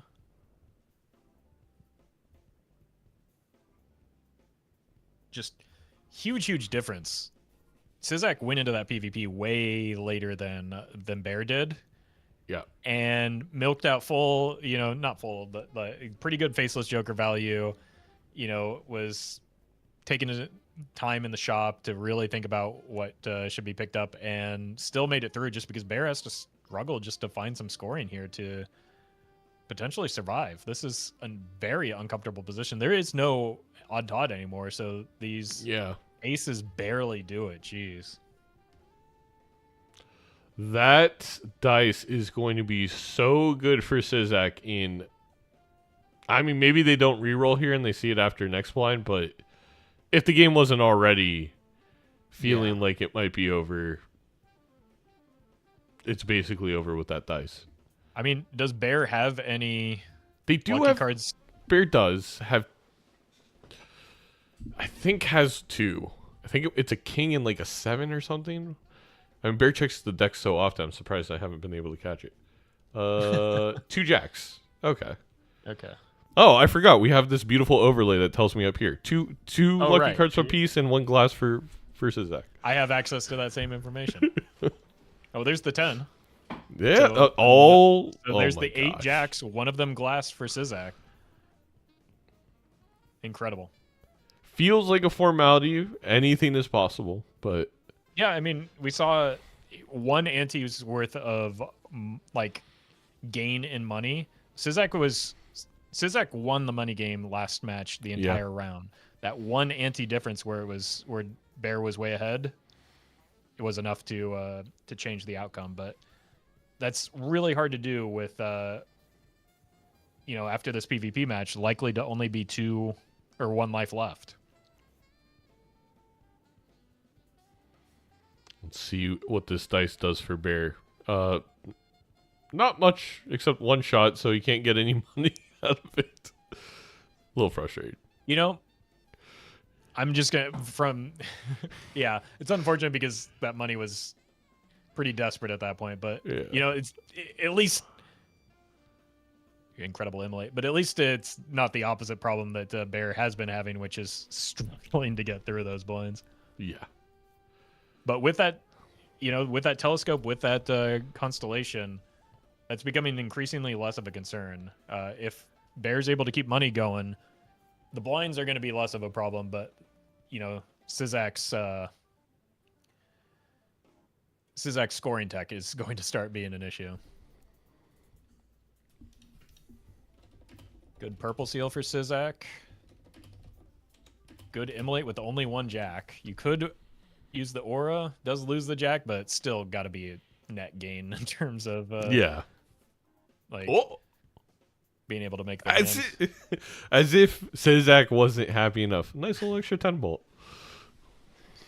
Yeah, that's certainly meaningful at the through the photo chat. I will say, I wonder if Sizaak was not contemplating grabbing dice, because I think you get it regardless, but we'll want to play the glass card to kind of finish this game off, and it's a little awkward to play it with the dice, but it just provides so much money. You gotta grab it. Yeah, I think a good situation for Sizaak here would be if these kings get playable and maybe like a 3 of a kind. Doesn't look like that's going to be the case, but if that were the case, where 3 of a kind kings or maybe, I mean, in a better situation, 4 of a kind kings, and you just know that you don't have to make that play. Yeah. Huge molt hits for, oh my 3 god. in a row. Well, we're gonna need to see the glass come out here for Sizaak, it looks like, because Bear just hit big on the luckies. And this is the question now: will we sell out a dice? Which I feel like it might be a mistake. I mean, a money hit. Another money hit. Yeah, I was certain that the dice was going to be more beneficial for Sizaak, but maybe this dice is like the saving grace for Bear. I think I like this play of potentially throwing that high card jack just to maybe get some of those money shots on your side as well, and then throw the then you can make a decision about the oops and throw the 4 of a kind with the glass jack up front. Mm-hmm. I agree. So it looks like that might be what Sizaak is going for here. Does seem likely that there will be at least one money hit here. Oh. Well, now you're in a tough spot again. He's gonna sell it. Yeah. It's a tough call. That having one piece of glass with your opponent on 2 lives, like it's just like that situation Bear had with the deciding whether to dusk or golden ticket, right? Yes. It's just close enough that you're like, ooh, is it worth maybe, and loses it anyway, so that feels bad, but Feels terrible. critically does take the life. Oh, hello, Turtle Bean.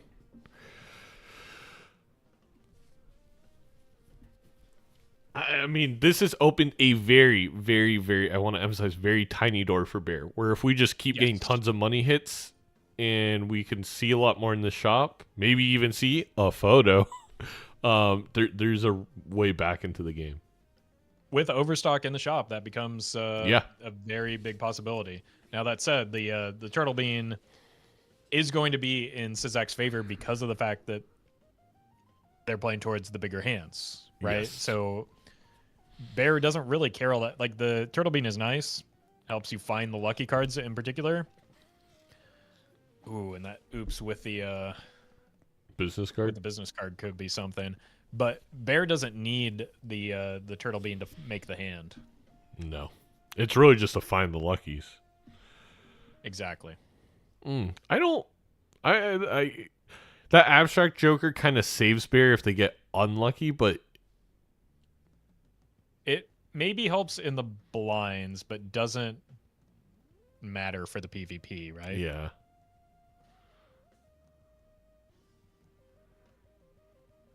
Oh, 2 lucky hits. If anything, I almost don't want it because you may win too fast. Like I feel like I may just keep the bean there, or maybe you do the business card. Yeah, unfortunate to have that huge of a hand and not see either the lucky cards or the glass cards for No. Sizaak. That's Wow. Second death is, oh my god, not even a single jack here. Is this the unluckiest Balatro player in history? I blame Bean. How that's not supposed to happen with the bean. That's like the exact opposite of the And interesting because it feels like I'm surprised Sizaak didn't pull the purple seal because Bear did and was able to copy it. And it's the same exact purple seal, but I don't know exactly how the deck worked. And there it is. There's the photo. It is rental, but we can afford it with this dice. And there's no glass advantage currently for Sizaak. No. And the constellation is going to narrow the gap that the bigger hands that Sizaak has been favoring had been granting him. So this is and also very critically business card without the eternal tag for Bear, with the dice still in tow. That's a lot of potential money. The only issue with that business card is you have to be careful not to win, so you can't play it with like. You have to play non-lucky cards, basically, or just get an idol. A perishable idol is very good for Sizaak, not ideal for Bear. Because as a result of those bad jacks being in hand, Sizaak does now have quite a few jack of spades. Bad as you can see jacks, in this yeah. hand. I wouldn't be shocked to see this idol on Jack of Spades and it just be over. Does catch up on those lucky card queue and gets a few money hits there, in addition to the business card putting in some decent work. So has plenty of money to roll and potentially see the that idol that. Oh, what is happening this game? All these they want the popcorn came back too. It's like it's just boomerang jokers. There's the idol. It's on 6 of spades. Is that worth giving up your turtle bean, or oops, all 6 is 4? And Sizaak took the eternal business card, so they can't sell the business card for the idol. Yep. I guess it's got to be bean, but that's stinky. Yeah, that doesn't feel great either because that bean is doing some decent work. No idol for Possible bear. you just roll past it? No, you can't. Not with your deck set up the way. Yeah, you not with your deck set up the way it is, and with the only needing to take one life. Yeah. Right. You needed to hit once and you win is how you can assume, or the position you assume you're in right now. And I think we can. I'm we're shocked. full blind. I mean, there's still another shop to go. I was just gonna say I'm the PvP there. shocked that bear didn't take the business card or the idol over the blue joker. Like, it is quite a few chips, but it feels like you're gonna need something slightly more.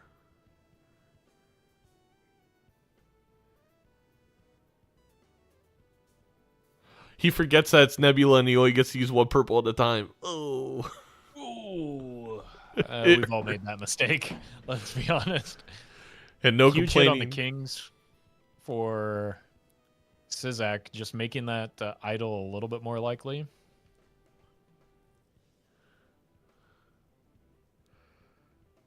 Yeah.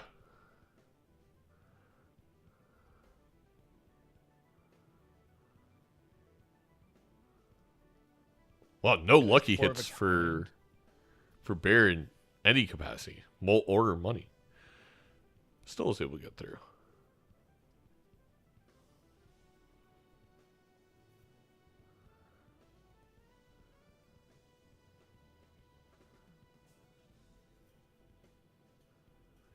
And Sizaak's about to take a little bit of a lead in the in this shop. So it hits Yeah. Jack of Spades. That's those bad jacks we were talking about. Yeah. They're still there.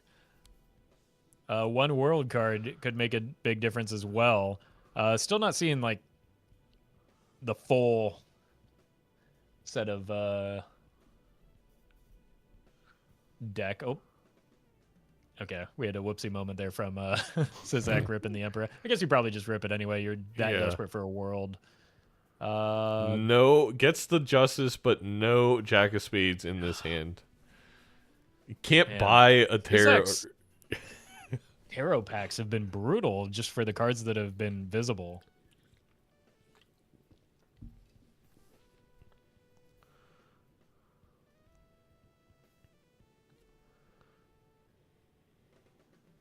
Yeah, I do like getting the glass while you have access to it. Glass is very valuable right now. Feels bad that it wasn't on one of the cards you're looking for. There's the world.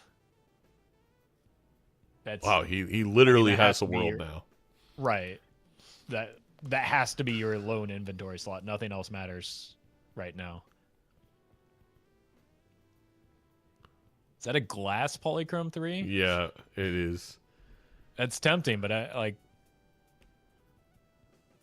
Do you care at this point when you're just trying to end the game here? I feel like you have such little. Yeah, I'm with you. I don't think so. Wow, they are very in sync all of a sudden. Draws it right away just to be like, haha. Yeah. Waste of a card slot. Yeah, I'm fortunate for. I'm curious, did we glass anything on Bear's side? We do have that 3 I as missed well. it.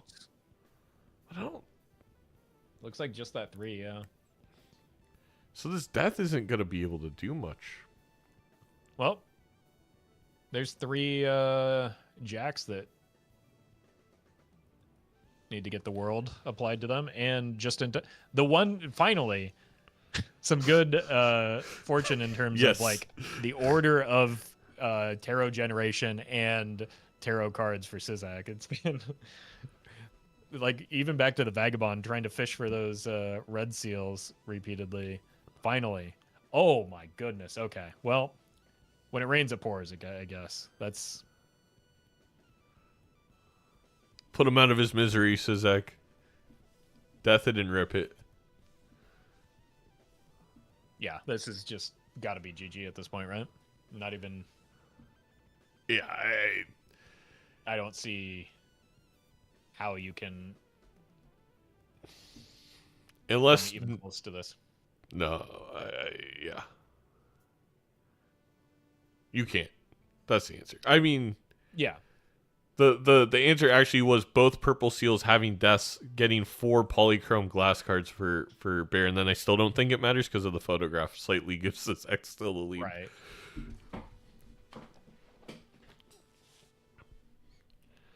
I mean, I guess it would have been a flush house. Would have needed to be Yeah. with 3, but even that's not just not enough. And unfortunately, just doesn't really draw much of a hand at all here at the end for bear.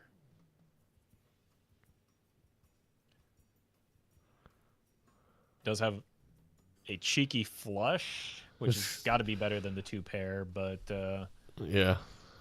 not going to be nearly 10 million better than the No. 2 pair. Early molt hits. Hey. The lucky card's doing everything possible. Got a Respectable lot closer than score. Yeah, got a lot closer than I was anticipating, to be honest with you. Really, really scrappy play by Bear there to kind of get out of that econ hole that the Constellation put him in, and really put up a strong showing there at the end and almost turned the corner. No, absolutely. I actually think, though it ended up being that world card being enough for Sizaak. Without that, it could have been very close, couple million to $1 million. But that was entertaining. I mean, that's why I like watching Nebula deck. I don't want to play it, but I'll watch people try and figure it out.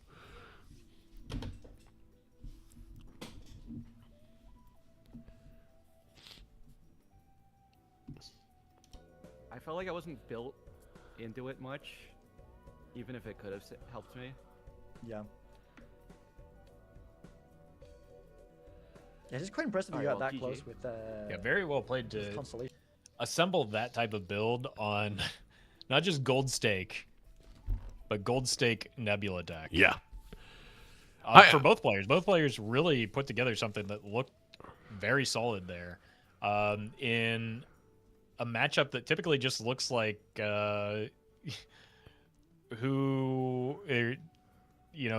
it's like playing Gold Stake Nebula in PvP is like outrunning a bear. You don't need to be faster than the bear. You just need to be faster than your opponent, and the bear is the blinds. And the bear is bear. That's true. That's true.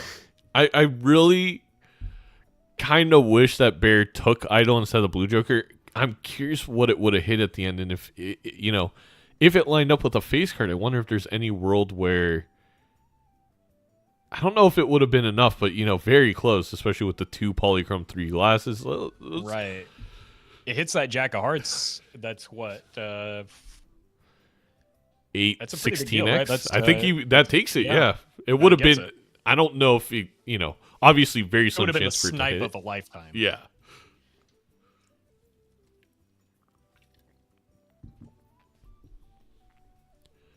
All right, let's see where we're headed next. Yeah, and Bear's got first choice here, first so choice now. could yeah. could take us right back to Gold Stake. Wouldn't be surprising. Also, wouldn't surprise me to go with one of those atypical stakes. Again, kind of a We go Gothic Ghost Lord deck? type pick.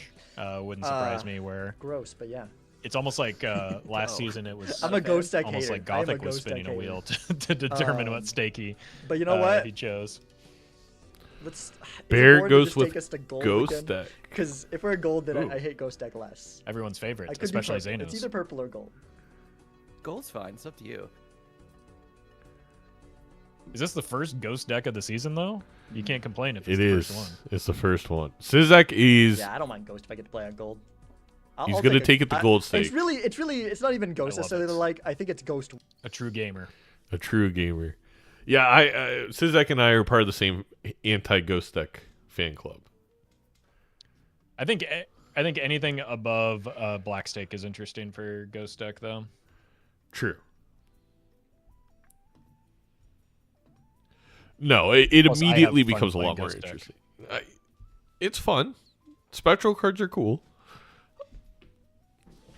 I just love the game. I think this is a really clear example. We've already seen it. Is Sizaak's the type of player who's like, I'm going to make Seance work and make Spectrals. So they don't want Spectrals to be kind of part of the... They want that to be the advantage they have, is they figured out a way to make Spectral cards. Or Yeah, it's one of those things that me, a doofus, likes to flatten the skill curve a little bit. So I picked checkered deck and ghost deck because that mitigates some of the advantages that my opponents have. Yeah, there you go. I wouldn't say quite the doofus. I think. Did I miscount? Is there? Yeah, there's just a straight there to the queen, but I guess the flush is also. There good was enough. so many things. I'm just glad that they both saw one of them. Right. Early runner is interesting. Could be worth a hex target. Runner is one of my favorite gold stake pair jokers. I don't know about you. I just played a run today where I onked a holographic runner and it carried me. Both players really thinking about the fact that, again, there is no order here. You really, even with a pretty good joker in the shop, really heavily incentivized to check those buffoon packs just because you can lose a run on the spot to missing a certain, like that first joker in the pack, right? It's happened to me. It happened to me week 1, I think, against Halion in season 1. There was a DNA in the pack, and I lost because of it. I think at this point, there's certain matchups that are just like cursed, and I think Halion versus you is one of those. No matter what you do. Yeah, we will talk. He's in the other division this time, at least, so I'm free of that. It's probably gonna be Feinberg this year instead. Yeah, I hear they're training together. Is that true? That's devastating if it's true. All right, enough money to grab another buffoon pack here with Jimbo already in the shop.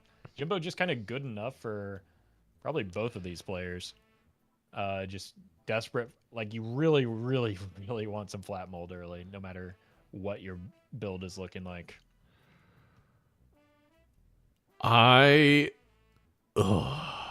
Is there concern for Sizaak that the Jimbo just wins too quickly? Maybe I think that's what some of that mousing was. Yeah, because I'm taking it's a $1 Jimbo, right? At worst, it probably is net positive as we see Bear pick up with less risk of getting those chips involved. But basically, you pay $1 or $2 to buy it, $1 to sell it. That's net minus $1. But if it gets you through in one fewer hand, then it's net neutral, right? So it's very, very likely to be money positive, just base case for a $2 Jimbo in the early stages of this run. That's why it's just, if you have the money when I'm playing Gold Stake, it's just you always buy it. You don't think, because now you're in a situation where Sizaak would love +4 molt right now.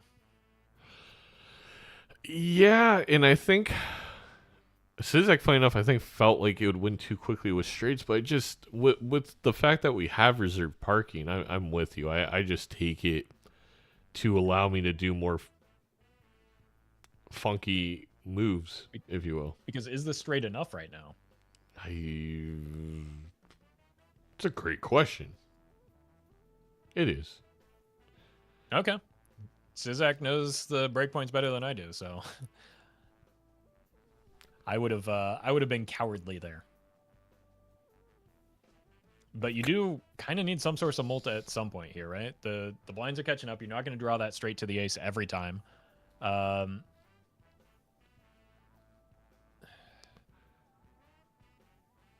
Spare Trousers isn't terrible as like a mult joker, but the rental doesn't feel great. I'd still rather just have that Jimbo.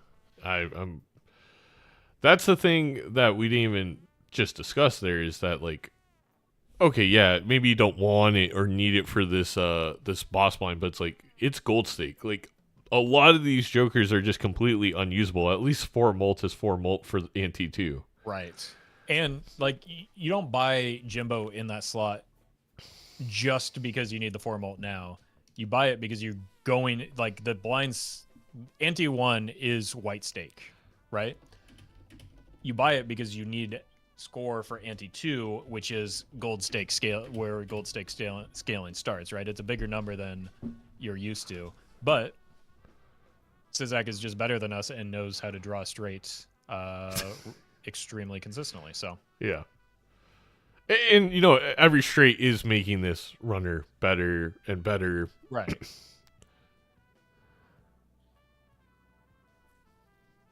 Very close to And the that money 50. difference is, already starting to take effect. Not spending that extra money, taking the time to farm the reserve parking a little bit. Says that going into the shop with a little bit more money than Bear did, I think. Ooh, a riffraff from the Judgment. That's exciting. That's a value engine. I'm a sucker for Eternal Smiley on Gold Stake. And I mean that literally. Like, I feel like it's probably a trap sometimes, but it just feels so Baron has nice. entered the chat. Feels so nice. We might not see this. No, we're not gonna going see to. this riffraff. That could be a huge. That can escalate quickly, especially when Sizaak's already maybe down molt or absent molt. Might force the hand in taking that scary face or that smiley face. And it's not like we can. I in no way blame Sizaak. I think the gold card and the hung man there made arguably made more sense. I was kind of shocked that Bear ripped the Judgment, and it hit one of the best possible things. Oh my God, the greed is still ongoing. This is incredible. I mean, that's what it takes to turn the corner and turn this from what is just maybe your typical gold stake run into like a multiplayer ready build, right? See another Vagabond. Zeno, grab the pillow. We're gonna... I mean,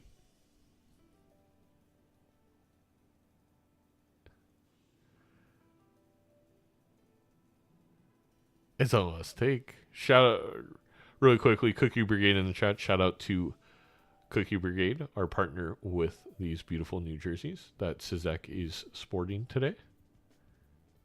I'm sure Bear is too, just off screen. Exactly. We saw Doc's PNG wearing it today, which was really cool. Yeah. Doc always comes prepared with the drip. A dangerous moment here as we see Sizaak doing some math. I do not recommend doing this at home, but does get rewarded for doing it. And there we see the Vagabond. It is... And now here's a relief for those of you whose bedtime is fast approaching, like myself.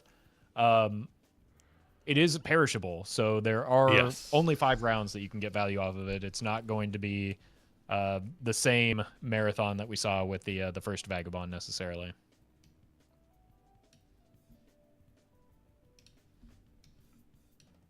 And that's if it even gets picked up. There's, well... Huh.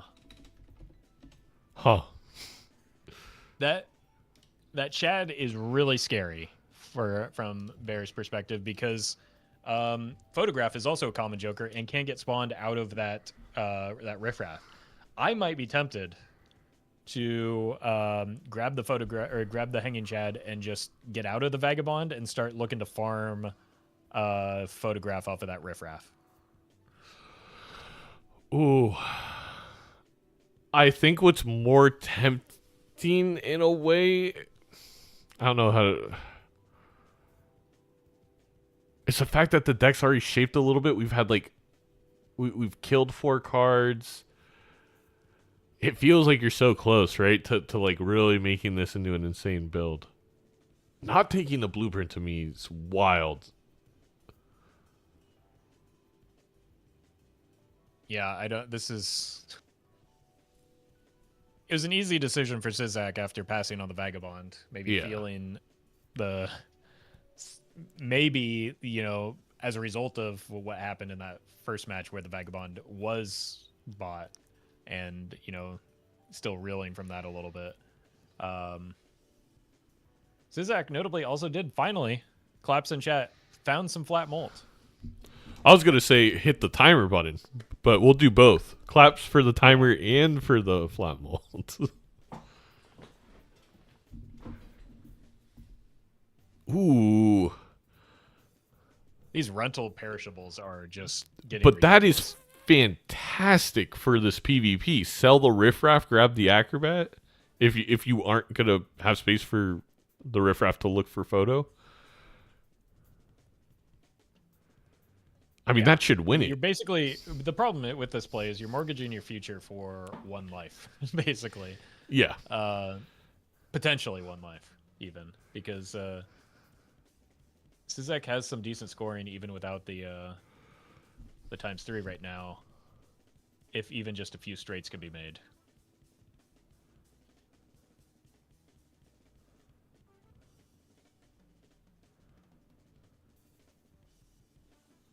Right, like, is there a hand that Bear can make that's going to beat, maybe with some Vagabond shenanigans? That's what I'm thinking is we get 2 cards from Vagabond. It could easily be, a couple Empresses, Chariots, Glass with the Chad. Meanwhile, this runner continues to scale.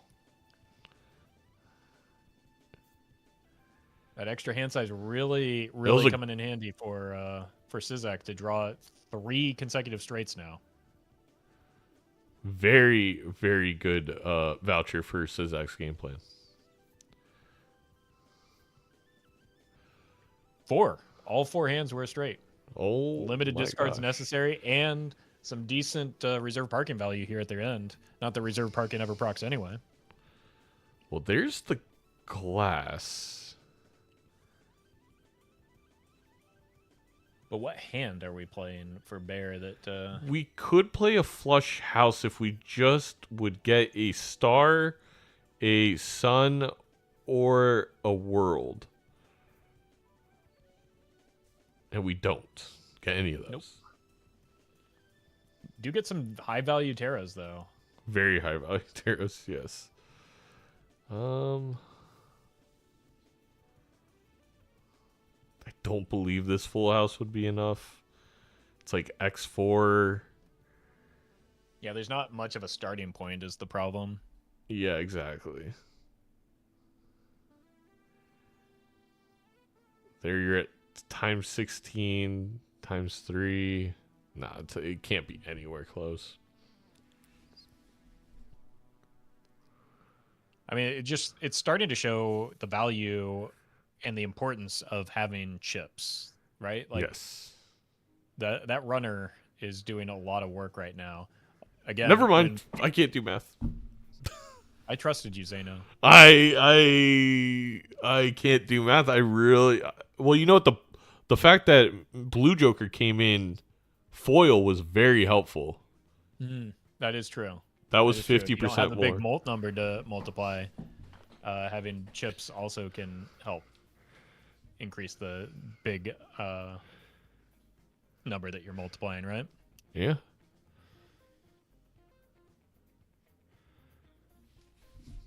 Well, I mean, the acrobat. The acrobat did its job. It came in. It won a PvP. I think it's gonna get sold. We're gonna hit this hermit and then go searching for something else.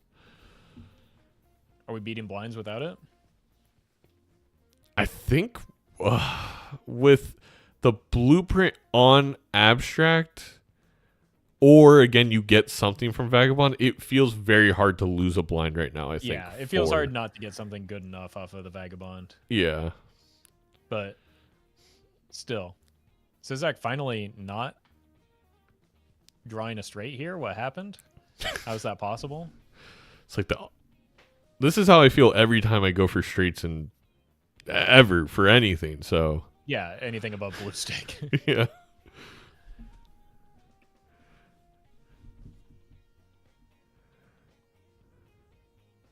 We're going to take the clearance sale for both these players, actually. But funny enough, Bear doing it more of to actually get under the money threshold. Right. Doing that Vagabond dance. And it looks like Sizaak abandoning... Well, as soon as I say that, he drew a straight, but was abandoning the straights in favor of just getting reserve parking value, but still has a straight on the backswing now.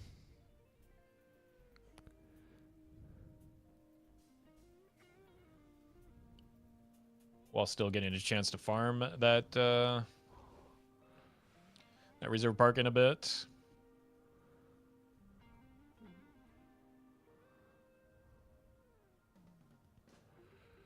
Everything is perishable. It's rental. It's just It's been gross. disgusting. Who chose the steak? It's funny because Sizaak even said verbatim, he's like, well, I guess if I make you go on gold stake, I don't hate ghost deck anymore. It's always when you make that comment, will the game not show you a single normal Joker? Yeah. Yeah, you can't be disrespecting the game like that. Interesting decision. I like slight preference towards glass being on a face card, but then there's the gold seal, so Yeah. opts for the gold seal. 6 is notably involved in, I believe, more straights than any other number, right? So Yep. helpful for the runner.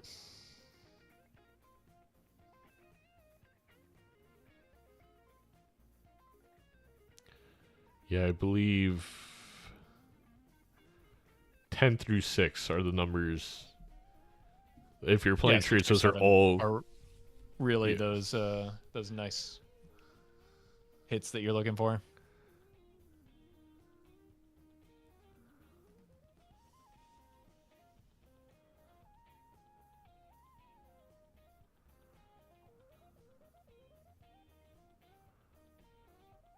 Oof, missing the straight again. Very un-Sizaak like.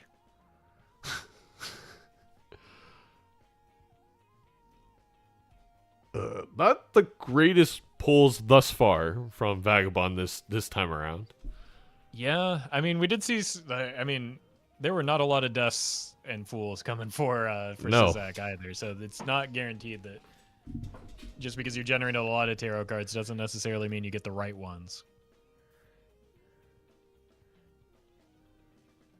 I don't think there's anything, unfortunately for Bear, that they can play that doesn't instantly win here. Sizaak selling out Huh. of that. Not needing the flat molt just because of the molt cards in hand with the Chad, Yeah. and not really sure what we're fishing for with the reserve parking no longer there. There's the blue seal. That's okay. Good play. Wow. Very good spot. Only the first straight level, which is interesting. Right, and I think that's why, willing to pay a few extra dollars in order to get that blue seal hit on Saturn is a big deal right now.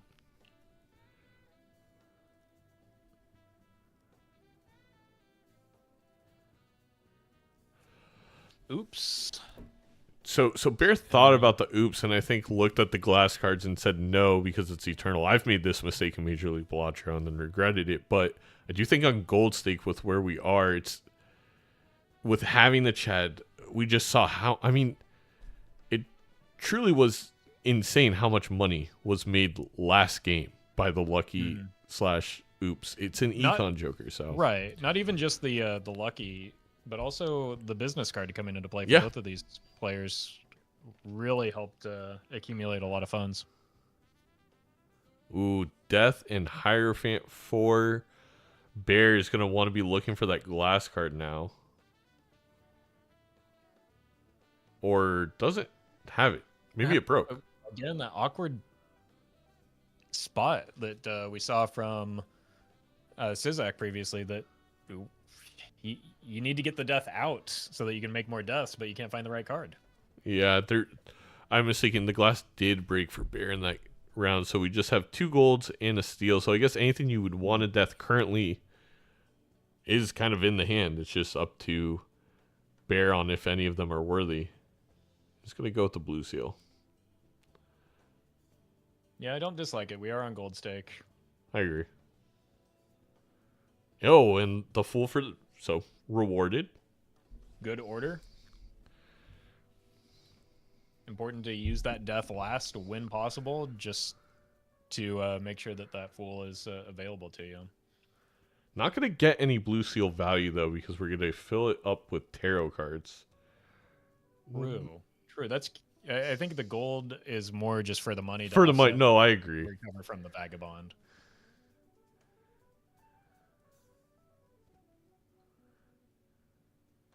Which 2 more rounds? 2 more rounds before Bear just kind of falls off a cliff. I mean, in it's terms like for it's terrifying. in every aspect. Yes, this is like Sizaak's been slowly building this runner, where this is like the opposite of game one, right? Sizaak's been building the runner, building the Joker roster. Bear's been building the deck, and I don't know. It's going to depend on what Jokers come around after these perishables perish that dictate where this is going to end. That's a really good talisman pickup, but can't afford it, even with selling the magician here. If I'm not mistaken, chat, Bear misses the red seal jack because they didn't open up that second standard pack. That could be huge if this game goes long enough for that red seal jack to be enhanced in different ways. I will say we are in Ghost Deck where Deja Vu is more of a possibility, but still. Yes, but I missed that entirely, and that's a big deal, especially, again, with that hanging check queued up. We're just waiting for the photograph to show his face.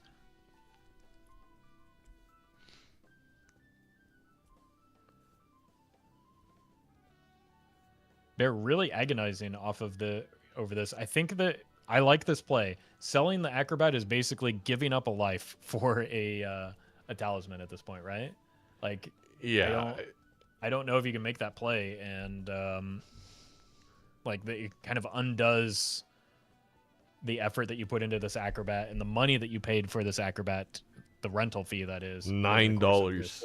Yeah, right. In the course of these this entire ante. I will say though, if no Justice shows up, I actually think Bear still probably has it with like the Acrobat and like a 4 of a kind now that they've been able to build into and the chariots, but it's definitely going to be closer.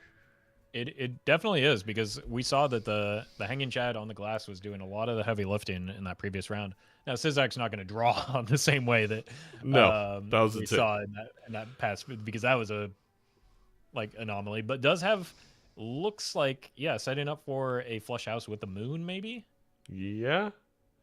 Doesn't need to go the straight route anymore. No.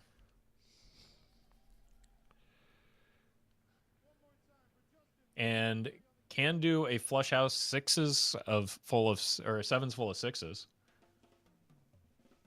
I'm sure that would make chatters very happy. I'm doing the hand motion.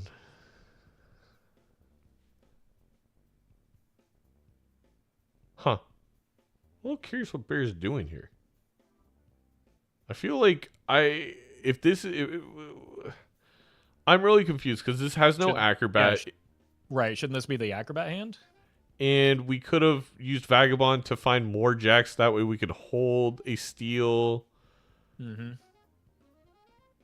And you risk turning off the Vagabond not copying the Vagabond. Exactly. We turn off the Vagabond, we don't score enough, and all of a sudden it's just over. I'm actually like thoroughly confused. All right, we are looking at the 6-7 flush house on Sizaak's side though. Maybe change. Both players just constantly changing their mind. They're really, really. These two are lucky they're not in the same division as Nantre. I'll say that. I think a lost life to every single ante to the timer, and the money comes through. Yep. Oh. They're both basically just Anthony Edwards with that bottle of Gatorade, you know. How many 10s do we have on Bear's side? Because it'd be very great for Bear to be able to hold on to these steals. Oh, flush house, or we could go the flush house angle now with the kings and hold on to the steals. I don't know if Bear sees it. He doesn't. I don't think he saw the line. There's a big number from not a lot of jokers on Sizaak's side, right? Like that's just does have now another flush house available, and maybe that's why the 7s were pitched away. Not just to avoid upsetting chat, but maybe to have a second bite at a big hand like this. If you're Bear and you want to get the flush 5 level, you have to play quickly, because I don't think... well, no, the flush house. Might No, you're right. get there, right? It should be almost 2x the current score, just because it's...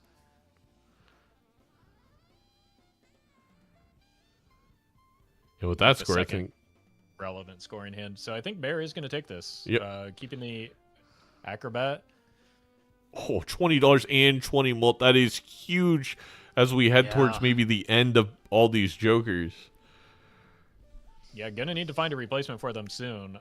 Because, again, Sizaak not really as Joker reliant right now as Bear, but Bear has gotten great deck fixing out of that last round. That getting that flush 5 available is a huge deal. Getting the flush 5 level makes it easier to score once these jokers disappear, and still having one more round of deck fixing thanks to the Blueprint Vagabond is going to be a big deal.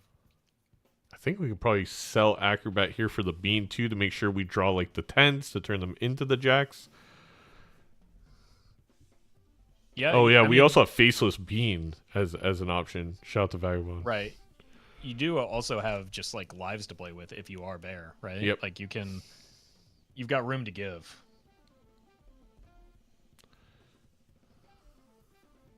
And we get the crystal ball for the final Vagabond though. I don't... Ooh.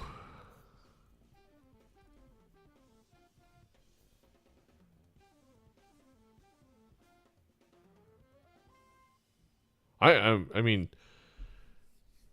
it feels like a gold stake run in a lot of aspects, but the fact that Bear is gonna have like 43 cards in the deck with like a quarter of them being jacks is marvelous at this point. Right. If that, like, the Joker that we're all like waiting for right now is obviously the photograph, right? Because the Hanging Chad's been here for a while. If that shows that's Another going to red be, oh wow. Maybe I'm wrong. Nope. Bear gets it too. Okay, I was gonna say that's gonna be in Sizaak's advantage, but now the red seal coming into play for Bear, that changes things. So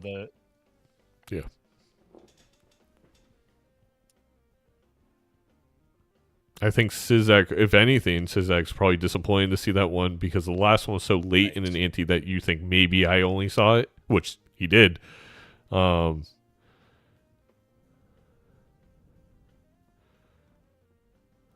maybe getting a chance to make use of this Gold Seal 6. I don't know that we've seen it prior to this, but will be good to get some additional money. Ooh, a sigil could hit, like, if you can get all the face cards in one. It's already pretty, actually, all on hearts anyway. Yeah, and without the bean, the sigil looks a little worse. Yeah, it could have been a really cool combo. It's gonna take it. Oh, we can replace the Acrobat with the trio. I mean, it might last, like, you only need one skip to make it last both of the next two PvPs, which is the number of lives that Sizaak has, so maybe it's not that wild. Are you really going to be able to make good use of this Faceless while doing the Vagabond dance anyway? And the sigil.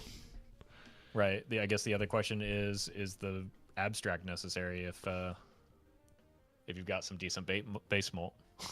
Oh, forget the sigil.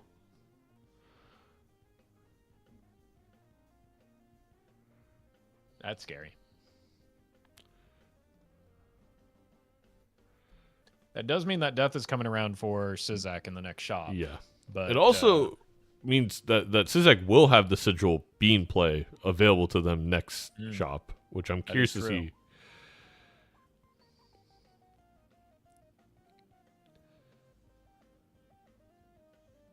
Yeah, that could open up some potential jokers that maybe Bear won't be as interested in. Wow. That is incredible for Bear because they are going to be able to Sun the Red Seal and Death It so they could have Flush House available with the Jacks and Kings. Now Gotta find them first. Yeah, gotta find them though. Smaller deck though, so it isn't unlikely to happen. It's just Oh, not even gonna still- even. Never mind. Really? Forget it.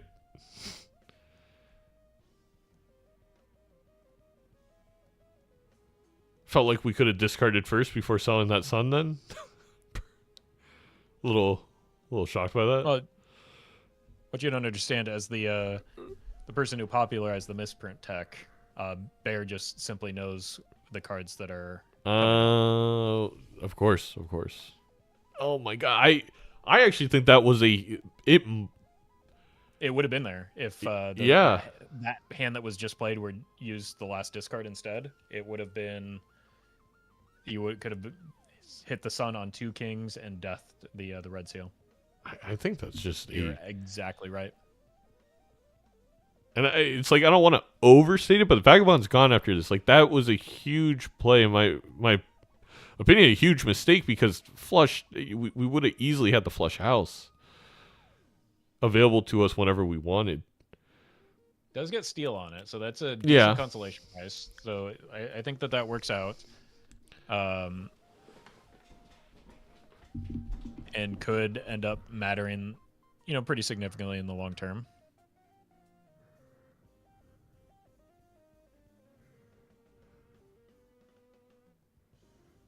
Because with a different line, or with the line we were looking at, only one of them gets the steal on it because the death would already be used. Yeah, that's a good point.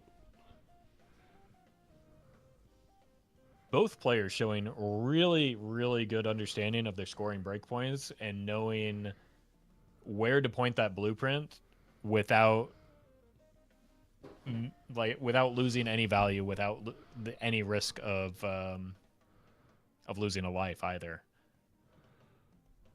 So things So are yes, just the players are taking their time and playing slowly, but they're using it to good effect as well. Glass Yes. card now in play for Sizaak, as well as the trio becoming available.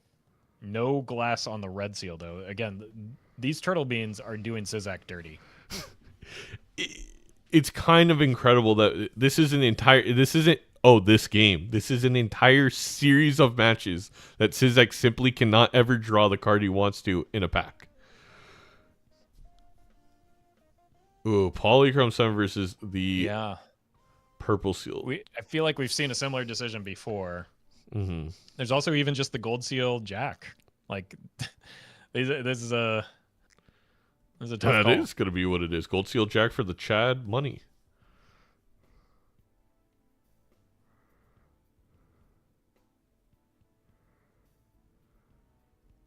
We are going to grab the trio for Sizaak. Yeah, and a really bare Joker roster on the left side of our screens right now.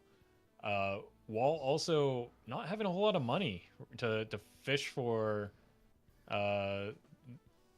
Jokers to fill out those 2 remaining spaces. That's that Hermit's a little bit stranded right now without a lucky card hit. It's Bear was looking for the 2 gold cards in the Gold Seal and somehow has not been able to draw any of them, and they can't really get rid of the cards in their current hand because they need them to not die. Yep. Yeah, we talked about Sizaak's lack of luck. That's with the small size that of the deck that Bear has. That's pretty unlucky as well. At least has Got a blue one seal. at Yeah. least.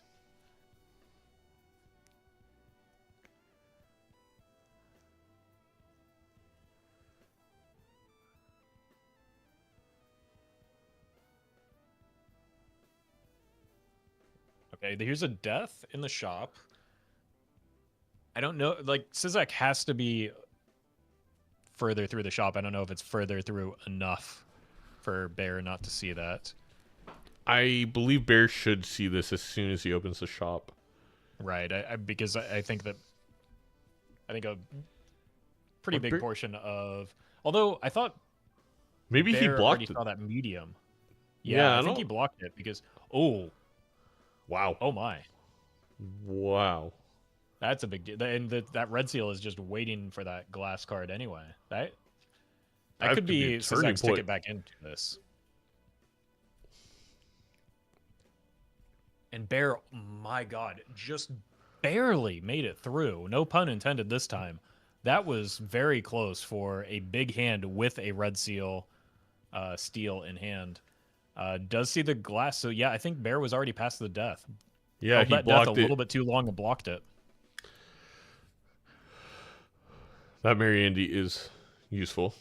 I do believe Sizaak will see it, though. I don't know if Sizaak, I guess the turtle bean equal or better.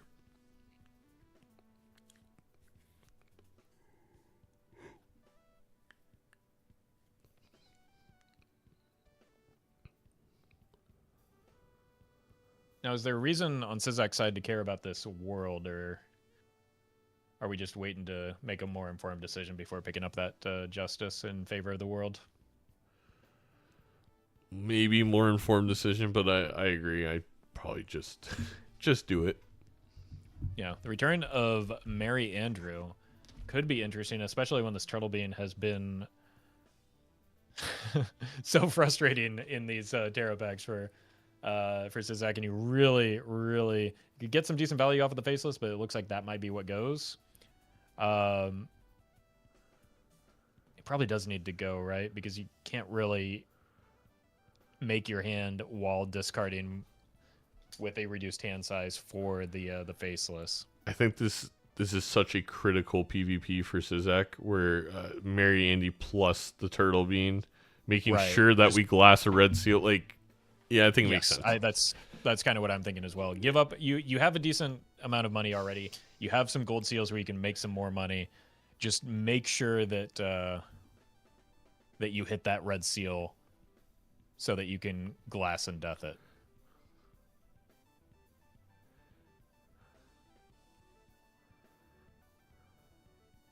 It was always going to be a fight for getting either of these players to ready up, but Bear has done it.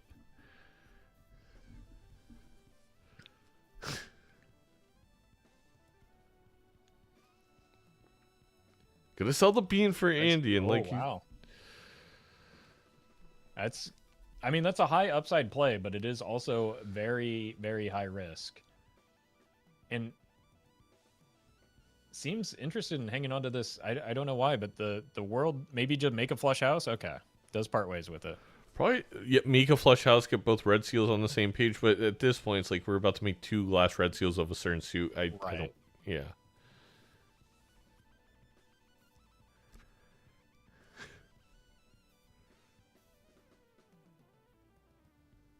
Okay. Now here comes the game of can we find that red seal in time? 5 Also potentially discards. leaving that medium stranded for a bit, so that you can expend that death in order to potentially get another death. We've already seen 1 death blocked this match as it is.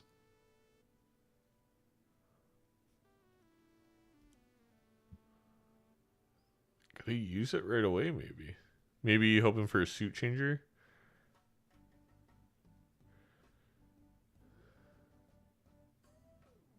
Or a It's a fool. chariot. I mean, it's a lot of scoring potential in a consumable package.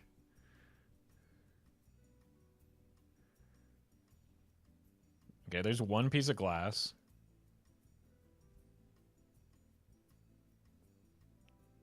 Yeah, I think it might be time to start throwing some hands so that you can potentially get some faceless Joker value here.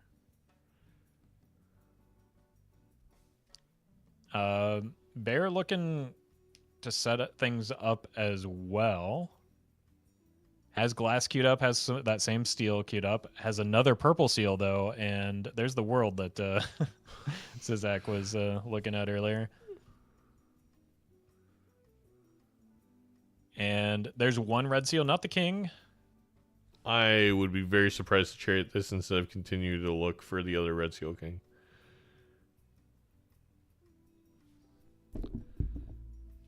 Does Bear have it? I think he, because of the death timing, that both are already red sealed, right? No, what I mean is, Oh, if I you see what if you're saying. yeah, use the chariot and then we have to hold it to get max score of this PvP. Right. Instead of just digging for the. Yeah. Okay, both red seals come into hand for Sizaak. Has the opportunity to glass in death one and chariot the other. For the first time, I think this entire game, Bear finds the gold seal with the Chad. We've done it. Bear also using that very, very unique edge case knowledge of selling the Mary Andrew to see one additional card Yep. and potentially find that steal that that's currently lacking. Again, few people know this game as well as Belenos Bear, especially when it comes to those like weird edge cases. He's tested it all. And unfortunately for Bear, they don't pass Sizaak, so now they have to play. And I see a world where Bear obviously glasses a jack here, throws a chariot on some random card like a 3, and it's not going to be enough. Yeah, and that ends up, putting some of these resources at risk.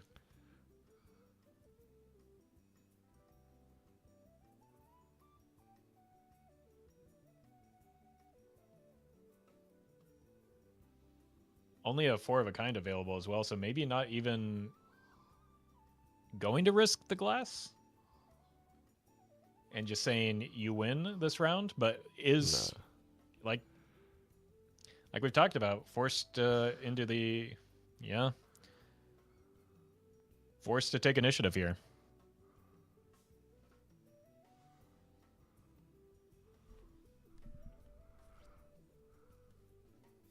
This might tell Sizaak I can get away with greeting a little bit here. Maybe the gold seal can go first. The gold seal could go first, and we don't need all or both red seals, I think, is going to be the play. Yeah, that runner, not only for the polychrome, but also the 195 chips. It's a 3. Is providing a lot of value here. That's what? Or 2x. Yeah. Yeah, about 2x. A little bit less because of the on-scoring chip effects, but still very relevant.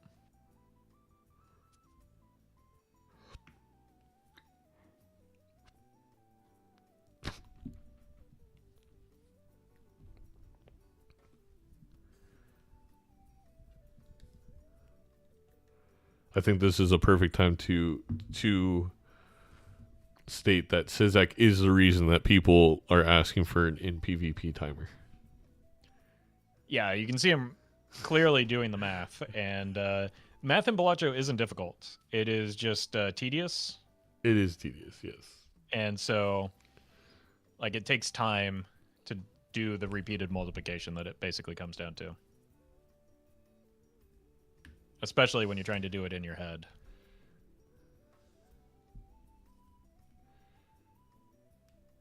I think this is 400k. Oh, very bouncy Balatro. It's been going on for too long. Yeah, Sizaak's, like, I've been lagging a bit just on these streams, but Sizaak's in particular is quite bouncy.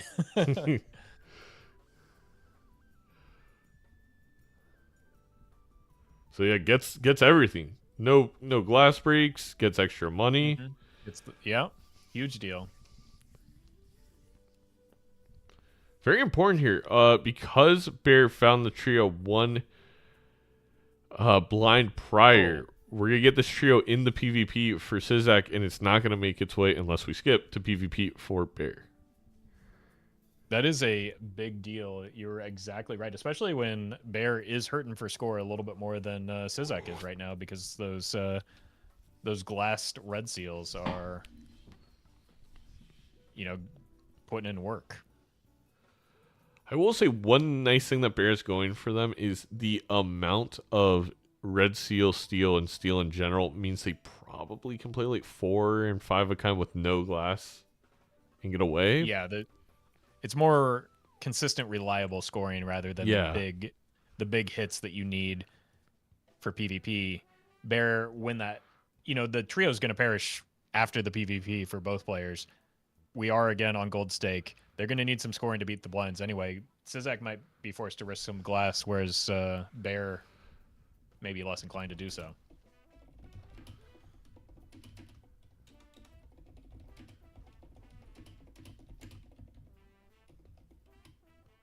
Bear did take a quick look at the skips there, maybe with the thought of preserving that trio one more time, but I don't know. They weren't good looking skips.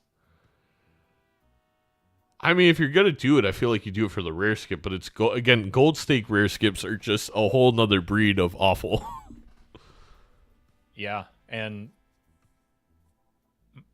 Sizaak, it looks to be taking it and selling the trio in order to do so could pay off huge with this Ankh pickup if the right rare or something that pairs well with that.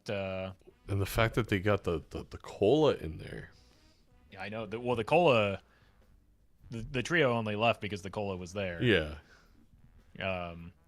But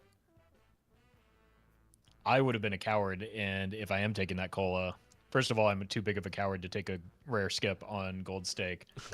Second of all, if I do take that cola, I'm getting out of the faceless and clinging on to dear life for that trio because not a whole lot of scoring available. But Sizaak does have the luxury of having built up that runner for several antes now.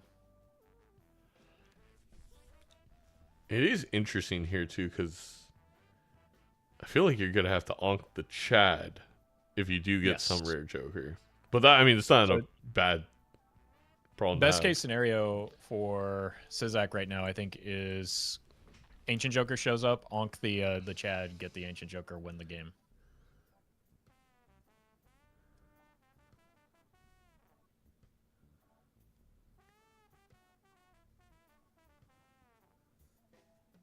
But that, I mean, I don't know if that covers the score reliably when the Ancient Joker doesn't hit the suit that you need. Yeah.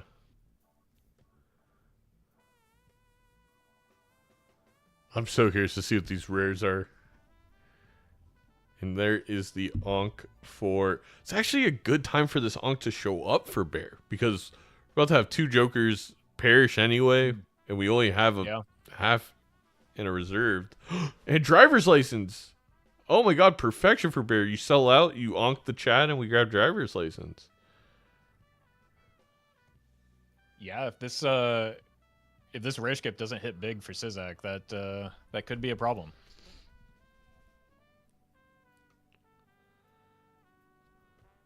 Okay, straight with the glass card should do it. Wow, that is just absolute incredible. I won't use the word lucky, but incredible timing for Bear to find a Joker like that. And the trio came back. And I mean, the thing is, Sizaak will see that same driver's license. So right, it's just a matter of whether this Ankh gets put to use. And with $52, how are you feeling about this campfire as well? That could be, with it being rental, feels a little stinky. I think I Ankh Chad by trio. I look in the buffoon pack, and maybe the driver's license will tell him that he doesn't need campfire. I think I look in the buffoon pack first, then make a decision about whether I want. Oh yeah, because we're probably we Ankh Chad over anything anyway. You're right. But is Sizaak's driver's license online? Bear with a Vagabond blueprint earlier. Vagabond was only at 20. And that glass breaking could deactivate that driver's license pretty quickly. Yeah, if we just look at the current enhancements we have access to looking at, it is 2, 4, 10, 11 to 8. Of course, this doesn't include Hierophants, Empresses, and Stone cards.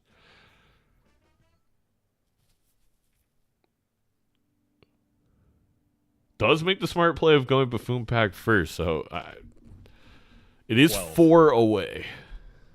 That's not insurmountable. No. Problem is, if you're taking the campfire, you're maybe less inclined to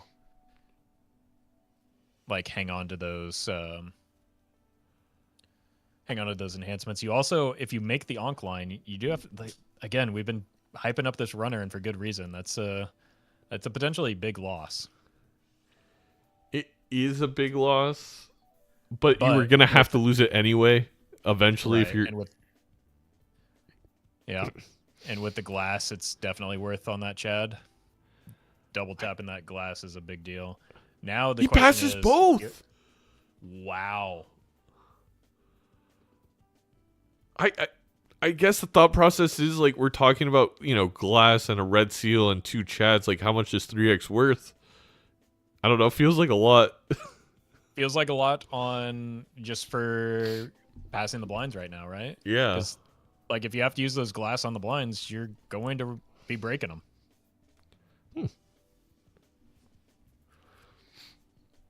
I did not see what Bear ended up having to play to get out there, but he is now in the big blind shop.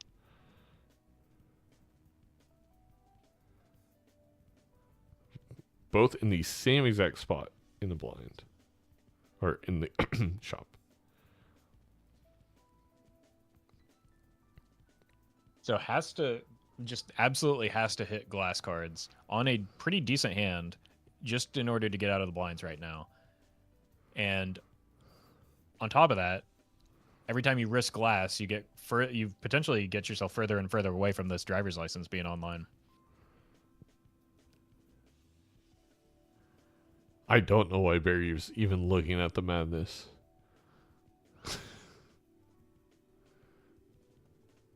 Tags got desynced? That happens with skip tags. It pushes the right. tags to Yes. the wrong jokers. That makes sense because those tags were on the rare jokers. Exactly.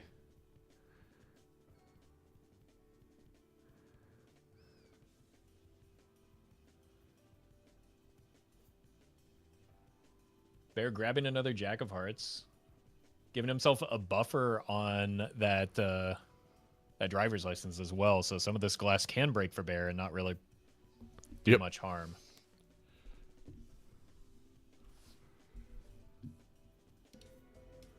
I think there's a decent chance with the way these jokers are looking right now on the timer being a little bit different there. that we could see Sizaak going down to 1 life. I mean, didn't notice. Oh, well, I guess I spilled the beans. Unless there's just significantly more glass drawn. it feels like the red make up. seal steals also. I mean, each one is worth basically a glass card.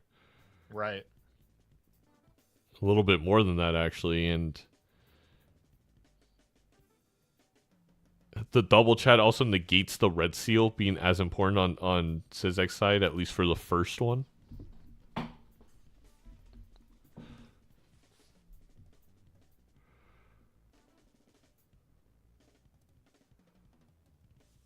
And just the smaller deck from Bear.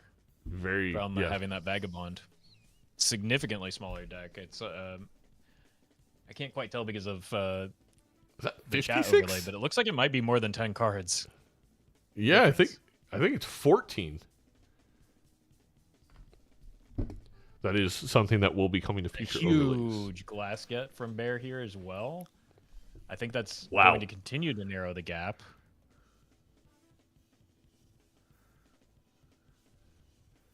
Yeah, wait. I mean, Sizaak is not even going to draw the glass. I didn't even. Yeah. I mean, did this not is- realize how fat it was. This is going. Yeah, I didn't either. This is going to be a huge problem going into the dreaded small and big blind next ante. Just gotta play simply the gold doesn't have a seal. hand here other than the. I mean, full house. Is that good? Doesn't feel good compared to what Bear's about to throw down here. I guess with double chat and a red seal, it's like you think it's okay. You think like, oh, this is Yeah. this is a few 100,000, but Bear's about to put up a few million. Right, and Sizaak's glass is a lot more precious than Bear's. Oh, it's gone. So like having that, I mean, Bear doesn't even need to use the justice here, right? No. Like He does it.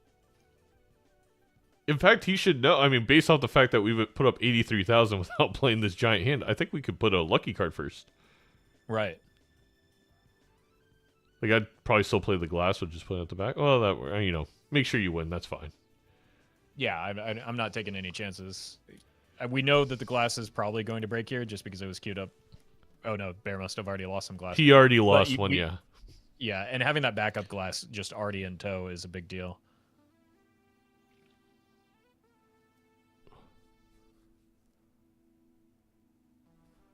Yeah, this fortune teller really... Oh, we could glass a jack here and fool for another justice.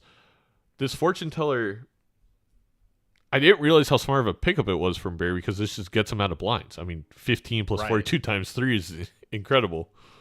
Yeah, and you're getting decent chips from the the hanging Chad as well. I'd be very surprised to see Bear, but it looks like Bear's not going to... Yeah, with 1 life for your opponent, you just got to go all in on the glass at this stage, right? Huh. Oh. Classic. It was another Mega Arcana that we didn't realize was a Mega Arcana. All right, I need to just start watching on my actual monitor instead of through OBS. Oh man.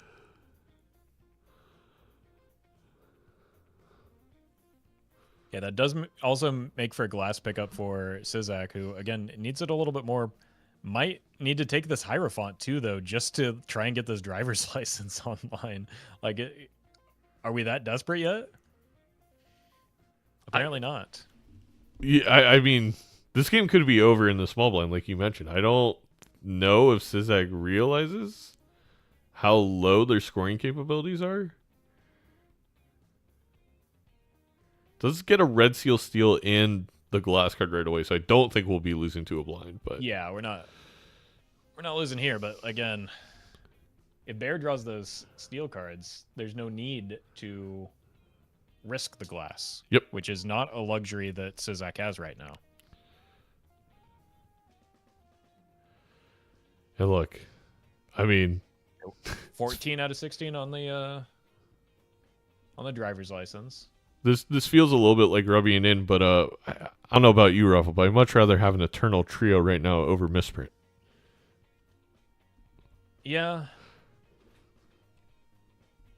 But I do admire the desire to really leave that slot open and potentially hit big. Yeah. The problem is you're just running out of time because of your low life total to find anything, right? Money's low, and time is running out. Yeah, maybe the thought process for Sizaak was double Chad with gold seals and everything. It's like it's so much money, but due to the roundness or chubbiness of his deck, he wasn't finding the cards that would provide that kind of money injection to then find good jokers to take up those final spots. Right, and I think if you're Bear right now, you can play a little fast and loose here. No reason to risk glass, even if you need it for the scoring. Just take the life loss. You've got a couple to give. You're seemingly in a good position to clean things out. So there's very little pressure on Bear right now to do anything other than maybe continue accumulating value. Ooh, we don't have uncommons. Never mind. I do think that discard voucher is maybe a little bit more beneficial for Sizaak just because Bear is closer to seeing all cards in the deck. It's obviously still beneficial for Bear because you get further through your deck and you want to see as many cards as possible. But not quite as critical as it is for Sizaak here, who is now 1 card away from getting that driver's license online, and maybe there it is, resting a little bit easier through these blinds. Maybe. I mean, so we used a glass card with 4 of a kind and scored 150, and the glass card currently with double Chad is 2 to the 5th power, which is 4, 8, 16, 32, 64. I think you still are going to have to use which is not a good place to be because if you're risking that glass again, if you're at 16 out of 16, and that glass breaks, you're now at 15 out of 16. Maybe with like 2 or 3 steals, but again, it's also gonna be hard to even get the 4 of a kind for Sizaak. That extra discard will be quite beneficial though. Yeah, and that's bringing that strength in helps a little bit Yep. as well. So it's definitely not over. Again, Bear hanging on to this Justice for a long time, wanting to take it into the PvP, but we saw earlier that runs the risk of meaning that you don't see a Justice that's in the shop that Sizaak might.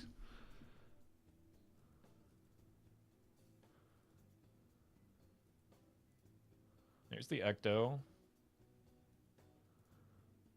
Take that for a ride for a bit. I think Bear seems like looking for a reason to get out of the reserve parking right now and not really finding it. I think also Fortune Teller, right? Because the plus 49 molt in this PvP is probably not going to do anything because we're going to play glass. It could force turn order, which is definitely not a bad thing. But yeah, didn't find much. That does mean that Sizaak's not going to find much, and Bear. I actually think Sizaak's a little bit ahead. Yes, but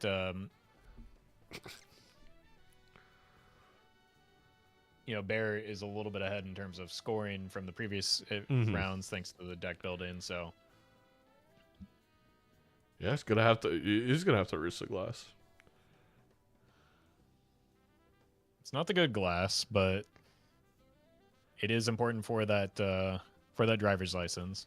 Even if it does break, you almost assuredly assume that you're going to find enhancement. Hit exactly an enhancement with a hallucination and like $64. An 8-ball. And $64.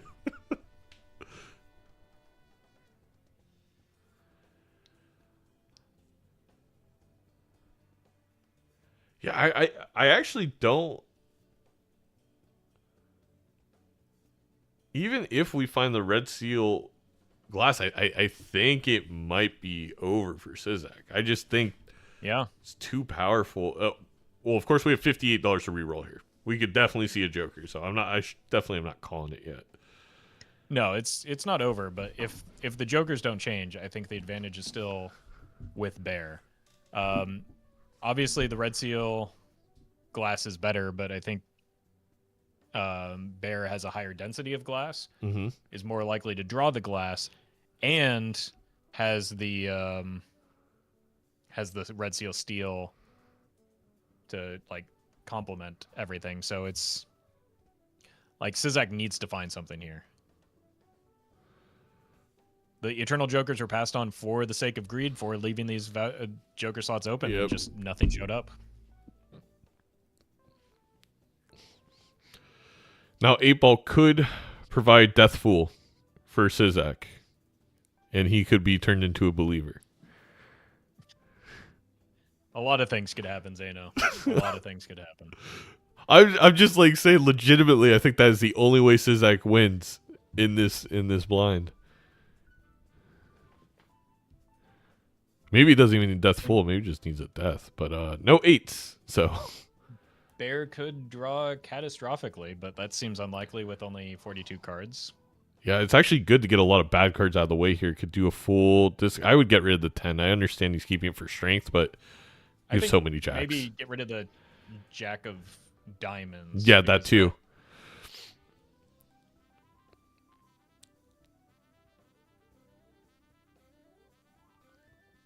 I mean, we've seen it happen plenty of times. Major League Balatro ranked, people do not discard or play their hands aggressively enough, and that truly loses the game. Because giving Sizaak runway at this point with the red seal glass is the worst thing that could happen. Right, because Sizaak has drawn his good card. Bear has not.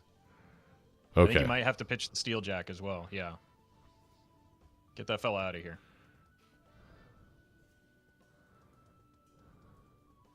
Okay, we found a glass. We just need to find that Red Seal Steel now. I like the deviation from Bear so far to make sure that you're getting further through the deck. I think he's just probably aware and counting how many cards We can get through. are there, right? Yeah. There's one. Okay. I think either piece for Bear now, either the Glass Jack or the other Red Seal Steel, is pretty comfortably taking this.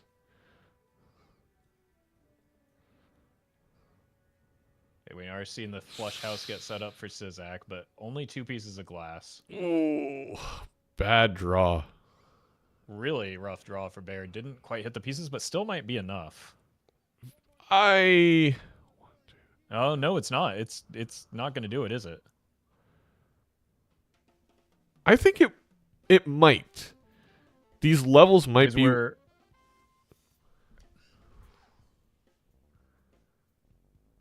think we're at parity. The only difference was the Red Seal glass, right? Did Sizaak have 3 steel cards? Sizaak had 2, but I do think the Scary Face more than makes up for it.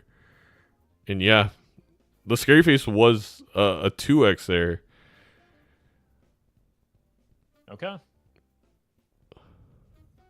Yeah, so unfortunate draws from Bear, which is what we said could happen.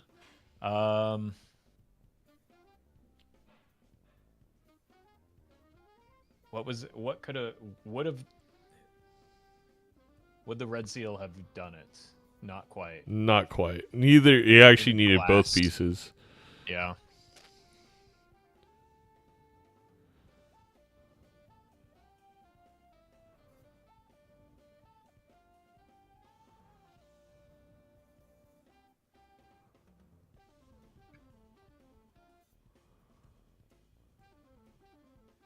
I think what I would love to see right now is an idle and then some aggressive skipping. I'm okay with that. Yeah, because we're approaching hour 3 right now.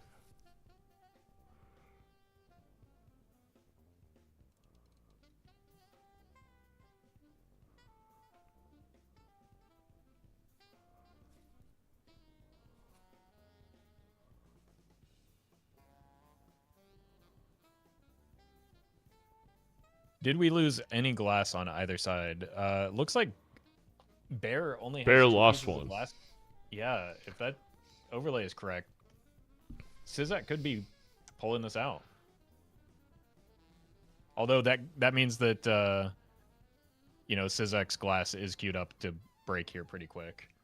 But having a 2 glass advantage right now is a pretty big deal.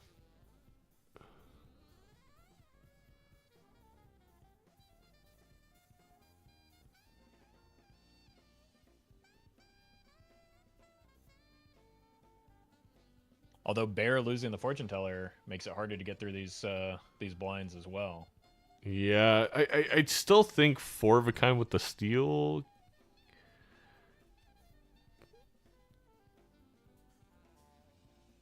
Yeah, that blue seal copy early from Bear is putting in some decent work for, getting those base levels in 4 of a kind.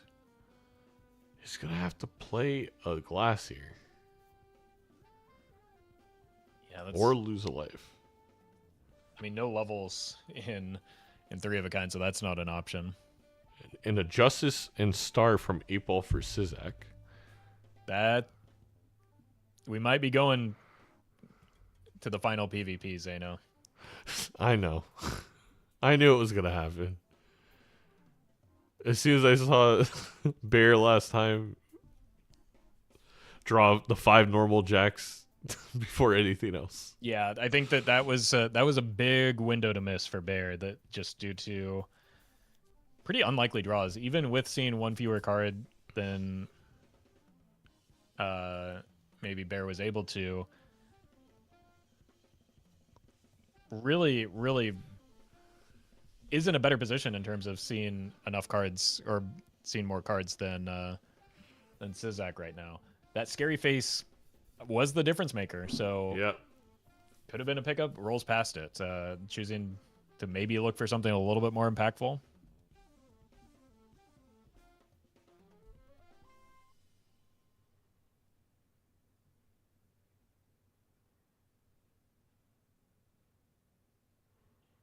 The blinds are getting pretty serious. That's how far this game's gone.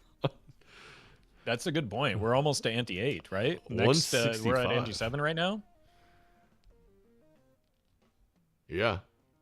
For example, Sizaak had to throw a glass on the Red Seal Steel. Uh-oh. Because of the draws. And that's the only way to score 110.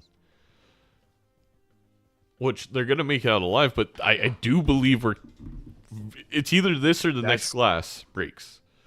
Right. The Kings are the priority in terms of glass for Sizaak still, but you don't want to, like, you need them for your flush house. And gets by without breaking, so it should be the next one then.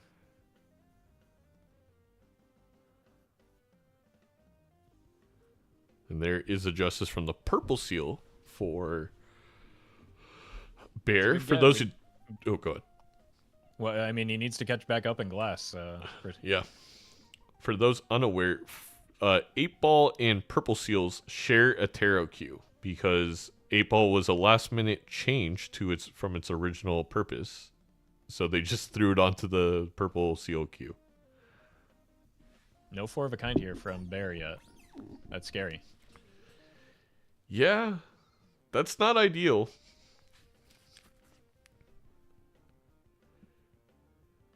Might be leaving another glass or a justice stranded too.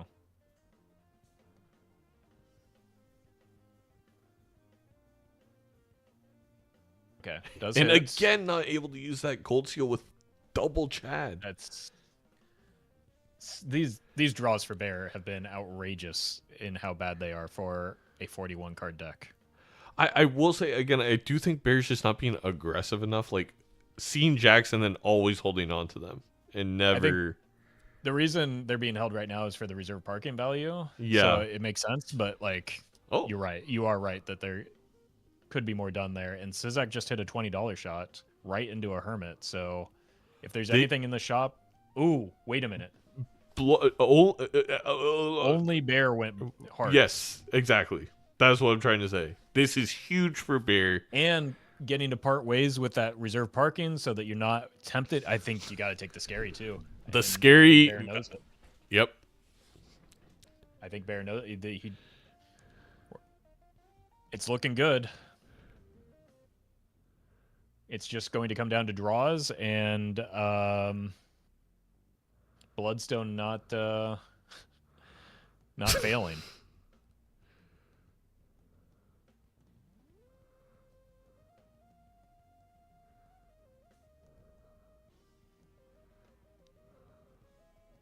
Yeah, there it is.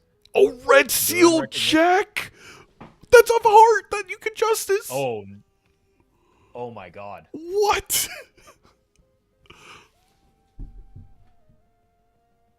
You could not ask for a better card other than having the glass already on it. I mean, Sizaak will see that too, but it's not going to be nearly as good for him. Unless a sun comes. Yeah. Which we do have. Stuck in the difficult position of doing math one more time here. We have a Baron, which we have Red Seal Steel Kings. Is this a... Ectoplasm's weird because then you're losing a spot. I don't think you can Ecto. I think you have to make a decision. Is it better than Faceless or Driver's License? I like the way that Bear's been drawing. I think it's hard to make the call on that Ecto, and then you limit your hand size. But I do like this pickup, even just for those. If you draw 2 of them, that's a pretty big hit. You're going to have to discard and play more aggressively in order to make that happen, though, because you have a lot of really important cards that you need to hit right now.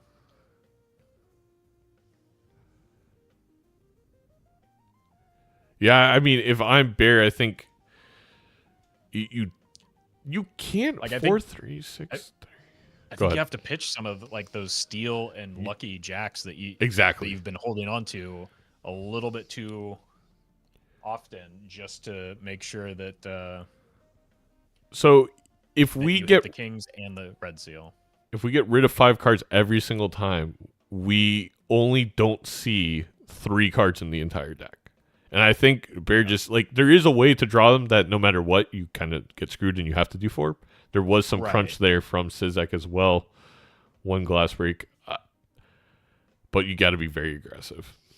Yes, it's the Baron puts more pressure on drawing the right cards, but does have a lot higher upside. And like you said, Bear, some of that is under Bear's control. If you're only seeing all but 3 of your cards, or it's possible to only, obviously the draws might make that impossible, but that's also potentially a good problem to have, because that means you're hitting the red seal jack. That means you're hitting the red seal king early. So you're In the glass jacks, and then you're just so that means you need to see fewer cards anyway. So like digging is less important.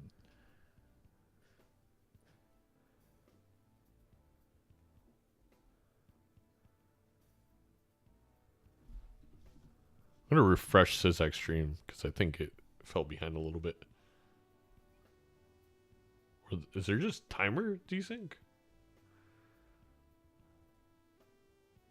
It just might be like inherent stream delay with the feeds. Because I swear they weren't this. I think sometimes when Balatro lags, it desyncs the timer, which luckily Sizaak won't lose a life if the timer hits 0. The first time, so it wouldn't have mattered. Because as you see, the numbers are the same. It's just the timers were off. Draws both red seal kings. Well, there's a lot to get rid of, though. That takes some of the pressure off. Yeah. That justifies the Baron already. Stuff. Yeah. Because I keep finding like just okay stuff. Yeah, Now you just got to there's dig really one hard for very that like specific piece to a puzzle red seal that glass jack. And I like if I found it, I already would be getting in rid of 5 really good cards. shape, but it Waste hasn't wanted to show up. just dig. Who cares about this hex? Let's see what's in the Who cares about the non-heart jacks as well? Right. Like, yeah. and honestly, I don't care about the non-glass jacks if they're not that red seal. Yeah. I need to find that red seal right now. Because absolutely. And there we go. I think that Okay, that's got to do it. Right? Now you can be a little bit cute with your discards. You know, you would like to find that glass. You might need to find that glass from your perspective, but yeah, it's a little bit less there's always so much you can do now. I don't think you can get rid of the jacks, especially with them being steel, so this was the example of us saying like you could draw in a way where you can't see every card, and that is exactly what just happened. Right, but you see the important cards is the main thing. Exactly.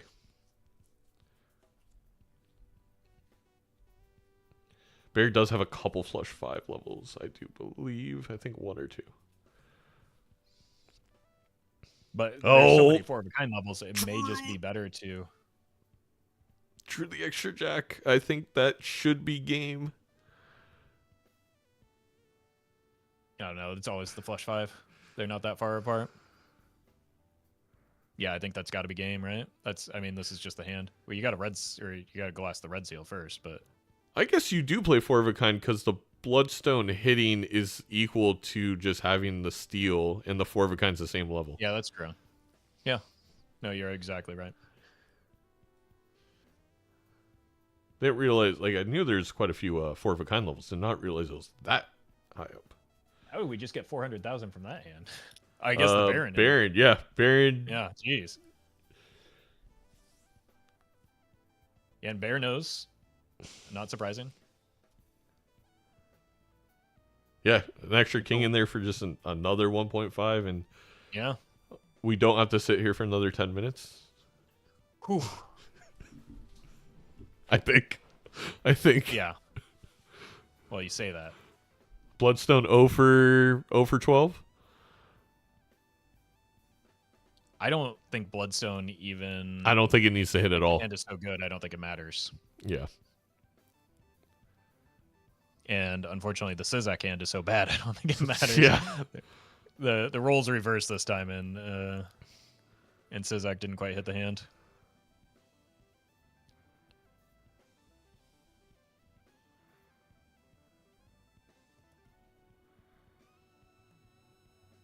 Ooh, what a match! What a game. Yeah. Okay. Well, this is What a day one. my hand. A little bit more worried this one could be the last. All right, I'll play when you play. Okay, I'm playing it. It's going.